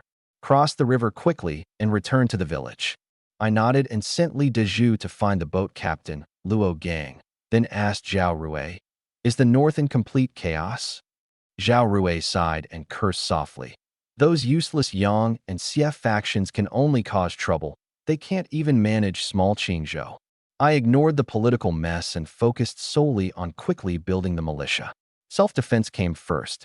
"Go away," Li Jin suddenly shouted. I looked over to see 2 beggar-like men approaching Chun Jian's ox cart. Chen Xiao immediately raised his spear and charged. In fact, those 2 were scouts from Erlong Mountain. One distracted Li Jin while the other leaned close to Chun Jian's ear, whispering, "The boss will soon send people to massacre Taohua village and kill Chen Fan to avenge the 3rd boss. Then you'll be free." After speaking, they mixed into the crowd and ran off. Hope instantly ignited in Chun Jian's eyes.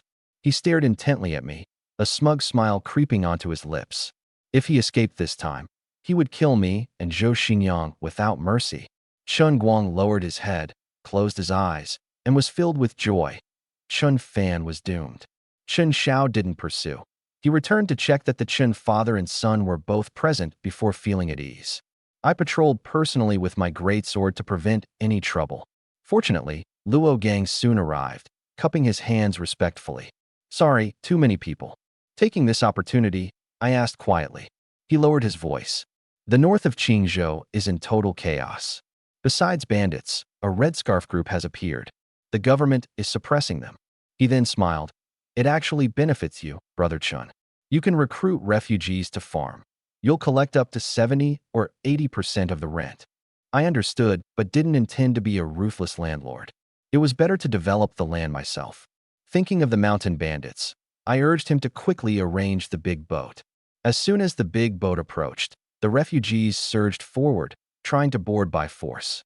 Luo Gang's men swung wooden sticks, clearing a path and forcing a way for us to pass. Once on board, I glanced back and saw a woman wearing a bamboo hat standing out.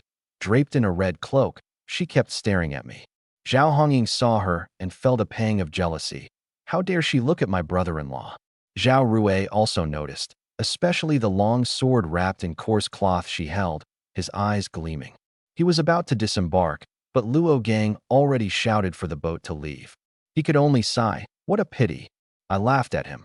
"You're smitten without even seeing her face properly?" "From my experience, she's definitely a great beauty."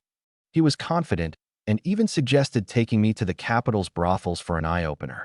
Zhao Hongying shot him a fierce glare, trying to corrupt my brother-in-law again. I smiled but said nothing. The capital was too far. Let's get through tonight first. When the boat reached the opposite shore, Luo Gang caught up.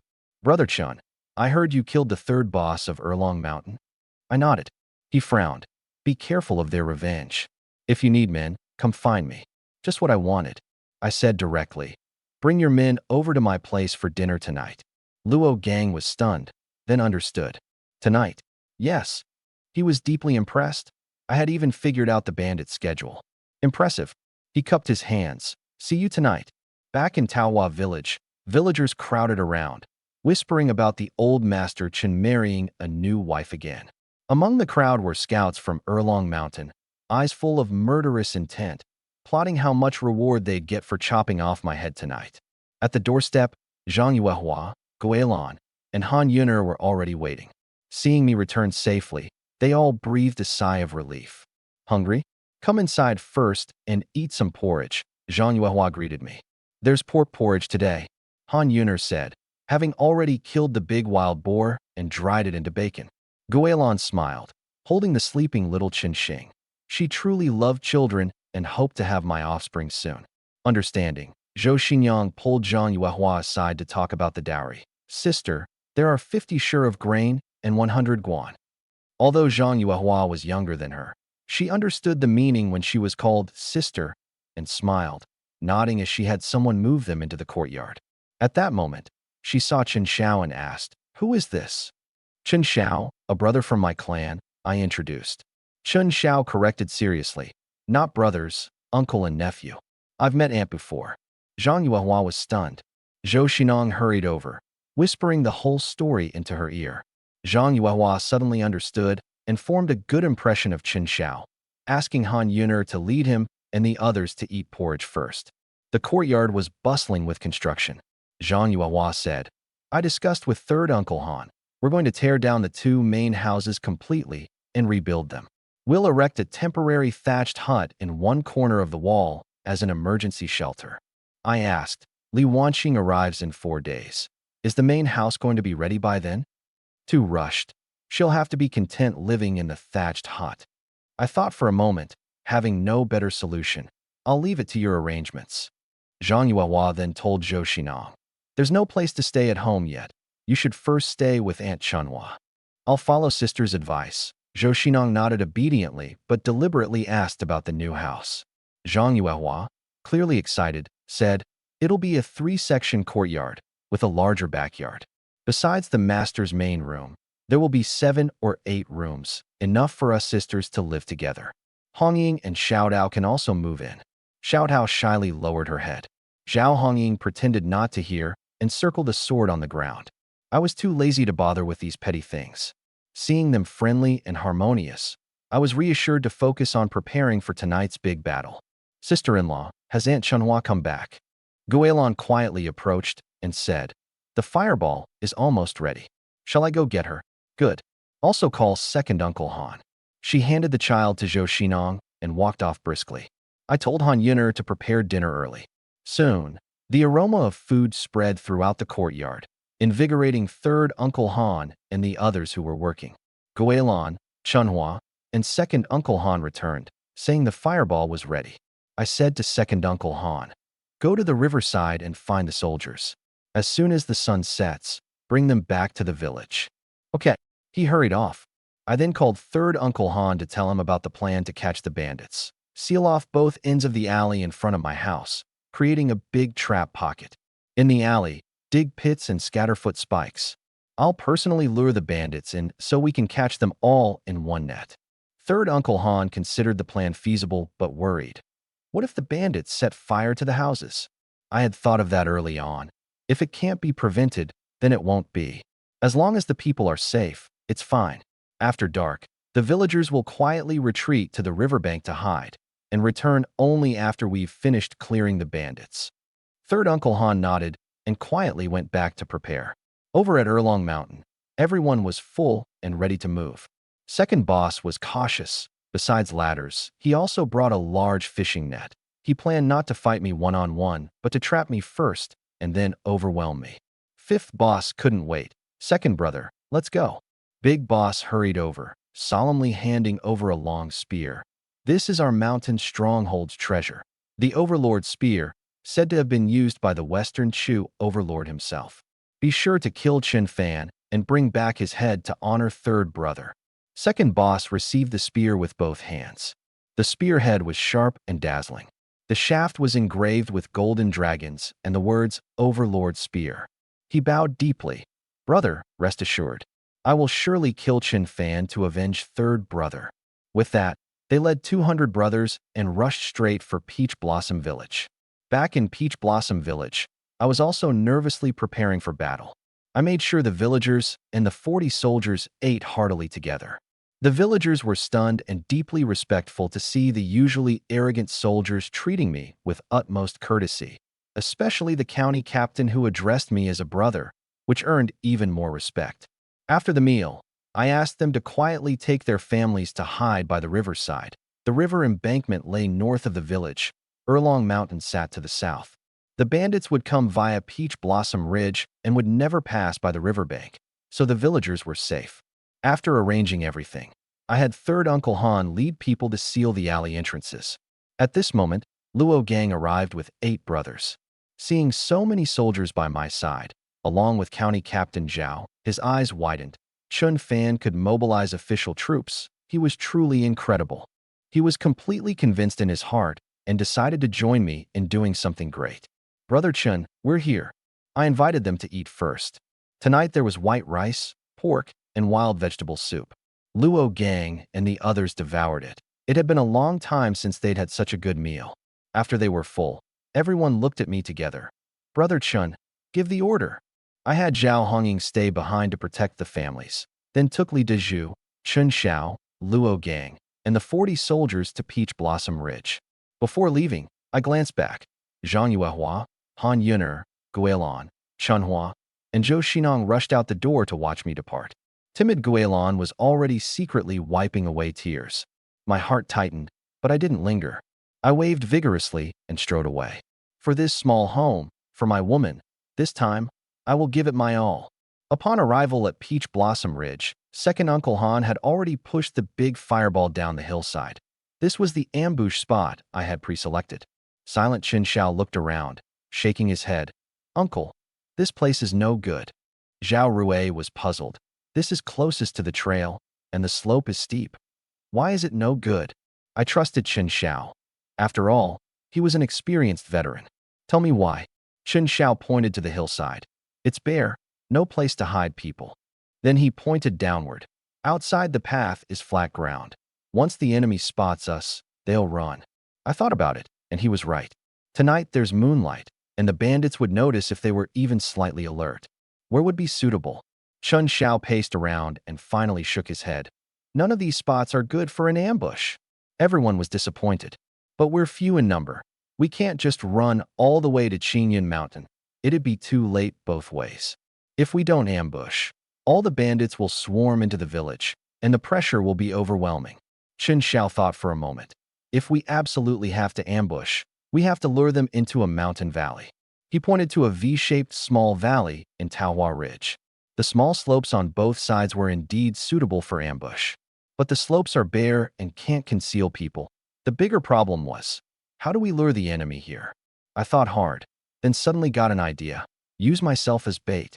I can run 3 times faster, wearing gold thread soft armor. The bandits won't catch or hurt me. As for concealment, I'll use scouting tactics from my past life.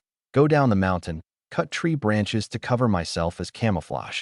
The bandits aren't locals, they won't notice. Once I explained my idea, everyone thought the ambush was clever, but the baiting was too risky. Brother, you can't go. It's too dangerous. Li Dazhu hurriedly objected.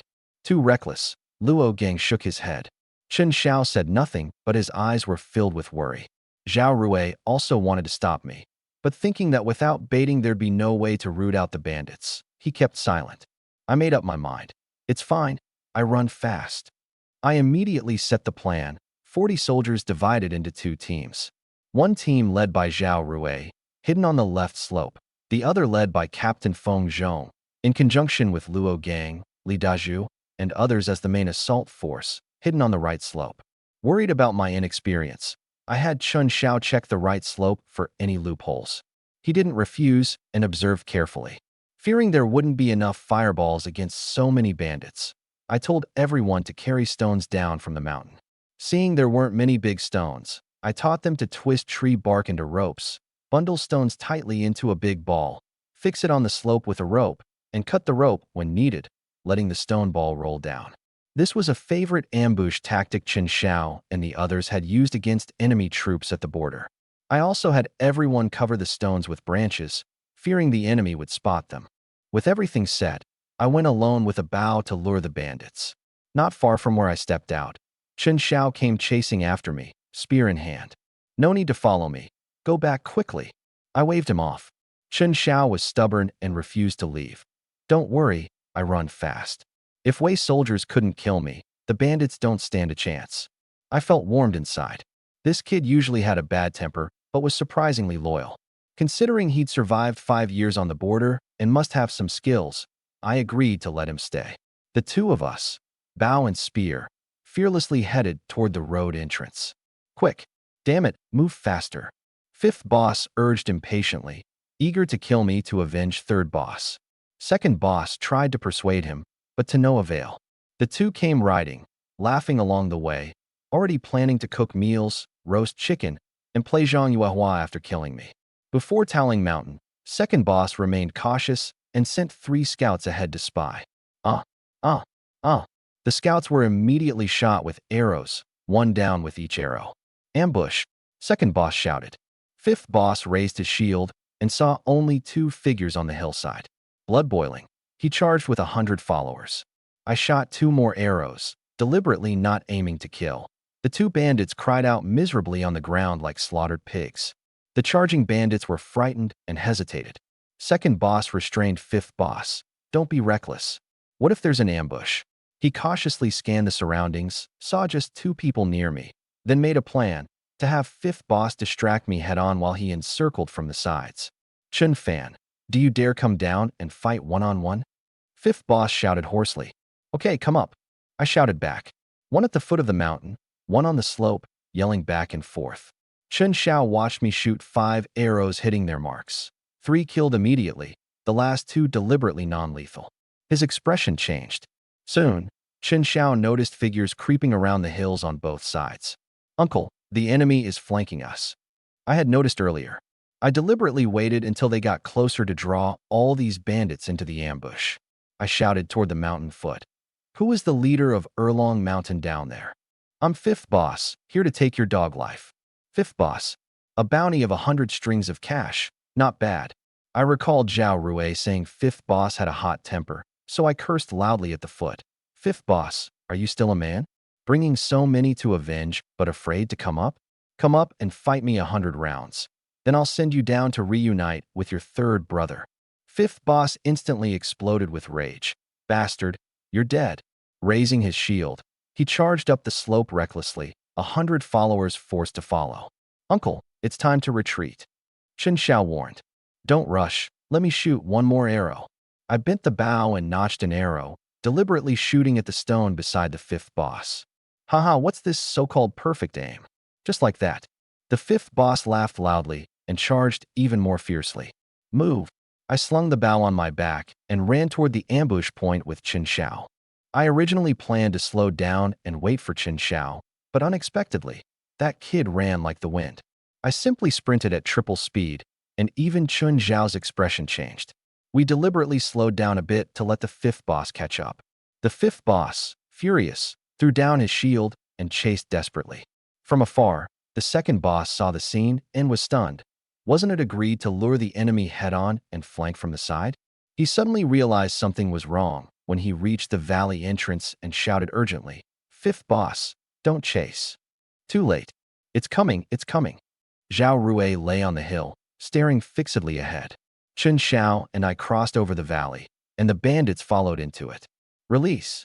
The soldiers slashed the ropes and cut them off, causing boulders to thunder down the hillside. Fireballs were ignited and crashed into the valley, carrying flames. A rain of arrows poured down. The fifth boss finally sobered up. Bad, we've been trapped. But the valley was too narrow, no escape route. Bang, bang, bang.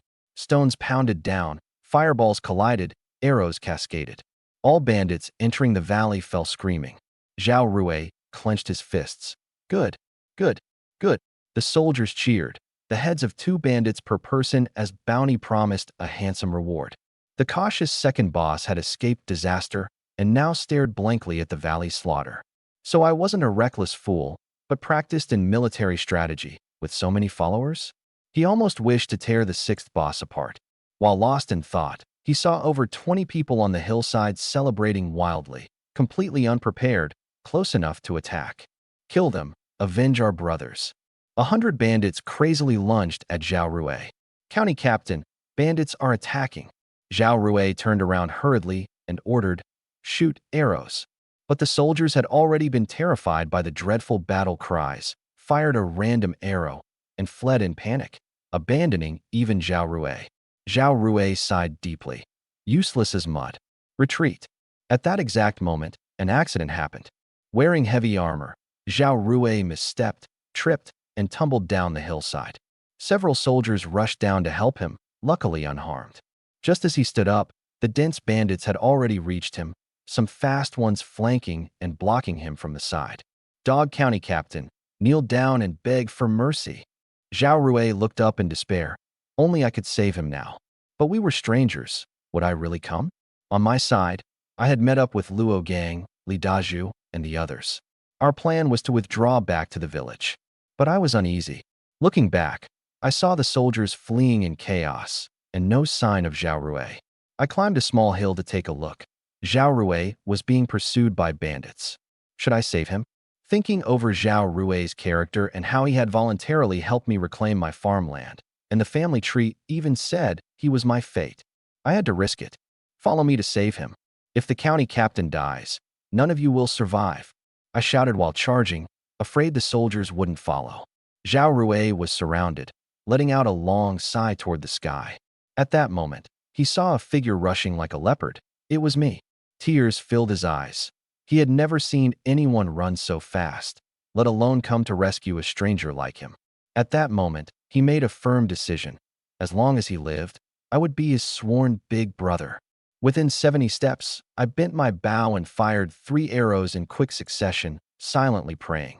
Hit the bandits, not the brothers. Whoosh, whoosh, whoosh. 3 arrows struck the 3 blocking bandits, knocking them to the ground. The bandits around contracted their pupils. Could there really be someone who ran this fast in the world? Zhao Rui seized the opportunity to swing his sword and charge. Kill. Several soldiers, inspired by my momentum, also raised their blades and broke out. I picked up a bandit's spear and gripped it tightly, charging ahead. I didn't know how to use the spear properly, only brute force to stab fiercely. Luckily, my speed made their moves seem half a beat slower. I stabbed down several opponents and reached Zhao Rui's side. Big brother, let's go. Zhao Rui's eyes were reddened with emotion. All right, I responded and broke through forward together with him. The bandits, seeing I wasn't wielding my bow, felt less afraid. The sharpshooter was useless in close combat. The second boss seized the chance, brandishing his mighty spear and howling. Kill Chun Fan. Avenge the third boss. Steal his woman. Hearing steal his woman, the bandit seemed injected with adrenaline, charging crazily toward me. Steal my wife? I turned to look. The big man commanding with a fine spear was the second boss of Erlong Mountain. A buzzing sound echoed in my mind. There was clearly Bounty 100 strings written on his head. If I can't break through ahead, then turn back and catch the leader first. Follow me, I shouted to Zhao Rui and the others, gripping the spear and turning to charge at the second boss. The bandits behind were stunned. They had just planned to sneak behind and stab me once, but now they ran headlong into my fury. Taking advantage of their hesitation, I stabbed through a tall bandit with one thrust, then effortlessly lifted him high and slammed him forward, knocking down 2 or 3 more. Swinging sideways, 4 or 5 bandits flew like falling leaves, crashing heavily on the hillside. Zhao Rui stared wide-eyed. Run! Chu the Overlord is here to kill. The bandits, terrified, scattered in all directions, fleeing like their lives depended on it. Even the second-in-command in the distance was dumbfounded. The fourth brother said I was incredibly strong, and today he finally understood. His hand holding the spear trembled. Worse still, with the bandits fleeing, There was no one left between me and him. This is it. At that moment, Chun Xiao, Luo Gang, and Feng Zhong also rushed over desperately. Uncle, be careful. Chun Xiao sprinted over, eyes blazing. Holding the bloodied corpse, I swept away the second-in-command's nearby bandits, directly facing him. What's your rank? Second.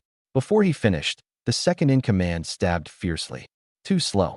I grabbed the spear shaft and swung hard. He hadn't even released his grip before the Overlord's spear flung him into the air, crashing heavily on the hill with blood splattering everywhere. He gritted his teeth, trying to get up. Unfortunately, there was no time. I stabbed again, then lifted the spear higher. In the moonlight, the second-in-command's head tilted to one side. Seeing this scene, the bandits ran as if their parents had not given them two legs. Chun Xiao and the others shouted excitedly. Master Chun killed the bandit leader. Master Chun is mighty. I threw down the second-in-command's body, picked up a knife, and chopped off his head, instructing the soldiers to package it properly. Zhao Rui approached, thrilled.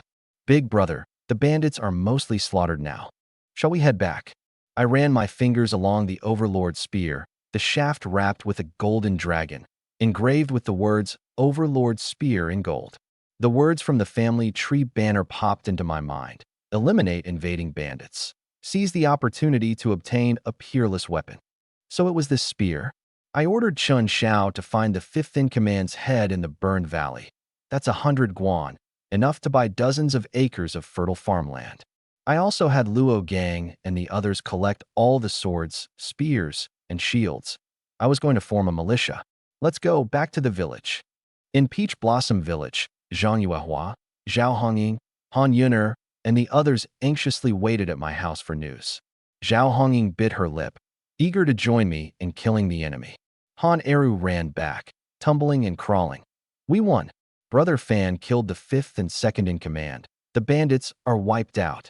The village instantly erupted in celebration. Zhang Yuehua sighed with relief. Bring out the pork. Let's have a grand victory feast. She pulled Zhou Xianyang aside, whispering, Tonight, you go accompany the Lord. Let him enjoy himself. Zhou Xianyang blushed, then glanced at little Chen Xing in her arms. Xiao Tao was still a virgin, fresh and lively. The Lord would surely favor her. I returned to the village entrance with my men, greeted by cheers from the villagers. Master Chun is mighty. The neighboring villages heard the commotion and lit their lanterns.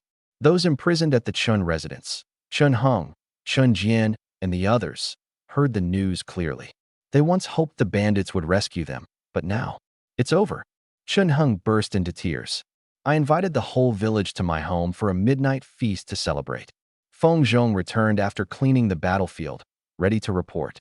Zhao Rui pointed at me, saying, Report to my big brother. Everyone was stunned, already suspecting Zhao Rui's uncommon identity.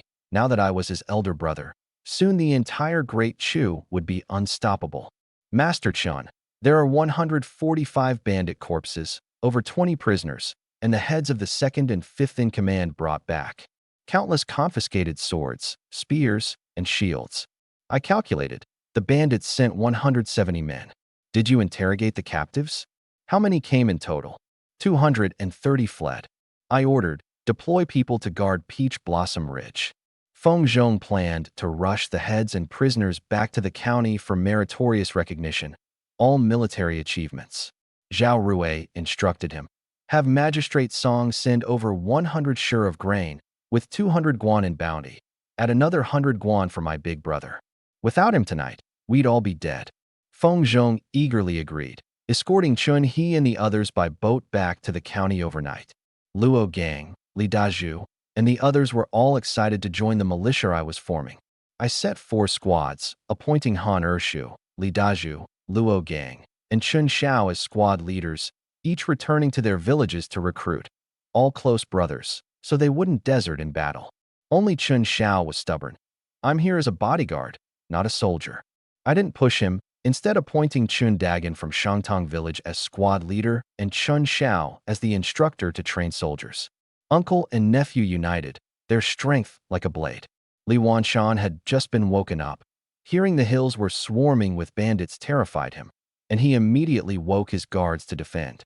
Li Wanqing, however, calmly sat in the hall reading. Good news arrived. Bandits are heading toward Peach Blossom Ridge. Only then did Li Wanshan relax. Li Wanqing, on the other hand, turned pale. Peach Blossom Ridge? Are they going toward Peach Blossom Village? Whenever Li Wanshan thought of his future son-in-law Chen Fan being there, his heart sank. His 30 bodyguards couldn't save him even if they tried. Just as he was panicking, good news arrived. Chen Fan led his men to defeat the mountain bandits. He single-handedly wiped out several hundred of them. Li Wanshan was stunned speechless. Li Wanqing, on the other hand, believed it and showed a faint smile. Having such a formidable husband, she could rest assured and focus on her reading. Li Wanshan grinned. Uncle Fu, tomorrow send 50 shur of grain to Peach Blossom Village to celebrate my good son-in-law's victory over the bandits. After the villagers dispersed, I had Zhang Yuehua bring out 100 guan. Here, distribute the reward. Zhao Rui wanted to pay on my behalf, but I refused. The captain's 100 guan reward was enough. Tomorrow, the second and fifth captain's rewards plus Zhao Rui's 100 guan would also be delivered. Li Dazhu, Li Jin, and Uncle Han Air each got 20 guan. Chun Xiao and Luo Gang 10 guan each. The 8 brothers Luo Gang brought each received 2 guan. Uncle Han San and Han Dar, Han Eri each got 1 guan. The extra guan was to be given by Uncle Han San to the villagers guarding the alleys. Zhao Hongying was one of our own. We would treat her well from now on. Luo Gang led the thanks, bowing. Thank you, big brother. From this moment on, they were my brothers. Chen Xiao refused the money and put it back in the box. I scolded him. If I give it to you, take it. Your mother told you to listen to me, and now you don't. He scratched his head and reluctantly accepted the money. Han Yuner and the others secretly laughed, thinking about Chen Xiao calling me uncle and calling them aunties. Only Zhang Yuehua didn't laugh. The more she looked at me, the more extraordinary she thought I was. But thinking about her father still locked in the heavenly prison, she sighed quietly. I planned to strengthen the militia and then strike proactively, to storm Erlong Mountain directly. Everyone, go back to sleep. After arranging for Uncle Han Air to lead patrols on Peach Blossom Ridge, everyone left one by one. They all knew that tonight Zhou Xinyang took care of me, and Guilin had taken little Qinqing away. Only Zhou Xinyang obediently followed me. I held her hand as we returned to the main house. But when I pushed open the door and stepped in, the back door closed. Turning around, Zhou Xinyang hadn't come inside. The quilt looked lumpy, as if someone was lying there, gently rising and falling. Shout out. A head slowly emerged from the quilt, a pair of peach blossom eyes, a rosy red face like a ripe apple. Shout out. She shyly turned her head away, but then mustered courage to stand and take off my coat. The mistress said it's not convenient tonight and asked me to warm the master's bed. I teased her deliberately. Once it's warm, you can go back. Xiao Tao panicked. The mistress said to warm it all night. I smiled. All right then. She breathed a sigh of relief and slipped back under the covers. I also got into the bed. She tensed up so stiffly. Zhou Xinyang had instructed her.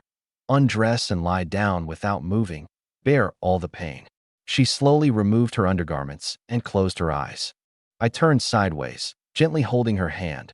Shout out. Her heart pounded harder, eyes tightly shut. I flipped over and leaned down, lightly kissing the rosy cheek. Her mind went blank. She forgot all of Zhou Xinyang's words and could only let me take the lead. Master. She softly hummed and tightly embraced me, exploring a new world together with me. Feng Zhong rushed back to the county overnight. When County Magistrate Song heard that nearly 200 bandits had been wiped out, he nodded excitedly. Previously, the official troops had suffered a crushing defeat, and even Prefect Pang sent someone to inquire. This was at last a comeback. Well done. I will report to the court and commend you all. Feng Zhong then relayed Zhao Rui's instructions. Song said, Chun Fan's great merit in rescuing County Lieutenant Zhao should not be rewarded merely with money. The court should be informed so they can officially recognize him. Counselor Cui coughed lightly. Song immediately understood the hint. In his study, Song came to a realization. His Majesty married Zhang Yuehua to me not for her to enjoy a comfortable life. If the emperor knew how capable I was, he might kill me, leaving Zhang Yuehua a widow. Song also heard that the north, Qingzhou, was in chaos. The Zhang faction would likely seize the chance to counterattack, forcing the Yang and Xia parties to yield and compelling Zhang Yuehua's father, Zhang Hongyan, to rise again. So, my life absolutely must not be at risk. Otherwise, Zhang Hongyan and Zhang Yuehua would not spare me, nor would Zhao Rui. Song made up his mind and calmly told Feng Zhong, "You may leave for now. At dawn, send the reward money and grain to Peach Blossom Village." "As you command." Feng Zhong hurriedly left. Song and Counselor Cui then conferred and decided to credit all the merits to Zhao Rui, concealing that I had saved Zhao Rui. Such news would harm Zhao Rui's reputation, and the Crown Prince and Eighth Prince would not like it. To compensate me, Song manipulated the funds. In addition to the 200 guan rewards for the second and fifth captains, an extra 100 share of grain and 200 guan were added. Counselor Cui warned, "The court is pressuring us to transport grain to Qingzhou, and the county is also short on grain." Song waved his hand. "It's not worth worrying about this small amount." Cui asked again, "Then how will we fulfill the court's mission?" The border was now embroiled in fierce battles with the Wei army, and Qingzhou was thrown into chaos. Grain prices soared, and Qingyun County, not far from Qingzhou, had no choice but to raise taxes. "Taxes are going up." Magistrate Song sighed, pulling out an official document. "The head tax will increase from 2 guan to 4 guan, to be collected in the next few days." Counselor Cui said nothing. This year was already a year of famine. The people were barely holding on. If taxes went up again, how many would be forced to sell their sons and daughters, to sell their fields and land? Now, about Erlong Mountain. The big boss, fourth boss, and sixth boss sat dazed in the assembly hall. None of them had expected me to be this fierce. The second boss and fifth boss had died by my hand, and only about 30 of the 200 brothers had escaped. "Get someone. Cut down those who were sent to spy," the big boss ordered furiously. The sixth boss, in charge of intelligence, trembled at the sound of screams and quickly begged, "Big brother, give me 300 men, and I'll tear Chun Fan to pieces." The big boss dared not take the risk. I was simply too strong. If even the second boss couldn't match me, let alone the sixth boss, the stronghold had only 400 men left, and they couldn't afford another defeat. What made things more complicated was that a group of river bandits had recently set up Flying Cloud's stronghold upstream on the Qingshui River and had been robbing merchant grain boats. Their strength had grown considerably. If Flying Cloud's stronghold found out Erlong Mountain was weakened, they would surely seek to swallow them whole. The big boss looked to the fourth boss. "Fourth brother, what do you think?" Fourth boss also felt they couldn't win. "Chun Fan is too strong. We can't risk it anymore. We need to plan for the long term." "How to plan?" the sixth boss pressed. The big boss's eyes shifted.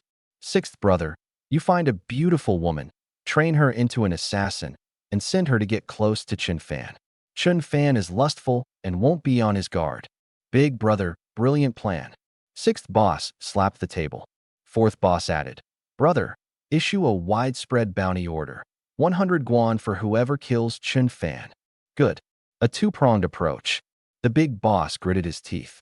At that moment, I still didn't know what was happening outside and was busy taking care of business. Fearing that Xiao Tao would be in pain the first time, I didn't dare to go all out. Xiao Tao was perceptive and noticed I was holding back. Remembering Zhou Xinang's words, she gathered courage and whispered in my ear, "Master, Xiao Tao can endure it." Thinking she was complaining about me, I immediately sped up threefold. Xiao Tao gritted her teeth and endured. As time passed, it surprisingly stopped hurting, and she even felt lightheaded, unable to hide her cries. Next door, Zhang Yuehua heard and blushed deeply, not covering her ears, but instead carefully studying. Tomorrow night, she would also serve me well and have children early. I lost track of time. Finally, Xiao Tao, hoarse and exhausted, stopped. I caught my breath and suddenly felt a warm current rise from my dantian, spreading throughout my body. The family tree's reward had arrived. With a thought, I entered to check. Family head, Chun Fan. Family members, 4. Wives and concubines. Han Yun'er, Zhou Guilin, Lin Chunhua, He Xiao Tao. Land, for 101 mu. Strength, for 1,500 jin. Speed, for X. Archery, 100% accuracy within 70 steps. Remaining lifespan, 16 years 1 month. Speed had increased from triple to quadruple, and lifespan extended by 5 years. Holding Xiao Tao, I drifted into a deep sleep. When I awoke, dawn had broken. Xiao Tao was still asleep in my arms. I first checked the family tree. 3 cloth strips flashed. Red strip. Warning. Erlong Mountain has issued a bounty order throughout the martial world. Reward of 100 guan for killing Qin Fan. I frowned. Erlong Mountain didn't dare act themselves, resorting to such underhanded tactics. But I wouldn't take it lightly. I prepared to leave wearing my golden silk soft armor. Green strip. Opportunity. Government tax increase. Prepare funds to buy land. Go to Baisha Ferry to gather refugees. Great chance may await. A famine year raising taxes? The people could only sell their lands to survive. I planned to charge 500 won per mu, a fair price. As for drawing refugees to Baisha Ferry to cultivate lands, the nearby good farmland had already been taken, with the rest either lacking water or dangerous, like the stretch between Taohua Ridge and Qingyun Mountain. The lack of water was solvable. I had set my sights on Qingyun Lake and planned to build a canal to it. Blue strip. Good match. Xie family Xie Wenjun is interested in you and wants to partner in business. Xie Wenjun? The Xie family from the capital? The great Chu favored agriculture and suppressed commerce. Wasn't the Xie family a political clan? Yet they also did business? I had to ask Zhang Yuehua. Just as I was about to get up, Zhao Rui's voice came from outside. Sister-in-law, is Big Brother awake yet? Shoo, quietly. Let him sleep a bit more, Zhang Yuehua's voice replied. Xiao Tao woke up, shyly turning her face away. She suddenly noticed a small red flower on the bedsheet, panicking. Wait a moment, sister-in-law will wash it later. I held her tight and kissed her.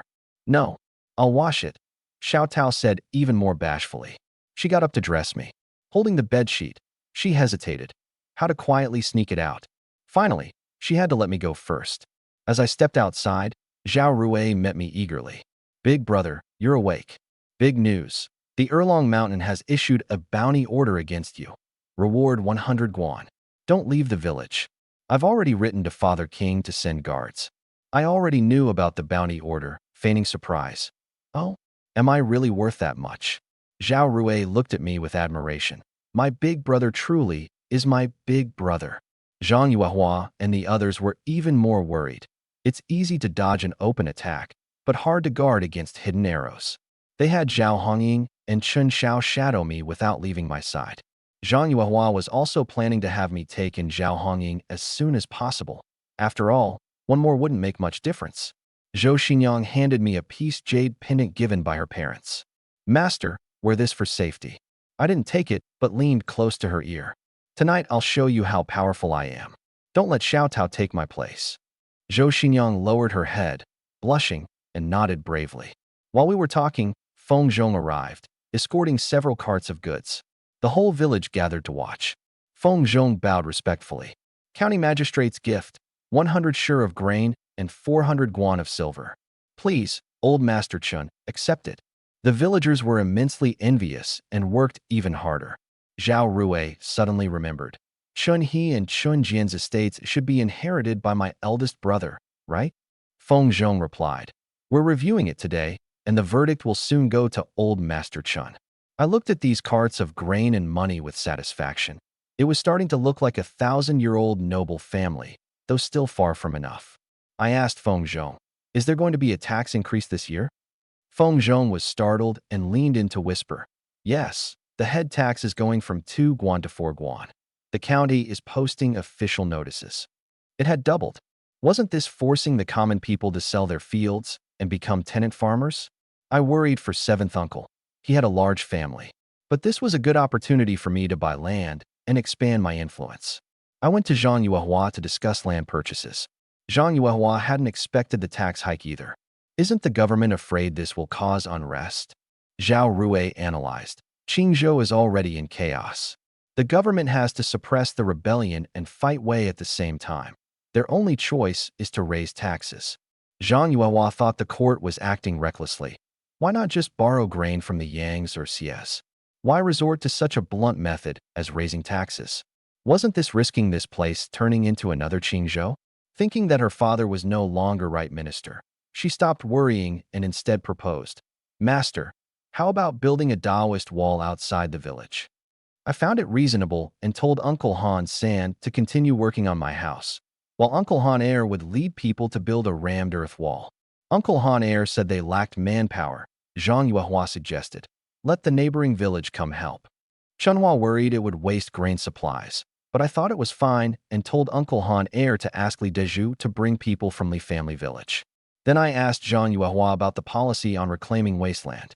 She answered, the land reclaimed belongs to the reclaimers, and half the land tax is waived the first year. I felt that wasn't generous enough, so I asked Zhao Rui to petition the court to waive the entire tax for the first year. He immediately began drafting the memorial. Zhang Yuehua caught the underlying meaning. Master, where are you planning to reclaim land? Chunhua guessed too. You wouldn't be thinking of Qingyun Mountain, would you? I nodded. I plan to build an irrigation canal to bring water from Qingyun Lake, turning the wasteland between Taohua Ridge and Qingyun Mountain into fertile land. Everyone was stunned. That could be thousands of acres. Han Yuner timidly asked, aren't you afraid of wild beasts? I smiled, not afraid. There will be many people. Zhao Hongying suddenly asked, what about bandits? Erlong Mountain isn't far. I wasn't afraid. Erlong Mountain's fighters were nothing special. They relied on numbers, but when the situation turned against them, they ran faster than the government troops. Once we organize the militia, we can lure them out and wipe them out. Zhao Rui responded quickly. If bandits dare come, we'll wipe them out. Everyone calmed down only after seeing me nod. Uncle Han San then thought of another problem. That land borders Shigang village. After it's reclaimed, won't they come to seize it? I clenched my fists. Then it's a matter of who has the stronger fist. Zhao Rui warned. Whoever dares to seize it will be exiled to Lingnan. Zhang Yuehua supported this. Official regulations stated whoever reclaims land owns it. If anyone bullies her or me, she'll use all her connections to fight back. The plan was set. I prepared to go to Baisha Ferry to recruit refugees and to see what opportunity the family tree had mentioned. Last time it was Zhao Rui's turn. This time, who would it be? Xia Wenjun? Everyone worried about assassination orders, so Zhao Hongying and Chun Xiao followed me. Zhao Rui was uneasy too, leaving Feng Zhong to guard the village and personally bringing 10 government soldiers to accompany me. Baisha Ferry was extremely lively. Large numbers of refugees surged in from the north, traveling south by boat or on small paths. Locals set up food stalls. Refugees sold goods for grain, even selling their sons and daughters. It was like a huge marketplace. Suddenly, someone raised a flag bearing a reward notice from Erlong Mountain. What does it say? Erlong Mountain announced to the world, 100 guan rewarded for killing Chen Fan of Taohua Village. The crowd's eyes lit up. 100 guan was too tempting. Who is Chen Fan? Someone whispered. A fierce man. He single-handedly stormed Erlong Mountain and rescued the county captain. Last night, Erlong Mountain's 2nd and 5th leaders took hundreds to seek revenge, but were all killed by him. The crowd gasped. One man killed 200 bandits. Who could kill such a brave man? Those who had been tempted quickly backed down. But there were exceptions. A towering man like an iron tower didn't give up the idea. He bore no grudge against me, even admired me. But he wanted the reward money so his mother and sister could survive. They had fled Qingzhou and were running out of food. A small man dressed as a fisherman greedily stared at the flag, then quietly boarded a boat heading north to report. There was also a tall young man holding a golden knife who was staring at the flag. He didn't want to kill me. He wanted to sell me the ancestral golden knife to save his family. He heard people call me master and figured that as a big landlord, I could afford it. At that moment, Luo Gang, the boss of Baisha Ferry, saw this from his boat. Furious, he charged over with his men. Who put up that flag? The refugees scattered in fear. Baisha Ferry was his territory. How dare someone put up a bounty to kill his elder brother, Luo Gang's brother, as if he were dead? Luo Gang kicked down the large flag, then ordered his men to set it on fire. Still unsatisfied, he fixated on Song Laochi, the man selling baked pancakes. Did you see who did this? Song Laochi didn't dare offend him. Trembling, he pointed into the crowd. Over at Baisha Ferry, Erlong Mountain sect had sent a scout trying to sneak in and gather intelligence. Before Luo Gang could expose him, the man got nervous and fled. But where could he run? Luo Gang's men outside grabbed him by the collar and dragged him back after a brutal beating. "You're from Erlong Mountain?" Luo Gang kicked him over. "Let me tell you, Chun Fan is my big brother. To me, Erlong Mountain is nothing." After several kicks, the man fainted on the spot. Luo Gang pointed at the body and surveyed the onlooking refugees. "Anyone who dares harm my brother will end up like this." Everyone retreated in fear, finally understanding. Baisha Ferry was also Chun Fan's territory. In the crowd, a woman wearing a bamboo hat and a red cloak murmured my name once, then turned and left. Another man watching the scene hurriedly boarded a luxurious boat moored on the shore. "Eldest sister," I confirmed it. "The fiercest here is Chun Fan." Zhao Rui and I were heading toward Baisha Ferry. Thinking about the strip of cloth saying Xia Wenjun had an interest in me and wanted to discuss business, I asked Zhao Rui, "Do you know Xia Wenjun?" "Who in the capital doesn't?" Zhao Rui replied. "Miss Xia is a tomboy who took over the family business. The Xias are a political family, involved in money lending, grain, and tea, all very lucrative trades. Isn't the court promoting agriculture and suppressing commerce? The old families focus on both and excel at both. Madame Xia had her eldest and second sons become officials. The third son manages the business, and Xia Wenjun is the eldest daughter of the third son." Something stirred in my heart. I wanted to build a millennial family myself. This was exactly the model I needed to learn. Zhao Rui thought I was thinking of other things and quickly warned, "Don't get any ideas. Your sister-in-law is a leading figure among the virtuous, and Xia Wenjun is from the aristocratic faction. They're sworn enemies." So there was that layer of rivalry. Although I hadn't met her yet, if we could cooperate, the Xia family was definitely a strong tree to climb. At that moment, Xia Wenjun was on a boat at Baisha Ferry, scolding her cousin Xia Wendy. For his first business deal, he had lost a boatload of grain to river bandits. Xia Wenjun had personally come to try to recover it, even contacted Magistrate Song. But Qingyun County's 200 soldiers had just been wiped out and were powerless to suppress the bandits. Just as she was troubled, she got news. The idiot husband of Zhang Yuehua was miraculously healed, had one battle wiped out 200 mountain bandits, killed several bosses and got the bounty, bought land, and was living a flourishing life. Xia Wenjun had originally planned to come mock Zhang Yuehua and throw some money at her as payback, but ended up feeling annoyed herself. She thought, Zhang Yuehua looks down on merchants the most. If Chun Fan goes into business, wouldn't that woman be furious? Then she realized the Xia family needed to set up a transit station in Qingyun County for tea shipments going north to Wei State. Cooperating with me was a surefire profitable deal. "Wendy, go to Peach Blossom Village and invite Chin Fan over for talks. Don't let Zhang Yuehua know." Just as Xia Wendy stepped out, a commotion erupted outside. Xia Wenjun walked to the boat window and looked out. "Master Chun has arrived." Master Chun, mighty and imposing. She raised her eyes. The man was surrounded by soldiers and civilians, exuding great presence, extraordinarily handsome. Xia Wenjun was momentarily stunned. She even felt a bit envious of Zhang Yuehua. She immediately sent people ashore to invite me. Another pair of eyes aboard the boat were watching me, Duan Fei, the small leader of Feiyun village. His subordinate Zheng Wu approached. "Erlong Mountain has issued a kill order on Chun Fan with a bounty of 100 guan. Duan Fei's eyes brightened. Killing me meant pocketing the bounty and helping Feiyun village take over Baisha Ferry, a twofold gain. Confident in his martial arts, he immediately led 7 or 8 men disguised as fishermen to sneak ashore. At the ferry crossing, I was flanked by 10 soldiers, quite a show of force. Seeing me wealthy and powerful, the refugees pushed their daughters and concubines forward. "Master Chun, my daughter is 18. 2 sure of rice is enough. My wife, 1 sure. My sister, 5 dough." I glanced over. They couldn't compare to Chunhua, let alone Yuehua or Xinjiang. Just as I was about to say I was here to recruit tenant farmers, not brides, the crowd suddenly surged. Zhao Rui's face changed sharply. He drew his sword with a snap. "Don't come any closer." The soldiers drew their blades, shielding me. Seeing this, Duan Fei didn't hesitate any longer. He shoved a woman forward at the soldiers, drew his dagger, and charged straight at me. His men followed suit, taking advantage of the chaos to pounce. "Big brother, watch out." Zhao Rui stepped in front and swung his sword. Duan Fei lightly dodged and leapt, getting beside Zhao Rui, slashing the dagger across his neck. I had already rushed forward, grabbing Zhao Rui back in one swift motion. Duan Fei's dagger grazed past. Zhao Rui turned around and saw it was me. His eyes welled up. This brother had saved him once again. I gave Duan Fei no chance to catch his breath and charged straight at him. Seeing my speed, panic flashed in Duan Fei's eyes.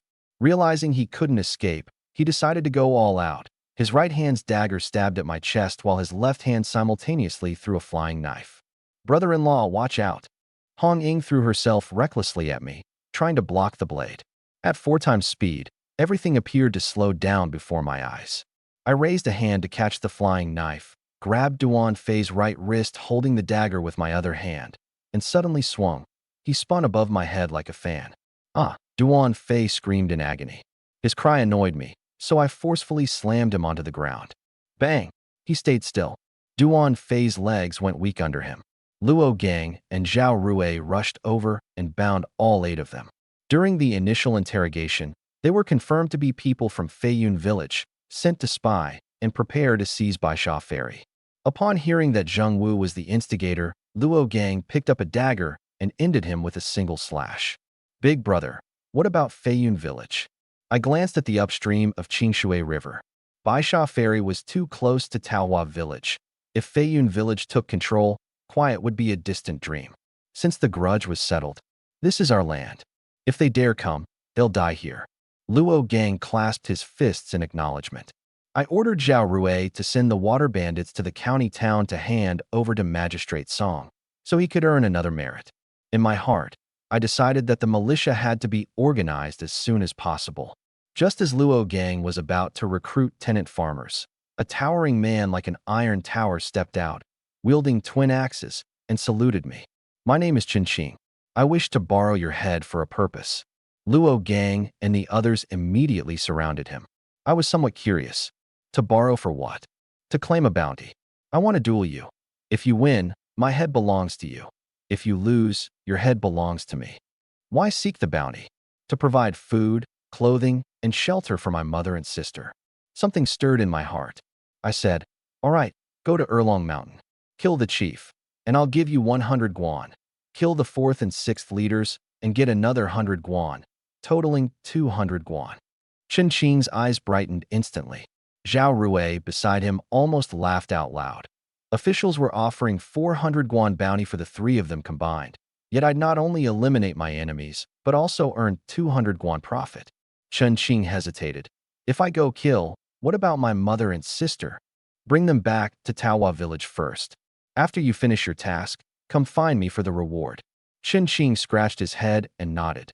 "Since we share the surname Chun, I'll trust you this once." He brought his mother and sister over. The sister was tall and robust.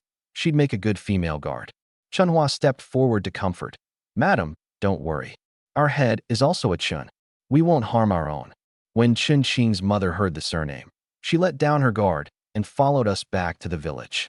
Just as I was about to recruit tenant farmers, a young man wielding a golden sword approached. Luo Gang and Zhao Rui grew alert. The man quickly raised his sword. "Master Chun, I'm not an assassin. I'm here to sell a sword." The sword was about 3 feet long, with an ancient bronze hilt. The scabbard bore faint inscriptions that read, "Ancient Sharp Weapon." Zhao Rui was stunned. "Are you a descendant of Su Shang, the great blade of Duke Qing?" The young man nodded excitedly, then sighed deeply. "I am Su Tai, ashamed of my ancestors." Upon questioning, I learned that the Su family had lost their titles over generations, down to a mere founding marquis during Su Tai's father's time. After his father died in battle, 12-year-old Su Tai became head of the family. Amid the chaos in Qingzhou, the Su family's belongings were looted by rebel troops. Protecting his mother and sister, Su Tai escaped to Qingyun County, but with food cut off, he was forced to sell his blade. This sword is a family heirloom, once priceless. Now, with no way out, I must sell it cheaply. Su Tai held it out with both hands. "Please, heroes, offer your price." For a moment, I didn't know how to price it. He said it was priceless, so offering too little would be unfair, wouldn't it? Luo Gang, wary of a scam, asked first, "Since you say it's a treasured sword, do you have proof?" Su Tai was displeased. With a swift motion, He drew the sword. The blade shimmered like frost, its cold gleam dazzling, emitting a humming dragon-like roar. The crowd gasped in amazement.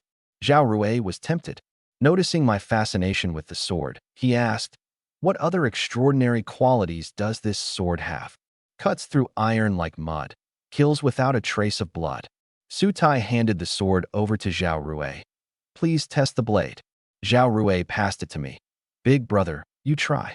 I took the sword as Han Eru instantly handed me a confiscated dagger. I placed the dagger on the ground, raised the sword, and chopped. It snapped the dagger in two, while the treasured blade remained flawless. Good sword. I grew more and more fond of it. Zhao Rui reminded me. "Want to try the bloodless kill?" A thought struck me. Since Erlong Mountain had a bounty on my head, there might be spies hidden among the crowd. I raised the sword and randomly pointed into the onlookers. Everyone parted in surprise. I focused on a man who dodged hurriedly. Following his movement, the blade hovered over him. His hands and feet trembled uncontrollably. He was about to collapse. Luo Gang immediately noticed something was wrong. "Grab him." The men swarmed and dragged the man before me. I pressed the tip of the sword against his chest. "Speak. Are you from Erlong Mountain?" "Lord Chun, have mercy. I was only following orders." The man knelt on the ground, crying bitterly, so scared he wet himself. Everyone looked at me with even greater admiration, unable to understand how I could immediately pick him out from the crowd at a glance. Zhao Rui's face was full of doubt. Could elder brother truly see the future? I took the opportunity to ask sternly, "If you want to live, tell me everything you know. Besides the Jianghu manhunt order, the sixth master has another plan to kill you, but I don't know the details." Zhao Rui immediately became tense upon hearing this. Zhao Hongying drew her sword and pressed the man for answers, but he only kowtowed desperately, shouting that he didn't know anything. Even after a beating, we couldn't get anything out of him. I guessed he really didn't know, so I told Feng Zhong to take him back to the county office for detailed interrogation. After dealing with this matter, I handed the knife back to Su Tai and was about to set a price. Zhao Rui beat me to it, shouting, 100 guan, are you selling it or not?" Su Tai gritted his teeth. "I'll sell." Zhao Rui said he'd send Feng Zhong back to the county seat to borrow the money. Hearing this, Su Tai hesitated instead of handing over the cash immediately. I leaned over and revealed, "He is the county captain of Qingyun County, from the capital, surname Zhao." Su Tai understood. Looking at Zhao Rui's imposing demeanor, he had other plans. Rather than going to the capital to rely on uncertain relatives, it was better to follow this royal scion now. He solemnly handed the knife to Zhao Rui and saluted. "I am Su Tai, trained in martial arts since childhood and well-versed in military strategy. I am willing to serve under you." Zhao Rui was overjoyed and about to speak when a dignified and beautiful woman walked over holding a little girl by the hand. "Tyre, what are you doing?" Everyone was stunned. This young woman, barely in her 20s, was actually Su Tai's mother? Su Tai was flustered. "Mother, it's nothing." Zhao Rui observed my expression and secretly smiled. Elder brother's concubines, Lady Zhou, Aunt Chunhua, and Sister Guilan, were all widows. Apparently, elder brother preferred that type. This Lady Su was beautiful, dignified, from a respectable family, and also a widow, just to elder brother's taste. He decided to gift me the treasured knife, Su Tai, and Lady Su, 3 valuable presents, all at once. Zhao Rui went forward to chat and learned that Lady Su was from the prestigious Chung family, one of the 4 great clans of Qingzhou. She originally planned to seek refuge with her natal family, but changed course to the capital because her son was talented both in civil and military arts. On the way, they encountered chaotic troops and bandits. The estate guardian died in battle, their possessions were looted, and now they had no money even for travel expenses. Zhao Rui began to paint a grand picture. "My brother and I are organizing local militia, suppressing bandits, and bringing peace. When the time is right, we will head north to quell the unrest in Qingzhou." Madame Chung was a discerning woman. Hearing this claim from a mere county captain seemed ridiculous. But Su Tai leaned over and whispered quietly into her ear, "County Captain Zhao is from the capital." Madame Chung immediately understood. A royal offspring was here to gain experience, perhaps even ordered to train troops and restore order. She saluted Zhao Rui. I hope you will look after Tyre. Zhao Rui introduced her to me, saying, "This is my elder brother. The militia is under his command. Brother Chen, Su Tai follows your lead. Nobles and ministers aren't far off for him." Madame Chung sized me up. She had expected a fat, local rich man, but instead found me young and handsome, a lifelong friend of a royal scion, with a bright future ahead. I hope Lord Chen will take good care of Tai. I had now offended both Erlong Mountain and Feiyun Village and was short on manpower. To keep Su Tai, I too painted a big promise. We're going to fight all the way to Qingzhou. When the time comes, I will trouble Madam to contact the Chung family for internal and external cooperation to restore peace. Madam Chung felt honored by my courteous request and readily agreed. Zhao Rui handed me the treasured knife. "Brother, here is your knife." I accepted it without ceremony. Having faced life and death, I already regarded him as a brother. As I took the treasured knife and gently stroked it, the blade suddenly emitted a low humming sound. A power spread through my body from the blade. This sensation was so familiar. The family tree's reward. I activated my thoughts to check. Clan leader, Chun Fan. Treasure, golden knife. Strength, 4,500 gene. Speed, 5x. Remaining lifespan, 21 years 1 month. A new treasure attribute appeared. Speed increased from 4x to 5x, and lifespan extended by 5 years. So collecting treasures also brought rewards.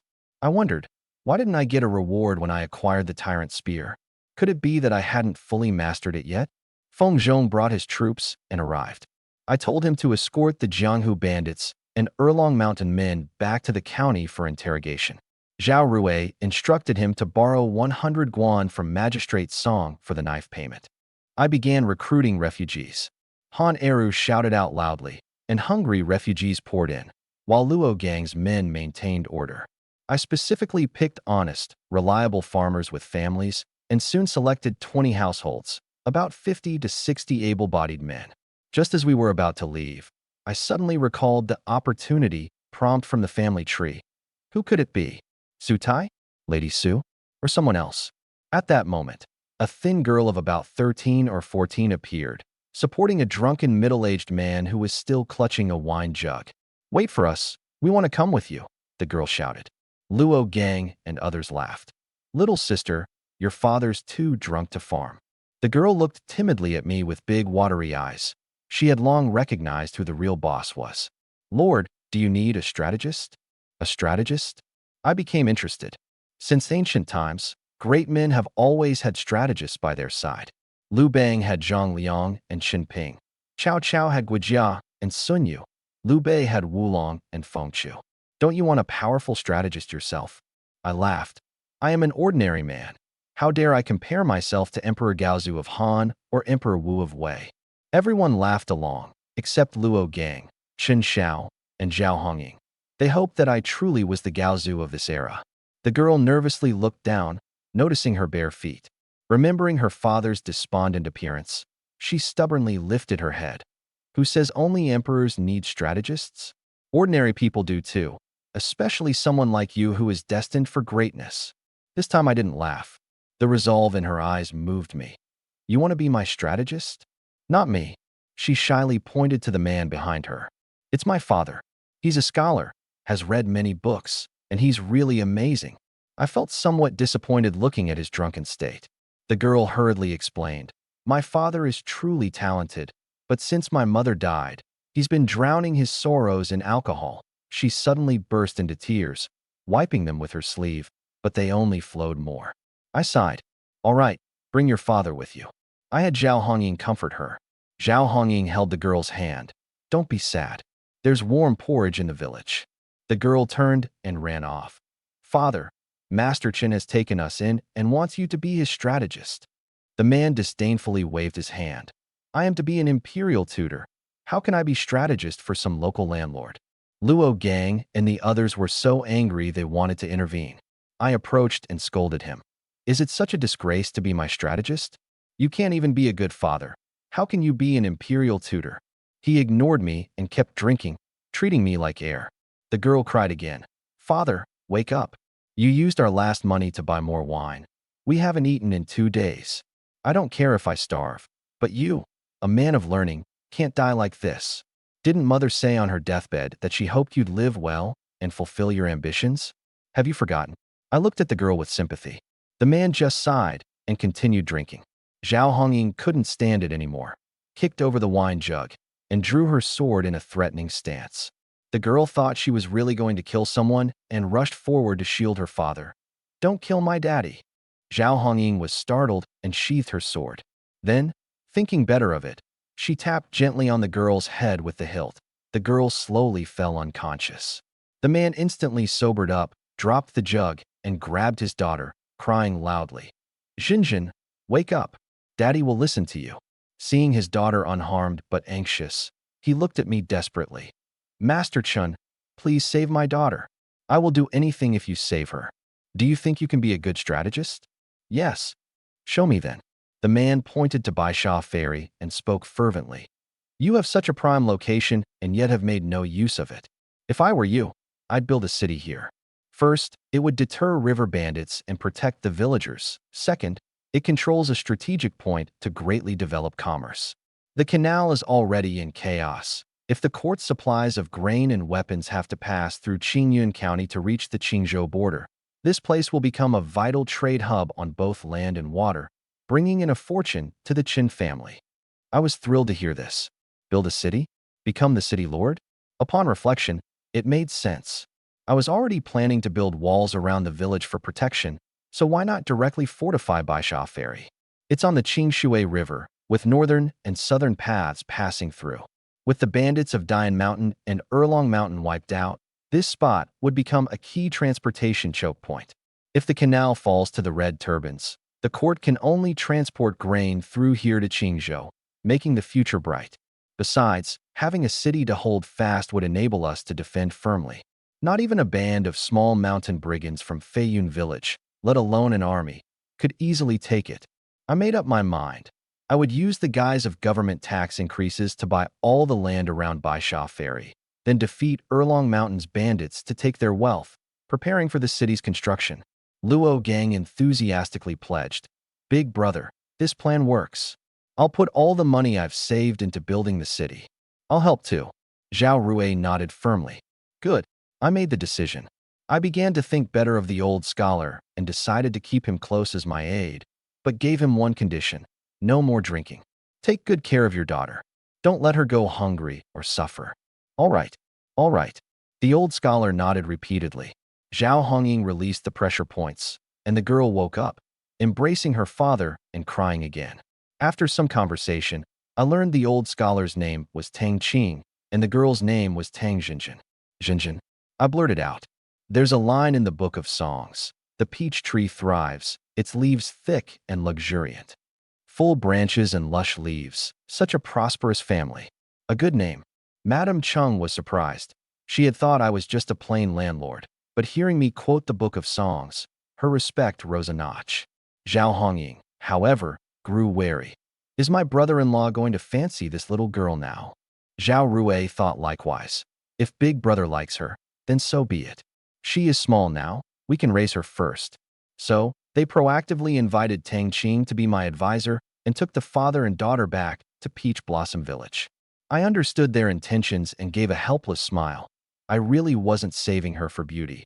The girl was so thin that her face showed pallor, not prettiness. It was getting late.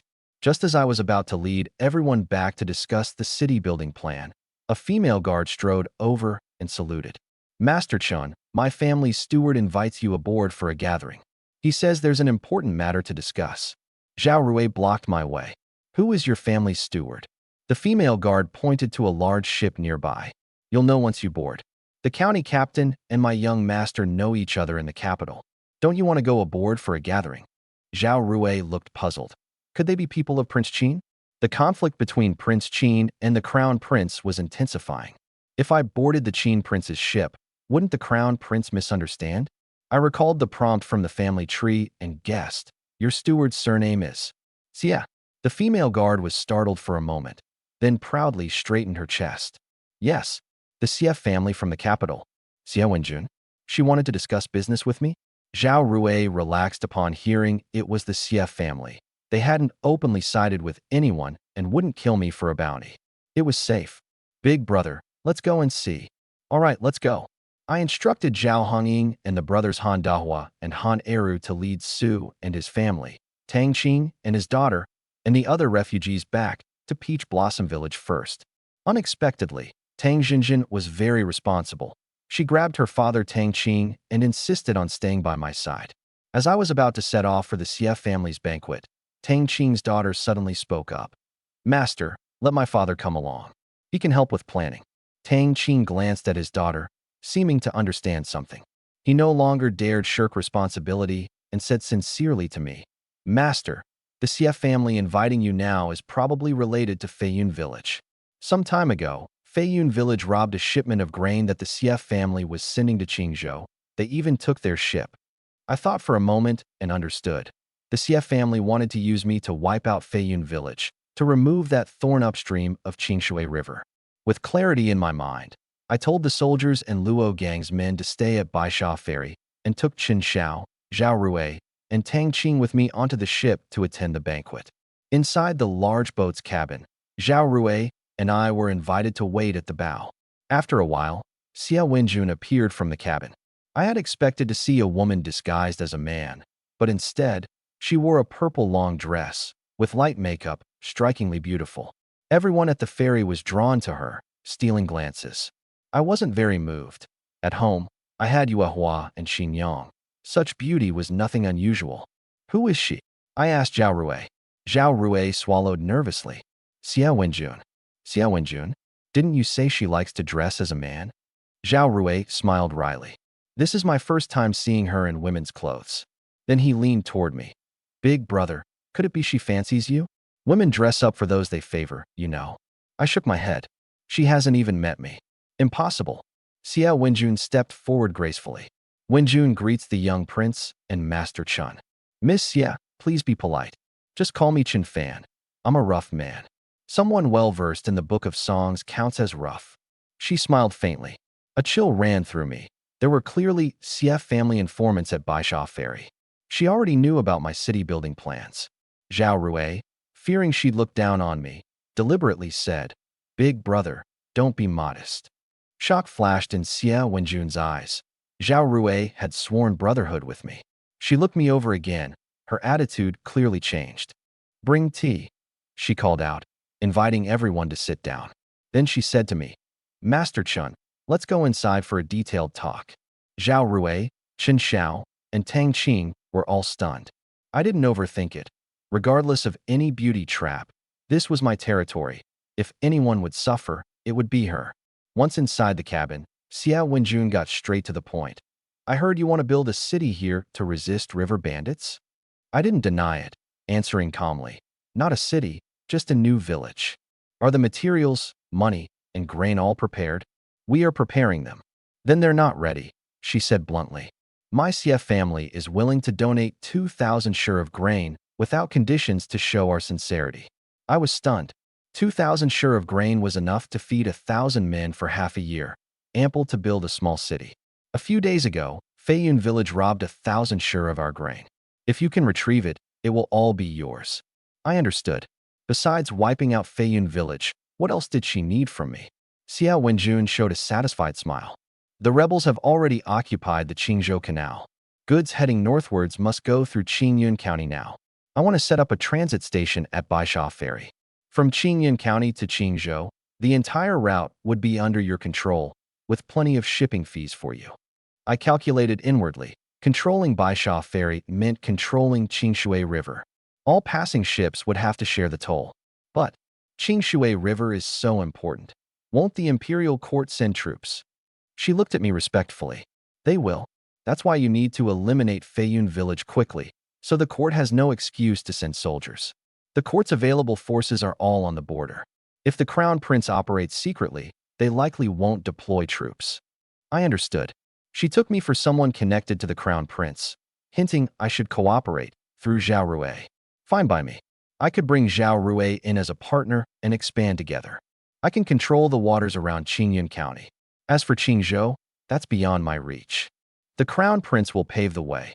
If the officials in Qingzhou can't resolve things, they'll just be replaced. I nodded in agreement to cooperate. I thought I would have to sign a contract, but she waved her hand. If you do business with my CF family, how could you dare to go back on your word? The grain will be delivered to Baisha Ferry in 5 days. Just as I was about to take my leave, she suddenly handed me an exquisite wooden box, a gift for our first meeting.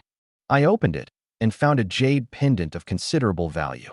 I looked up at her, but there was none of that lingering attachment like Han Yuner or the others had in their eyes, so I accepted it and took my leave. Carrying the gift, I quickly left, my mind racing through the 4 major tasks I had to handle at home: buying land, reclaiming wasteland, building a city, and training troops. I was determined to become the most powerful landlord in Qingyun County. Back in Peach Blossom Village, I thought Yuehua would be upset about Xia Wenjun's matter, but to my surprise, she was not angry at all. Instead, she had tidied up the household meticulously, settled all the newly recruited refugees, and even personally cooked a bowl of ginseng soup for me. Having a wife like this was truly fortunate. Just as I was about to call everyone together to discuss important matters, a sorrowful voice came from outside the door. "Affan, you must help 7th uncle." I looked up and saw 7th uncle enter with several village elders, all wearing worried expressions. The government wants to increase taxes from 2 strings of cash per person to 4. This is pushing people to death. If we don't pay, we'll be sent to work on the canal. How many can return from there? I sympathized deeply, but as an ordinary villager myself, I had no choice but to pay the tax. Just as I was thinking about how to comfort them, the elders started pulling out their land deeds. "Affan, please buy our land. We'll become your tenants. Just save us, we beg you." I had long wanted to seize the opportunity to buy land, so I immediately called out, "Sister-in-law, go fetch Yuehua to come buy the land." Before long, Guilin brought Zhang Yuehua and Zhou Xinyang back. Hearing I wanted to buy land, Yuehua went inside and brought out a pile of money.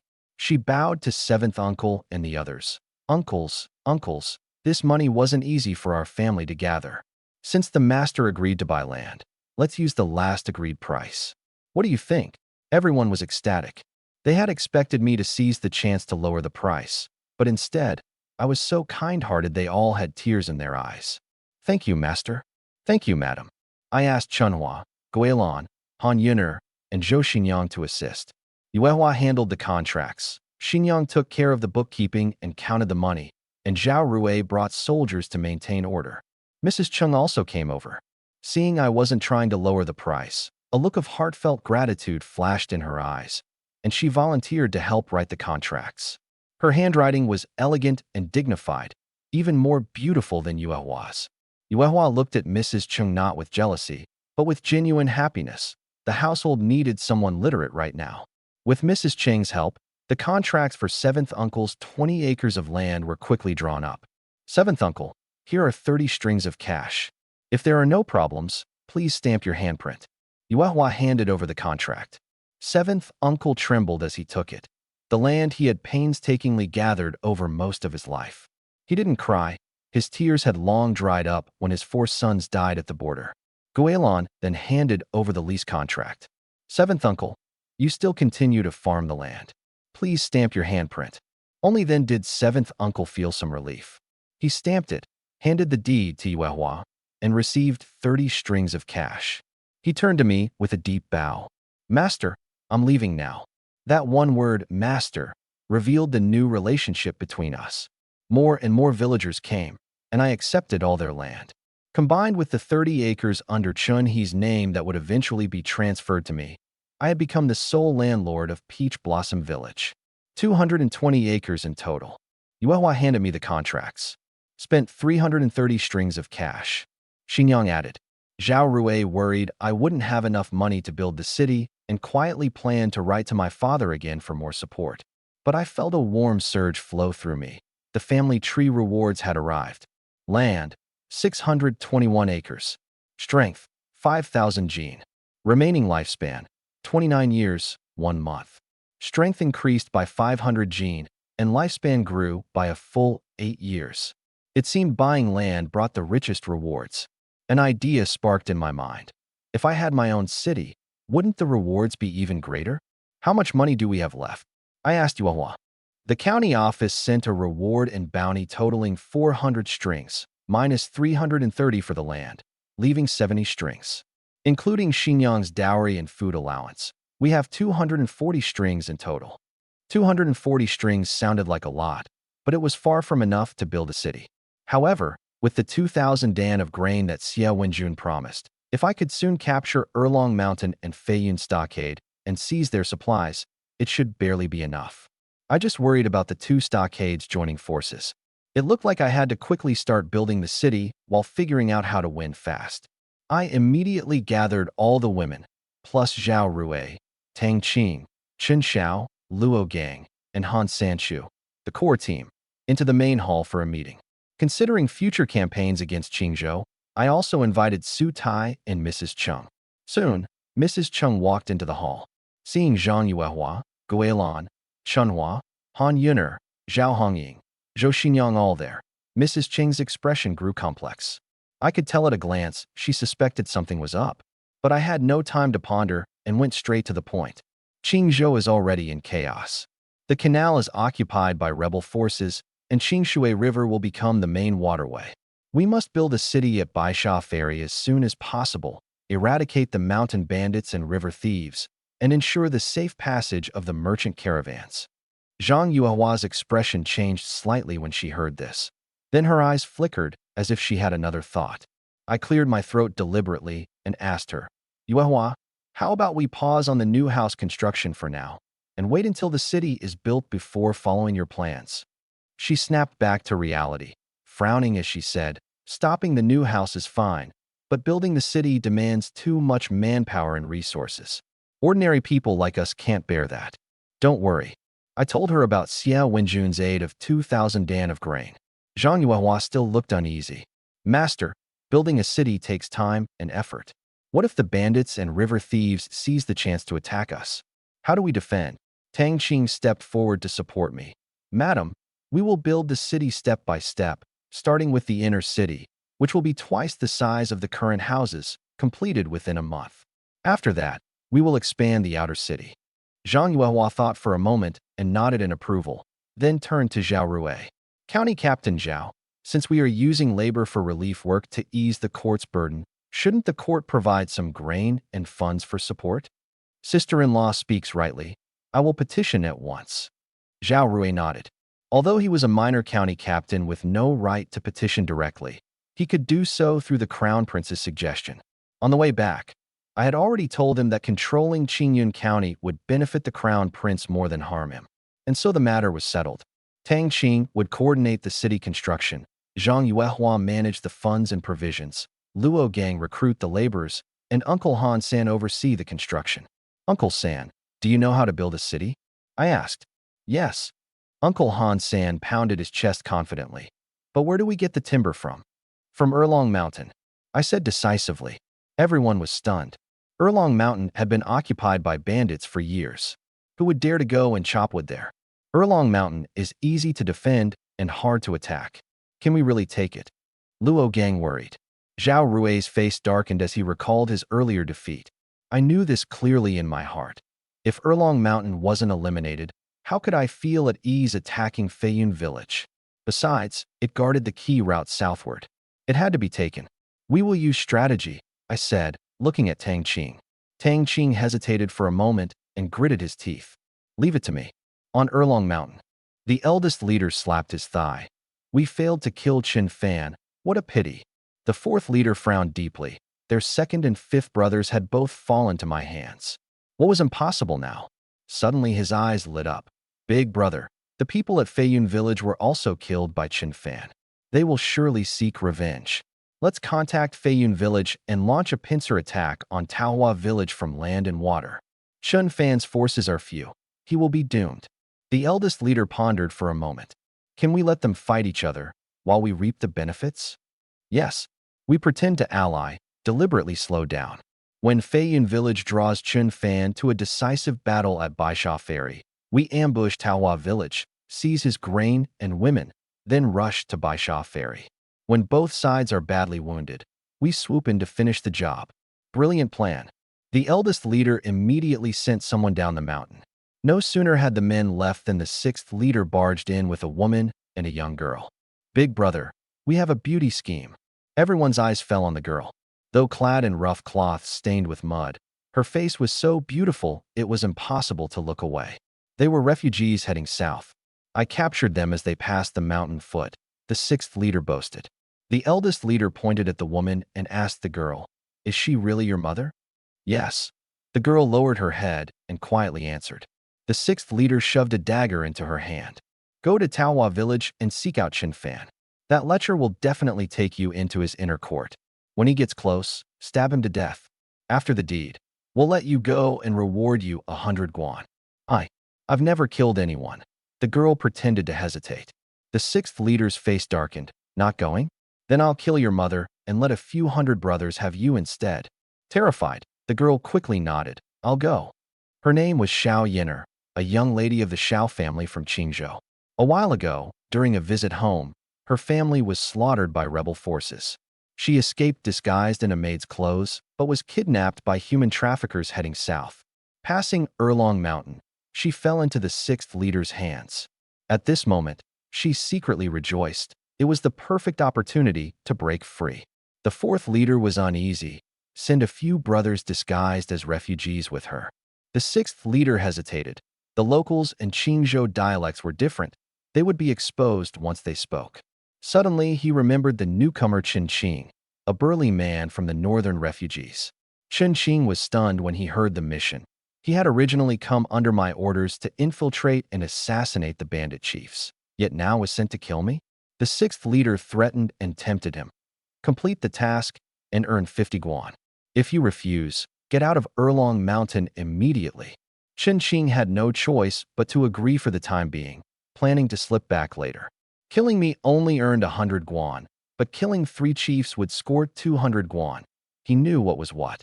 Soon, the two disguised as brother and sister headed straight for Taohua village. In Taohua village, after arranging the military training, I prepared to wipe out Erlong Mountain in one stroke. Madam Chung listened quietly, then suddenly spoke. "County Captain, if Master Chin exterminates Erlong Mountain, shouldn't the county award Erlong Mountain to Master Chin?" A flicker stirred in my heart. I really hadn't expected this layer. Zhang Yuehua, well-versed in the laws of Great Chu, knew it was feasible, but her eyes held a subtle expression. This Lady Chung was already thinking about my Chin family, even before entering the house. She wasn't jealous and planned to privately talk with Lady Chung later. Zhang Yuehua chimed in to back me up. "Captain, we risk our lives exterminating bandits. This compensation seems fair, right?" Zhao Rui was momentarily stunned before realizing. So Lady Chung had already taken a liking to my elder brother? He admired me all the more. Indeed, Zhao Rui smiled. "Mount Erlong and Mount Qinglong shall both be allocated to elder brother." Tang Qing stood up at that moment. "The northern Mount Dian must also be taken." "What's the point of that?" Zhao Rui asked, puzzled. Tang Qing laid out a map on the paper. From Baisha Crossing heading north, one passes Mount Dian to connect the official road. Heading south, one passes Mount Erlong to join the official road. To build a transportation hub, both mountains must be under our control. I nodded in agreement. Taking these 2 mountains would also provide building timber.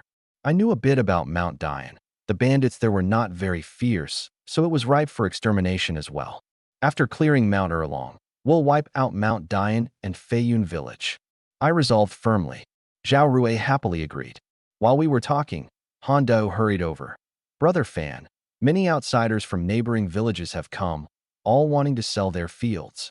I had suspected as much. The government's tax hikes were forcing the surrounding villagers to sell land to survive, and I was the only landlord who didn't seize the chance to bargain down prices. I sent Chunhua, Han Yun'er, Zhao Hongying, and Luo Gang to manage it, checking fields, marking them, negotiating prices. Zhang Yuehua stayed home to oversee everything. Having locals manage the process reduced disputes. Zhao Hongying acted as protection, and Luo Gang kept order. I especially instructed them to prioritize purchasing fields around Baisha Crossing. Once arrangements were settled, I took my Su Tai brothers east of the village to inspect the refugee situation, letting Su Tai select able-bodied men to join the militia. To motivate these outsiders, I planned to waive their first year's land rent. Su Tai came up with another idea. "Brother, pick a pretty young woman from the refugees as a maid. If she's obedient, take her as a concubine. Then the refugees will feel more settled. Zhao Rui, knowing my fondness for widows, interjected, Any pretty widows? None. Su Tai smiled and shook his head. On the run, the widows were sold off first. Hearing this, Zhao Rui felt even more urgency to matchmake me with Lady Chung. I wasn't in a hurry anyway. With family rewards on the line, I'd just let fate decide. To the east of the village, second Uncle Han and Li Daju were leading people building thatched huts. The refugees helped too. Seeing me arrive, they all saluted. Greetings, Lord Chun, I announced publicly. I will provide grain during the land reclamation period and waive rent for the first year afterward. The refugees were moved to tears, kneeling in thanks. Thank you, Lord. During the militia recruitment, everyone eagerly signed up. I successfully picked 20 strong young men for the Su Tai brothers to train. Zhao Rui watched beside me with admiration. My elder brother knew how to win hearts and minds like this. His future at court was limitless. As the sun set, I prepared to head home for dinner. I had arranged to thoroughly talk with Zhou Xingyao tonight. Just thinking of her made me a bit restless. Passing by Aunt Chuanhua's house, I went straight in, entering Zhou Xinyao's room. It was somewhat dark inside. I saw a figure sitting on a stool, sewing clothes. Without thinking much, assuming it was Zhou Xinyao, I stepped forward and tightly embraced her waist from behind, wanting to surprise her. Just as I was about to kiss her, something fell off. I grasped and cursed under my breath. Looking up, it was Lady Chung in my arms. Lady Cheng's eyes were tightly shut, her face flushed. Biting her lip, she trembled nervously. My mind buzzed. Wrong person. How could I explain this? Would she believe me if I said I made a mistake? My hands had even wandered earlier. Would she think I was trying to take advantage? Gritting my teeth, I decided to play along and whispered close to her ear. Xinyao missed me? I waited for her to clarify her identity, hoping to seize the chance to smooth things over. I even had a reason ready. Though Lady Chung was 7 or 8 years older than Zhou Xinyao, they looked similar. Mistaking was normal. But surprisingly, Lady Chung kept her eyes closed, silent, not pushing me away. Only her pale hands clutched her clothes tightly, trembling slightly. I was stunned. Was she expecting me to admit fault first? Just as I was about to release her, Lady Chung slowly leaned back into me, pressing her whole body against mine. The softness of her form, her warm breath, the enticing scent, all flowed over me. Her cheeks flushed, chest rising and falling. My blood surged instantly. This scene felt so familiar. After moments with Han Yuner, Sister Guilin, Aunt Chunhua, and Xiao Tao, they all nestled into my arms like this afterward. I understood at once. Lady Chung, widowed for years, was also moved. Since she was willing, I didn't mind deepening our connection. Besides, there were rewards from the family tree. I didn't let go. My fingers even moved gently. Lady Chung let out a soft hum. I thought she consented. But then, suddenly, she reached up and held my hand, slowly opening her eyes. No. Her voice was so soft I couldn't immediately tell if it was refusal or encouragement. As I hesitated, she nervously pointed at the bed. Don't wake the child. I glanced over and saw Xiao Qinqing sound asleep. Only then did I realize she was truly indisposed. Madame Chung slowly stood up, her face flushed as red as a ripe peach, her demeanor dignified, yet carrying a trace of shyness and a hint of allure. It made my heart burn, and I wanted nothing more than to throw myself at her. She seemed to see through me and whispered, Xinyang and Xiao Tao have gone to cook. They'll be back soon. Otherwise, before she could finish, I understood what she implied. Coming over tonight? I was about to speak when suddenly outside the door came Xiao Tao's voice. Sister Chung, dinner is ready. Madame Chung paled with fright, even more nervous than when I had just embraced her. Swiftly, she got an idea and deliberately raised her voice. Master Chun, are you thinking of opening a water route to Qingzhou? My family is still somewhat influential there. Shall we write a letter to build a connection? I immediately caught on that she feared Xiao Tao's misunderstanding and played along, raising my voice. That's great. Does your family have people in Ling County? Ling County belongs to Qingzhou, adjacent to Qingyun County. To take the Qingzhou water route, one must first control Ling County. Ling County is the Xiao family's territory. We must coordinate with them. Madame Chung answered seriously as well. Xiao Tao reached the door, heard the serious talk, and quietly stood aside without suspicion. Madame Chung seized the moment to change the subject. Xiao Tao, is the meal ready? Yes, Sister Yuehua asked me to call you. Xiao Tao smiled at me. I led Madame Chung back home for dinner, leaving Xiao Tao to watch over Xiao Qingqing. Along the way, Madame Chung regained the poised confidence befitting a general's wife, chatting and laughing. No one could tell what had just happened. Inside, my desire only grew. First find Zhou Xinyang tonight, then visit Madame Chung next door. Twice in one night was nothing to me. The main thing was to earn more family tree rewards to handle the upcoming battles at Erlong Mountain and Feiyun Village. Just as I returned home, Chunhua and the others came back as well. We bought a total of 260 acres of land, all near Baisha Ferry. Chunhua reported excitedly. I did a quick calculation and frowned. We only have 240 guan left.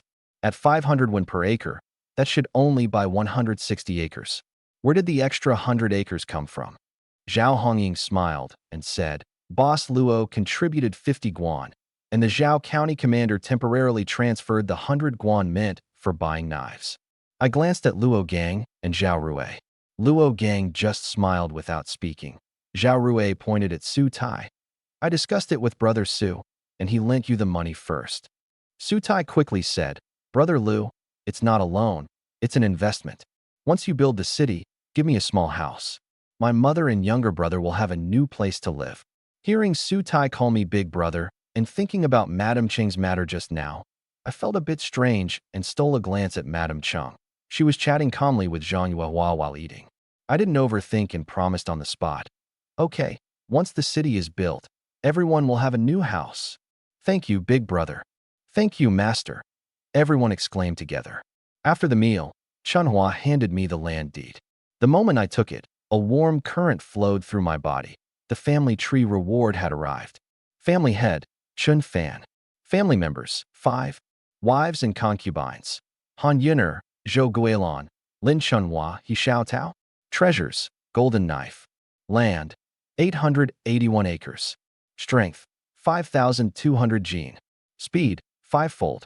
Archery, perfect accuracy within 70 paces. Remaining lifespan, 39 years and 1 month. Strength increased by 200 gene and lifespan surprisingly extended by 10 years. I was quite satisfied and even more eager for the rewards after building the city. But to build the city, 2 bandit strongholds must be eliminated. I had to become stronger. After bathing and changing, I didn't bother Han Yuner but went straight to Aunt Chunhua's place to find Zhou, Xinyang, and Madame Cheng. Just stepping outside, I saw Zhou Xinyang strolling toward me. Under the moonlight, she stood poised and graceful like a celestial fairy who had accidentally descended to the mortal realm. So beautiful, I was mesmerized. Master is going out? She asked softly. I'm coming to find you. Her eyes lit up with surprise and joy. So the master's heart was with me. She had worried earlier whether taking the initiative would cause trouble, but now felt reassured. I took her hand. Walk with me. Okay, she obediently followed. But stopping at Aunt Chunhua's doorstep, she said, Master, let's go back to your room, okay? Her eyes pleaded. I understood. The noise might attract attention if too loud. Fine, but how would I find Madame Cheng later deep into the night? Still, I respected her wish and nodded. Just entering the courtyard, I saw Zhang Yuehua standing there. Moonlight draped over her like a silver silk shawl, making her even gentler and more elegant. Zhou Xinyang hurriedly greeted her. Greetings, sister. Aren't you asleep yet? Zhang Yuehua had intended to find me tonight. Seeing me return hand in hand with Zhou Xinyang, she wasn't angry but smiled generously. I heard voices and came out to see. It's just the master and little sister coming back. I saw through her thoughts. Tomorrow night then, tonight's too busy. It's late, rest early. Good. She saluted and returned to her room. Actually, outside the door was Scholar Tang Qing, who wanted to pull me to his room to discuss bandit extermination and have his daughter Tang Jinjin make things irreversible with me. Unfortunately, Zhou Xinyang acted first, so he had to wait till tomorrow. Back in the room, the bedding was neatly folded, still carrying a faint fragrance. It was Sister Guilin's doing. For a moment, I thought about calling Guilin over to go wild together, but then I remembered her timid and shy nature, so I let it go. Zhou Xinyang looked at me tenderly. Xinyang will serve master to rest. She gently helped me undress, tying up my hair, slowly removing my outer clothes, leaving only my undergarments. Master, shall I extinguish the lights? Her cheeks flushed. No need. I want to look at you properly. What is there to see? She lowered her head, her voice barely above a whisper. I lifted her chin with my hand. Her watery eyes gazed into mine, her breath quickening. I leaned in slowly. She took a deep breath and closed her eyes, welcoming me. We kissed passionately, tightly embracing each other as we fell onto the bed. She wanted to take the initiative to make it easier for me. But at this moment, she couldn't think of anything else. She belonged to me, and I could have her however I wished. As we got down to business, she closed her eyes and held me tightly. She thought I'd be as rough as I was with Xiao Tao, but unexpectedly, I was gentle. Delighted, she thought I was considerate. Actually, she wasn't afraid. She just feared I wouldn't be satisfied, so she responded enthusiastically. At the sight of this, blood rushed to my head, and I no longer cared about anything. Only then did Zhou Xinyang understand what Xiao Tao meant by fierce. So that's how fierce it was. She couldn't maintain her composure and let out loud moans. While I was busy on this end, Feiyun village was not idle either. Loyalty and Righteousness Hall was brightly lit, with the 6 brothers discussing revenge. Third brother Zhang, who slammed the table. Big brother. My men were killed by Qin Fan. I want to take people and wipe him out. Elder brother Zhang Long pressed his hand down. Revenge must be taken, but we need to think it through. Fourth brother Zhang Bao added. Qin Fan isn't simple.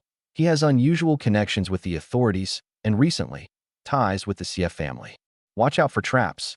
What's the use of looking left and right acting like bandits? Might as well go back to planting fields in Qingzhou. Zhang Hu turned his back. During this stalemate, someone reported, Boss, people from Erlong Mountain have arrived. What? You want to team up with us to destroy Qin Fan? Zhang Long sneered. Erlong Mountain had just been stormed by Qin Fan alone. He rescued the county magistrate and took down 3 leaders. Such a failure still dares to ally with us? Third, fourth, and fifth brothers also chuckled coldly. Only second brother Sly Strategist, Zhang Lang, and sixth brother Zhang Xiong didn't laugh. Zhang Long saw off the Erlong Mountain men and asked Zhang Lang for his opinion. Zhang Lang stood. We don't need Erlong Mountain. We can take down Qin Fan ourselves. This will make Feiyun village's name known, making Qingyun County bow to us. Even the Xie family will be forced to pay protection fees. Good. Fifth brother Zhang Biao cheered. Zhang Hu asked urgently. Second brother supports revenge? When do we move out? Zhang Lang raised his voice. Revenge must be taken, and quickly, while the soldiers are still in the county, while Qin Fan is busy buying land, before the Xie family's troops arrive. Catch him off guard. All right, we depart tonight. Zhang Long decided immediately. Zhang Lang waved his hand. Going by water at night isn't safe. We'll set out in the morning in broad daylight. We have enough men, no need for a sneak attack. Zhang Bao cautioned. I heard Qin Fan went alone into Erlong Mountain to rescue the magistrate and wiped out 200 men. Is this too risky? That's just a rumor. Zhang Long was confident. This time I'll personally lead 500 brothers. Big brother, no. Zhang Lang advised again. Let me and third brother go.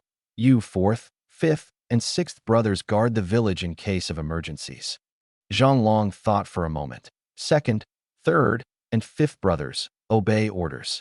Tomorrow morning, take 600 brothers, sail to Peach Blossom Village, and end Qin Fan in one battle. Yes, sir. While Feiyun village was mobilizing troops, the fighting on my side continued. Zhou Xinyang pleaded repeatedly until her voice was hoarse, the sheets soaked, but I kept going. After an unknown length of time, I finally stopped. Next door, Zhang Yuehua breathed a sigh of relief. So long. Aren't you tired? Zhou Xinyang closed her eyes, nestled in my arms, still seemingly floating. I was clear-headed, waiting for the family tree reward while looking at this beauty in my embrace. Who would have thought it was so moist? A warm current surged as the reward arrived. Family members, 6. Wives and concubines. Han Yin'er, Zhou Guilin, Lin Chunhua, He Xiaotao, Zhou Xinyang. Swimming skill, proficient. Others unchanged. No increase in strength, speed, or lifespan this time, but gained swimming skill. Strange, why different from others? Could it be because of Zhou Xinyang, so watery? I focused my mind on proficient, and a line of words popped up: skilled in swimming, easily navigating the martial world's waters, able to hold breath underwater for 15 minutes. Holding breath for 15 minutes? So powerful. I was pleased and suddenly thought, could it be the family tree sensed the threat from Feiyun village and preemptively gave me this skill to build a navy? I had only been thinking about land troops. Looks like I should have Luo Gang form a naval force. Zhou Xinyang woke up, touched the damp sheets, and shyly looked at me. I pointed to the cabinet. There's a spare set inside. Now that I have money, Zhang Yuehua made several new quilt covers a few days ago, which Guilin carefully stored in the cabinet. Unexpectedly, they were put to use tonight. After changing the bedsheets, Zhou Xinyang crawled back into my embrace, holding me tightly without letting go. While holding each other, the two of us couldn't help but have an overtime session once again. When I woke up, the sky outside was dimly bright. I was lying on top of Zhou Xinyang's soft body. She was sleeping soundly, still holding me tightly in her arms. Wanting to see if there was any reward, I opened the family tree. Water skill, proficient and effortless. The rest remained unchanged. I clicked on proficient and effortless, and a prompt popped up. Water skill is mastered. Able to swim freely in the Jianghu with ease and hold breath underwater for 20 minutes. Half an hour. That means I can swim across Qingshui River in one breath. Just as I was pleasantly surprised, 3 cloth strips in red, green, and blue flashed with golden light on the family tree. I opened the blue one first. Good fate. The eldest daughter of the Shao family of Qingzhou has arrived. Take this opportunity to form an alliance with the Shao family. The Shao family? Madame Chung had mentioned that the Shao family is one of the 4 great clans of Qingzhou, their sphere of influence just bordering Qingyun County. If I could form an alliance, it would open up the water route to Qingzhou. If the soldiers can't clear the canal, my place would be the only waterway, and the income would flood in. But where was Miss Xiao? Where should I go to meet her by chance? Next, I opened the green strip. Opportunity. During Erlong Mountain's offensive, eliminate Erlong Mountain and seize a large amount of supplies to purchase more land and build fortifications. Offensive? Erlong Mountain would attack today? Where? I quickly figured it out. It was coming for me.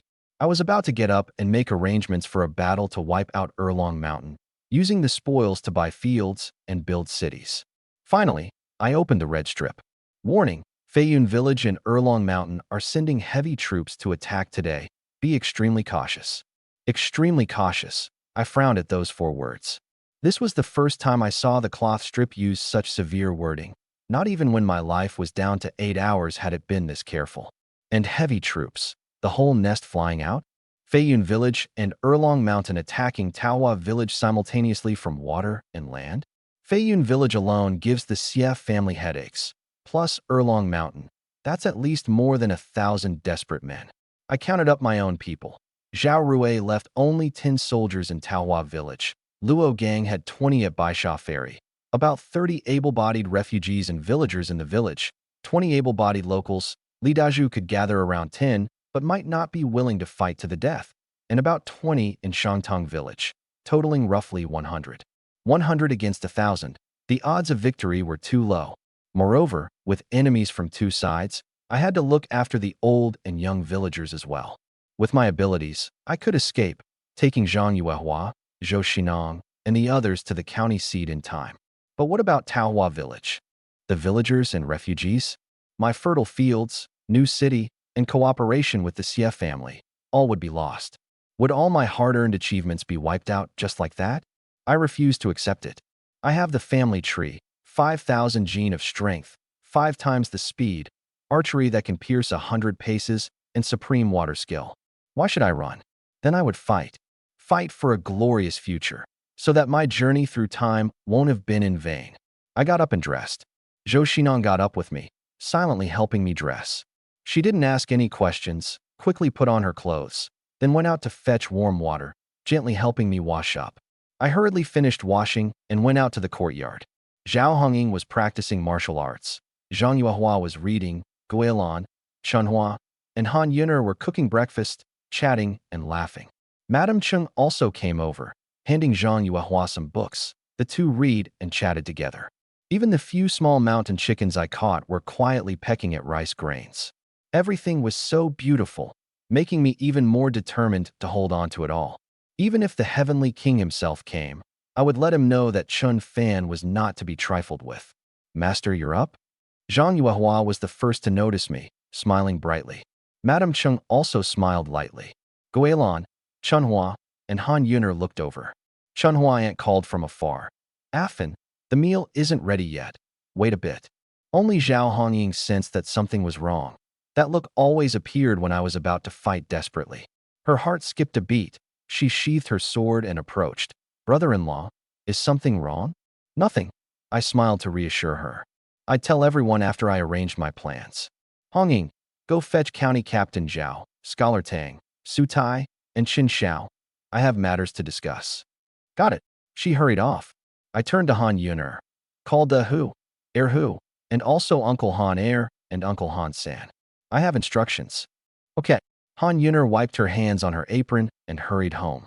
Seeing me begin to arrange things, Zhang Yuehua and the others guessed some of what was happening.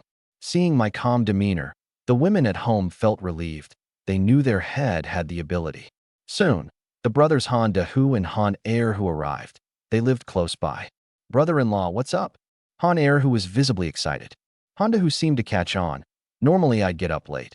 Calling people this early meant something serious. He asked no more and quietly awaited my orders. I gave direct orders. Da Hu, quickly go to Baisha Ferry and bring Luo Gang here on horseback. Er Hu, go to Lijia village and bring Li Daju and Li Jin along with the militia there as quickly as possible. The two brothers took their orders and ran off. Feiyun village had already taken action. The mountain bandits, having eaten breakfast, were boarding the boats. The chief, Zhang Long, personally sent his second brother Zhang Lang, third brother Zhang Hu, and fifth brother Zhang Biao off to battle. Looking at the densely packed boats and the countless flags fluttering in the sky, Zhang Long was full of vigor and confidence. With so many elite soldiers, why fear a small landlord like Qin Fan? Big brother, I will definitely bring back Qin Fan's head, and his beautiful wives and concubines too, so you can enjoy them. Zhang Hu laughed wildly. Zhang Biao also patted his chest. We'll reach Peach Blossom Village by noon and be back in time for the victory feast at night. Zhang Lang was steady, only cupping his hands respectfully. Big brother, take care. The 600 mountain bandits were divided into 3 groups. Zhang Hu led 200 as the vanguard, Zhang Lang 200 as the central force, and Zhang Biao 200 as the rear guard and reserve. They charged fiercely toward Baisha Ferry. Erlong Mountain also received a message by pigeon post. The 4th chief brought the letter to the chief, who was still cuddling with his concubine in bed. Feiyun village has mobilized troops. The chief cautiously asked, is the info reliable? Our infiltrators inside Feiyun village sent this. Having planted spies early on, he no longer doubted. Should we wait for them to wear each other down, then reap the benefits like fishermen? The 4th chief smiled and analyzed. Feiyun village is moving downstream. They'll reach Baisha Ferry by noon. Qin Fan must be there to block them. While they're fighting to the death, we sneak into Peach Blossom Village, loot food and women. After they've exhausted themselves, we launch a surprise attack and swallow both forces at once. Then Erlong Mountain will dominate Qingyun County. The chief was elated and immediately made a decision. 4th brother, you're in charge of the troops. But he didn't hand over all the forces, keeping 200 to guard the mountain stronghold and appointing the 6th chief as deputy. The 4th and 6th chiefs led 600 mountain bandits on a land route assault toward Peach Blossom Village. In Qingyun County town, the small Xie family residence. The female guard Jin Yun hurriedly rushed up to the 2nd floor. Miss, something's wrong. Xia Wenjun had just gotten up. Taking the secret letter, she frowned. Erlong Mountain heading south to attack Peach Blossom Village? My handsome face appeared in her mind, and her heart tightened. She had no interest in men, only in business. But if Chun Fan died, there would be no better partner in all of Qingyun County. She immediately made a plan. Jin Yun, send for Wendy, and send someone to notify the county office. Say Captain Zhao is in trouble. Xiao Wendy, rubbing sleep from his eyes, quickly arrived. Hearing they were taking 30 guards to rescue me instantly sobered him up. Sis, are you falling for Qin Fan? Xiao Wenjun shot him a glare. For the Xie family. Wendy was skeptical. He saw an unheard of worry on his sister's face. for this future brother-in-law. He led the men onto boats, heading straight for Baisha Ferry. Wenjun looked at the blooming flowers outside the window and sighed. You have to hold on. You haven't done what you promised me yet. In Peach Blossom Village, I was holding a meeting. Zhao Rui, Tang Qing, Su Tai, and Chen Xiao arrived first. Zhao Rui leaned in and quietly asked, "What happened?" I didn't wait for others and directly brought the four into the main hall. I had a dream last night, dreaming that Feiyun Village and Erlong Mountain allied to attack Peach Blossom Village by land and water, with about 1,000 troops. Su Tai and Chen Xiao were unconvinced. Feiyun Village suffered a loss yesterday, so deploying troops should start with reconnaissance. But Zhao Rui grew nervous. He knew my dreams were always accurate. Last time Erlong Mountain launched a night raid, and the Old Wolf King and Wild Boar of Qingyun Mountain were predicted by me.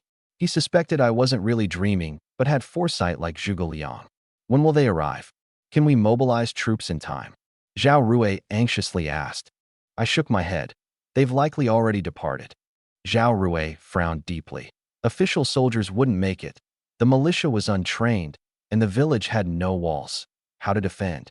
I had no hope for the official soldiers. There were only 40 in the whole county, and the clerks were bullies who oppressed the common folk. Useless as well. We could only rely on ourselves. Tang Qing guessed I had inside information, but was using the dream as a cover. Thinking I was his master and it concerned his daughter's happiness, he immediately became serious.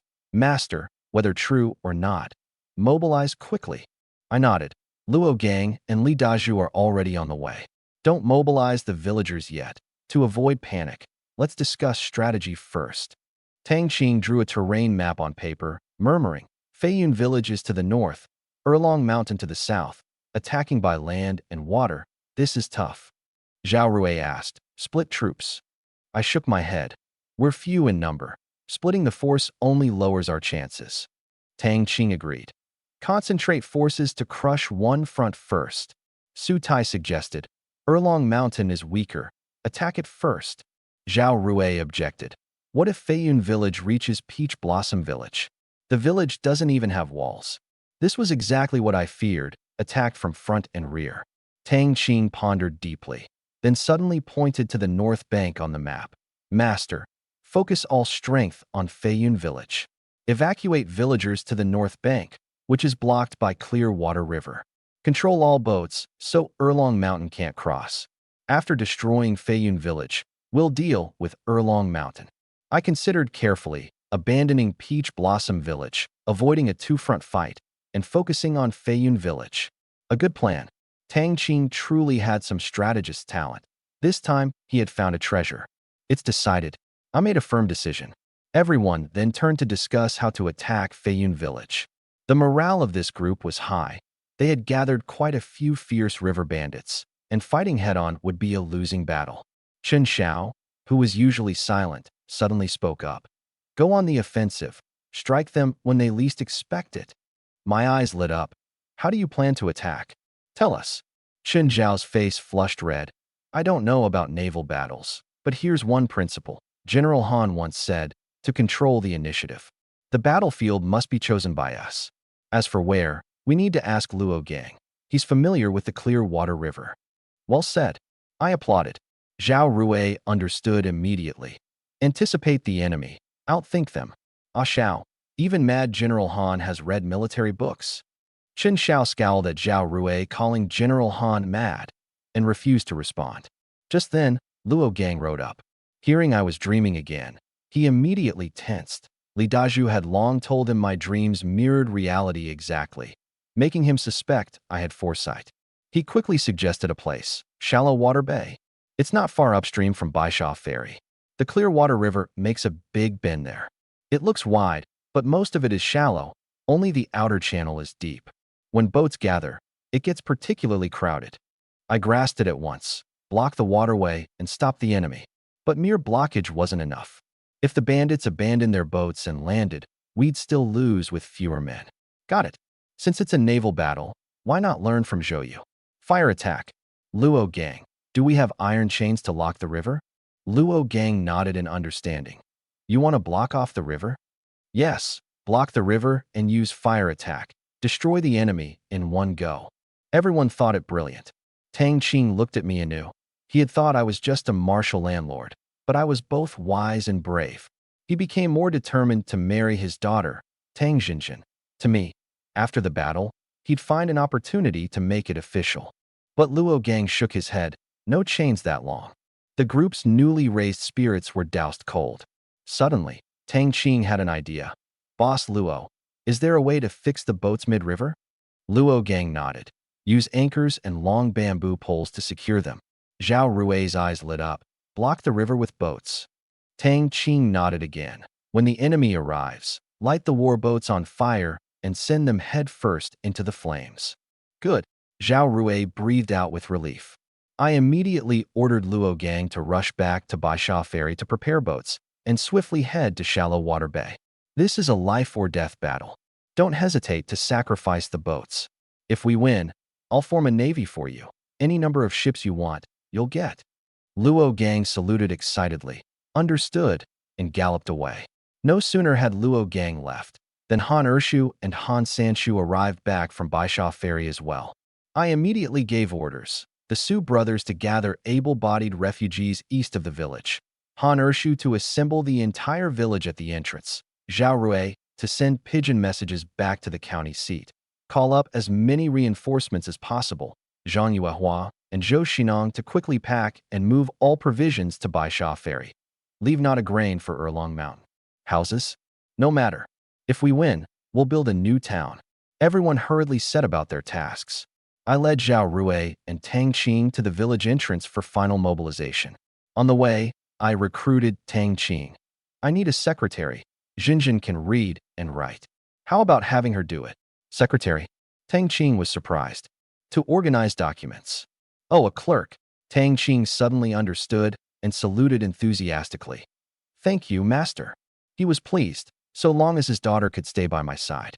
Better yet, once this war was won, I'd happily bring her into my household and produce grandchildren soon. For the sake of his daughter and grandchildren, he would work harder. Master, hurry to the village entrance. Tang Qing even hurried me on. Just as we stepped out, we bumped into Uncle Fu. Son-in-law, Miss will marry in 2 days. The master asked me to discuss wedding details. I suddenly remembered Li Wanqing's wedding was in 2 days. But right now, it was uncertain if we could even live through today. Let me finish this first. Uncle Fu was stunned. Dowry already taken, 200 acres of fertile land. Son-in-law surely wasn't thinking of breaking the engagement? Are you very busy now? Yes. I didn't look back, heading straight to the village entrance. Uncle Fu, worried, followed me and saw more and more people gathering. Sensing something wrong, he grabbed a villager and questioned him, and was shocked to learn. Erlong Mountain and Feiyun Village had united and were coming to attack Taohua Village with thousands of mountain bandits. Son-in-law was doomed. The young lady hadn't even married and would become a widow? Panicked, Uncle Fu jumped onto a carriage and rushed back to the Li Mansion. In the Li Mansion garden, Li Wanshan was playing the qin. Master, bad news. Erlong Mountain and Feiyun Village have joined forces, threatening to kill son-in-law and burn Taohua Village. The music stopped abruptly. Seeing the usually composed Uncle Fu panic like this, Li Wanshan knew the truth. He had heard I had offended 2 powerful bandit groups, but hadn't expected them to unite. His daughter not yet married and already widowed? Li Wanshan bit his lip and made a decision. Break the engagement. Even if the world called him unfeeling and ruthless, he couldn't let his precious daughter become a widow. Uncle Fu, find a way to make Chun Fan voluntarily break off the engagement. The fertile land already given doesn't need to be returned, and give him another 100 strings of cash. Uncle Fu was stunned. Make the son-in-law willingly break off the engagement? This move from master was ruthless yet beyond reproach. But the son-in-law was about to face a great calamity. Would he still care about 100 strings of cash? However, the son-in-law was always loyal and valued honor. For the big Mrs. reputation, he might actually agree. Uncle Fu felt sorry for me, but dared not disobey orders. He sighed, I'll try. Just as he was about to turn and leave, a figure blocked the way. It was Li Wanqing. Usually indifferent to the world, she now wore a stern expression and glared fiercely at Uncle Fu. Uncle Fu, you can't go. Li Wanshan knew his daughter had heard everything and felt guilty inside. Wanqing, listen to your father. Father, I won't listen. Li Wanqing raised tearful eyes stubbornly. Since there's a marriage contract, I belong to him. Always belong to him. If he's in trouble, I cannot abandon him. Unless he no longer wants me. Li Wanshan was dumbfounded. He knew once his daughter got stubborn, nothing could pull her back. Wanqing, your father is doing this for your own good. Suddenly, Li Wanqing raised her hand. Scissors pointed at her own chest. If you insist on breaking off the engagement, I will die right before you. Wanqing, don't do anything foolish. I already agree with you. Li Wanshan panicked. Uncle Fu also hurriedly advised. Miss, please calm down. Master said no breaking off the engagement. Li Wanqing didn't lower the scissors. Then take me to Peach Blossom Village to wed. Right now. Li Wanshan became even more frantic. Going now was like sending her to death. Wanqing, the wedding is the day after tomorrow. Li Wanqing saw through his stalling, gripping the scissors tighter. No, I want to go now. Living, I am a Qin family member. Dead, I am a Qin family ghost. I want to fight side by side with my husband. Li Wanshan sighed helplessly. Perhaps this was fate. All right, father will take you now. Gritting his teeth, he made Uncle Fu call together all the guards. 20 guards quickly assembled. Li Wanshan looked at these slave warriors he had personally selected and carefully trained. They were originally to protect the Li family legacy, but today they were all being sent out. His heart ached deeply as he bowed respectfully to the guards. At the Li residence, Li Wanshan summoned the 20 guards with a grave face. Leader Li Qing had been sold to the Li family since childhood, but had never seen Master like this. He cupped his fists and said, Master, just say the word. Through fire and blades, Li Qing won't even frown. Please give orders, Master, the other 19 shouted together. Li Wanshan nodded in satisfaction. Bandits from Feiyun Village and Erlong Mountain want to kill my son-in-law. Killing my son-in-law is killing the Li family. Are you willing? No. We'll fight those mountain bandits. Good. You'll escort Miss to Peach Blossom Village to protect her and the son-in-law. As long as you return alive, I will immediately issue freedom papers and make you free citizens. From slave status to free citizens? The 20 guards' eyes instantly reddened. Even if 2,000 bandits awaited ahead, they dared to charge. We swear to protect Miss and the son-in-law to the death. Li Wanshan personally put Li Wanqing onto the carriage, and the 20 guards escorted the convoy, heading straight for Peach Blossom Village. At the entrance of Peach Blossom Village, I gathered everyone. I don't like to waste words, so I said only 2 sentences. Villagers, brothers, the bandits are coming soon. If you don't want to fight me, Qin Fan, now is the last chance to leave. I won't hold it against you. There was silence below, no one moved. The people of Peach Blossom Village refused to leave, it was their home. The refugees refused to leave. Finally, they had met me, their new master. And Li Daju's men refused to leave. Winning this battle meant a bounty sufficient to pay this year's head tax. 7th uncle was the first to step forward. Afin, Peach Blossom Village has no cowards. Lead us. 2nd Uncle Han and 3rd Uncle Han shouted back, fight the bandits to the death. Su Tai and Li Daju's men roared together. I clenched my fist and waved. Good. Each soldier gets 2 strings of cash. Families of those killed get 10 strings compensation. The injured will be cared for by me, Qin Fan, for life. To the death. The crowd's roar was deafening. I seized the momentum and divided into squads. Su Tai led the refugees as Squad 1. Han Ershu led the young men of Peach Blossom Village as Squad 2. Li Daju led the villagers of Li Family Village as Squad 3. Luo Gang with 20 men as Squad 4. And the remaining old and weak joined Han Sanshu as Squad 5, tasked with escorting women, children, and provisions across the river at Baisha Ferry. I deliberately assigned Su Kong to Squad 5 to ease Lady Cheng's worries. I had planned to put 7th uncle's only son Chen Yin there too. His other sons had died in battle. Unexpectedly, 7th uncle came to see me. Afin, let Ian go fight the bandits with you. This is a battle for the whole village. The Qin family has no cowards. My heart warmed as I reassigned Chen Yin to Han Ershu's Squad 2. Zhao Rue was supposed to stay for logistics, but I knew that winning this battle could get him promoted to prefect, and the higher his rank, the safer I would be. So I let him lead 10 government soldiers transporting arrows into battle. I also instructed Han Urshu to prepare firewood and push it to Shallow Bay, planning a fire attack. Just as I was busy, a huge man like an iron tower dragged a young woman with bound hands over. Han Eru's eyes sharpened. Brother Fan, that's Chin Ching from Baisha Ferry who wanted to kill you for the bounty. I was taken aback. Wasn't that fool tricked by me into going to kill the head of Erlong Mountain? Why was he back already? Then I looked at the woman he was dragging. Her clothes were dirty, but her face was as beautiful as a celestial being. Chun Xiao gripped his long spear and quietly approached me, while Zhao Rui also brought soldiers to surround us. Chin Qing, however, raised his hand and chuckled. Master Chun, I caught the female assassin who tried to kill you. How much reward do I get? It turned out that this woman was named Xiao Yin'er, sent by the sixth leader of Erlong Mountain to seduce and assassinate me. She had intended to slip away midway but was unexpectedly caught and dragged back by Qin Qing just outside the village. Xiao Yin'er was terrified out of her wits and hurriedly defended herself. Master Chun, I'm not an assassin. I'm from Qingzhou, kidnapped by human traffickers, and was caught passing through Erlong Mountain.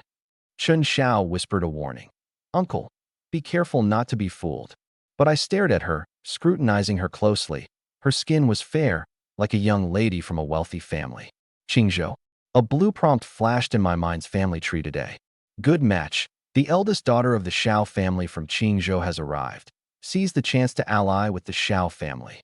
I had my suspicions but pretended to be cautious and asked, What's your surname? Where is your family? Xiao, from Ling County, Qingzhou's top family. Send me back, and my grandfather will reward you handsomely. Sure enough, it was her. But since we were about to fight, I couldn't just let her go. Hongying, keep an eye on her. No mistreatment, but don't let her escape. I then turned to Xiao Yin'er. Sorry for the trouble. We'll talk when I return. No. Payment first on delivery. Qin Qing blocked me. How much? Qin Qing scratched his head and held out his hand. 501. Without batting an eye, I told Zhao Hongying to get the money from Zhang Yuehua. By chance, Zhang Yuehua had just arrived at the village entrance with Guilan, Chunhua, Han Yin'er, Xiniao, Xiao Tao, Madame Cheng, and some village women and children, pushing a cart of grain. Qin Qing's mother and sister were also among the crowd. The women's eyes turned red when they saw me, but they forced smiles. Zhang Yuehua gently said, Master, we'll wait for good news at Baisha Ferry. Chunhua boldly added, Afan, we're waiting for you to come back. Qin Qing spotted his mother and sister instantly, excitedly dragging Xiao Yin'er and rushing over. He moved so fast that Xiao Yin'er staggered. I acted quickly, grabbing the rope with one hand and pulling her slender waist close with the other. Qin Qing was abruptly stopped, stunned when he saw it was me. Xiao Yin'er looked up, her face flushing red in an instant, whispering, Let me go, everyone's watching. I hastily released her. Zhang Yuehua and the others looked at this unfamiliar beauty, tied up, their eyes full of suspicion. Qin Qing's mother stepped forward. AQing, why are you just back? Mother, I caught a female assassin and was asking Master Qin for a reward. Once we have money, we'll head south to the capital. Slap. Qin Qing's mother slapped his shoulder and scolded through tears. Money, money, money. Master Qin let us stay at his house last night. Madam gave us quilts and meat porridge. You heartless boy dare ask for money. Qin Qing knelt down on the spot, his eyes red. Chun Lian also urged, Brother, Master Chun and his family are all good people. Qin Qing's mother urged, Get up, take your knife, and go fight the mountain bandits with Master Qin. Protect him well. Qin Qing obediently stood, handing me the rope. I still had Zhang Yuehua give him the 501. Unexpectedly, Qin Qing's mother snatched the money and shoved it back into my hands. Master Qin, we can't take this. After we finish off the bandits, the three of us won't go to the capital. We'll stay and be your tenant farmers. Zhang Yuehua came over to persuade her. Aunt, this is a settlement fee. Please accept it. Only then did Qin Qing's mother wipe her tears and take it. She turned around and reminded, Qing protect Master Qin well. Don't worry, mother. Qin Qing nodded, then leaned close to me and whispered, Master, is there a reward for killing the leader of the bandits? There is. 50 guan per head. Qin Qing's eyes went green with excitement, licking his lips eagerly. He grabbed a long-handled blade, flanking me with Qin Xiao on the left and right. Zhang Yuehua wasn't at ease and told Zhao Hongying to accompany me into battle, leaving Xiao Yin'er under the care of Chunhua and Yin'er. I led the troops, pushing firewood weapons straight toward Qianshui Bay. Just as I left, Fubo and Li Qing arrived at the village entrance with 20 bodyguards escorting Li Wanqing. They ran into Zhang Yuehua and the others. Zhang Yuehua briefly explained the situation. Fubo, my master has already gone with his men to fight the bandits. Please escort the young lady back to the manor. Fubo stopped at the carriage and respectfully said, Young lady, the master has already left. Left? Say that again. A cold voice came from inside the carriage, Li Wanqing's. Fubo hurried to correct himself. The master led the villagers to resist the bandits. The carriage curtain lifted. Li Wanqing was helped down by her maid, her expression unusually serious. Fubo, since Wanqing is married, how can she return? She turned and bowed deeply to the 20 bodyguards. You don't need to protect me anymore. Go protect the master. Wanqing thanks you. Li Qing and the others had never seen the young lady like this. Flustered, they returned the salute. Young lady, rest assured, we will protect the master safely. After confirming the direction, the bodyguards raised their blades and headed straight for Qianshui Bay. Only then did Zhang Yuehua and the others understand. Li Wanqing was not unaware. She knowingly chose to face the tiger in the mountain together through the hardship. Even Xiao Yin'er stared blankly, thinking, in the world, there really are women so loyal and righteous. Chen Fan is truly fortunate. Zhang Yuehua stepped forward voluntarily. Sister, let's go to Baisha Ferry together and wait for the master's return. Li Wanqing sized her up with a glance, recognizing her as the prime minister's daughter Zhang Yuehua, whose household was managed meticulously. She just wanted to study, which made things simpler, so she replied politely, I will follow all your arrangements, sister. I still didn't know that Li Wanqing had already been married into the family. When I arrived at Qianshui Bay, I saw that the Clearwater River took a sharp bend here, and the current was swift. I worried that the fireboats might be hard to secure. After consulting with Tang Qing, we decided to go to Qianshui village to requisition boats and send out multiple fireboats for the assault. Uncle Han quickly returned. Afin, Qianshui village is willing to lend boats, but on one condition. You have to buy the fields at your previous price. I was stunned, realizing my land purchases had already spread and that the villagers in Qianshui could no longer make ends meet. I loved buying land. The more fields, the greater the family tree rewards. But at the moment, I had no money, not even enough to gather the bounty. Tang Qing suggested, promise first, pay after defeating the mountain bandits. It made sense, so I told Uncle Han to call the people over. When the villagers from Qianshui saw me in armor with soldiers at my side, they agreed to sign the contract without a word. 400 mu of land all belonged to me now. The deeds would be handed over after payment. Just as the contract was stamped with seals, a warm current suddenly flooded through my entire body. A reward before even receiving the land deed. I checked my family tree. Family head, Chun Fan. Land, 881 mu. Strength, 5,600 gene. Swimming skill, mastery. Remaining lifespan, 49 years and 1 month. My strength had increased by 400 gene, lifespan extended by 10 years, and my swimming skill rose from at ease to mastery. I opened the description, easily swim through raging tides, hold breath underwater for 3/4 of an hour. 3/4 of an hour meant 45 minutes. I was thrilled. Wasn't this the level of Zhang Shan, the white skipper jumping through waves? Tang Qing seized the opportunity to advise. Boss, why not recruit the villagers of Qianshui into the team? I had been short on skilled swimmers, so I immediately announced 2 guan gold for each participant, 10 guan compensation if killed in battle. The villagers erupted in cheers. Master Chun, count us in. If Feiyun's stronghold controls the Clearwater River, none of us can survive. Protect our hometown with Master Chun.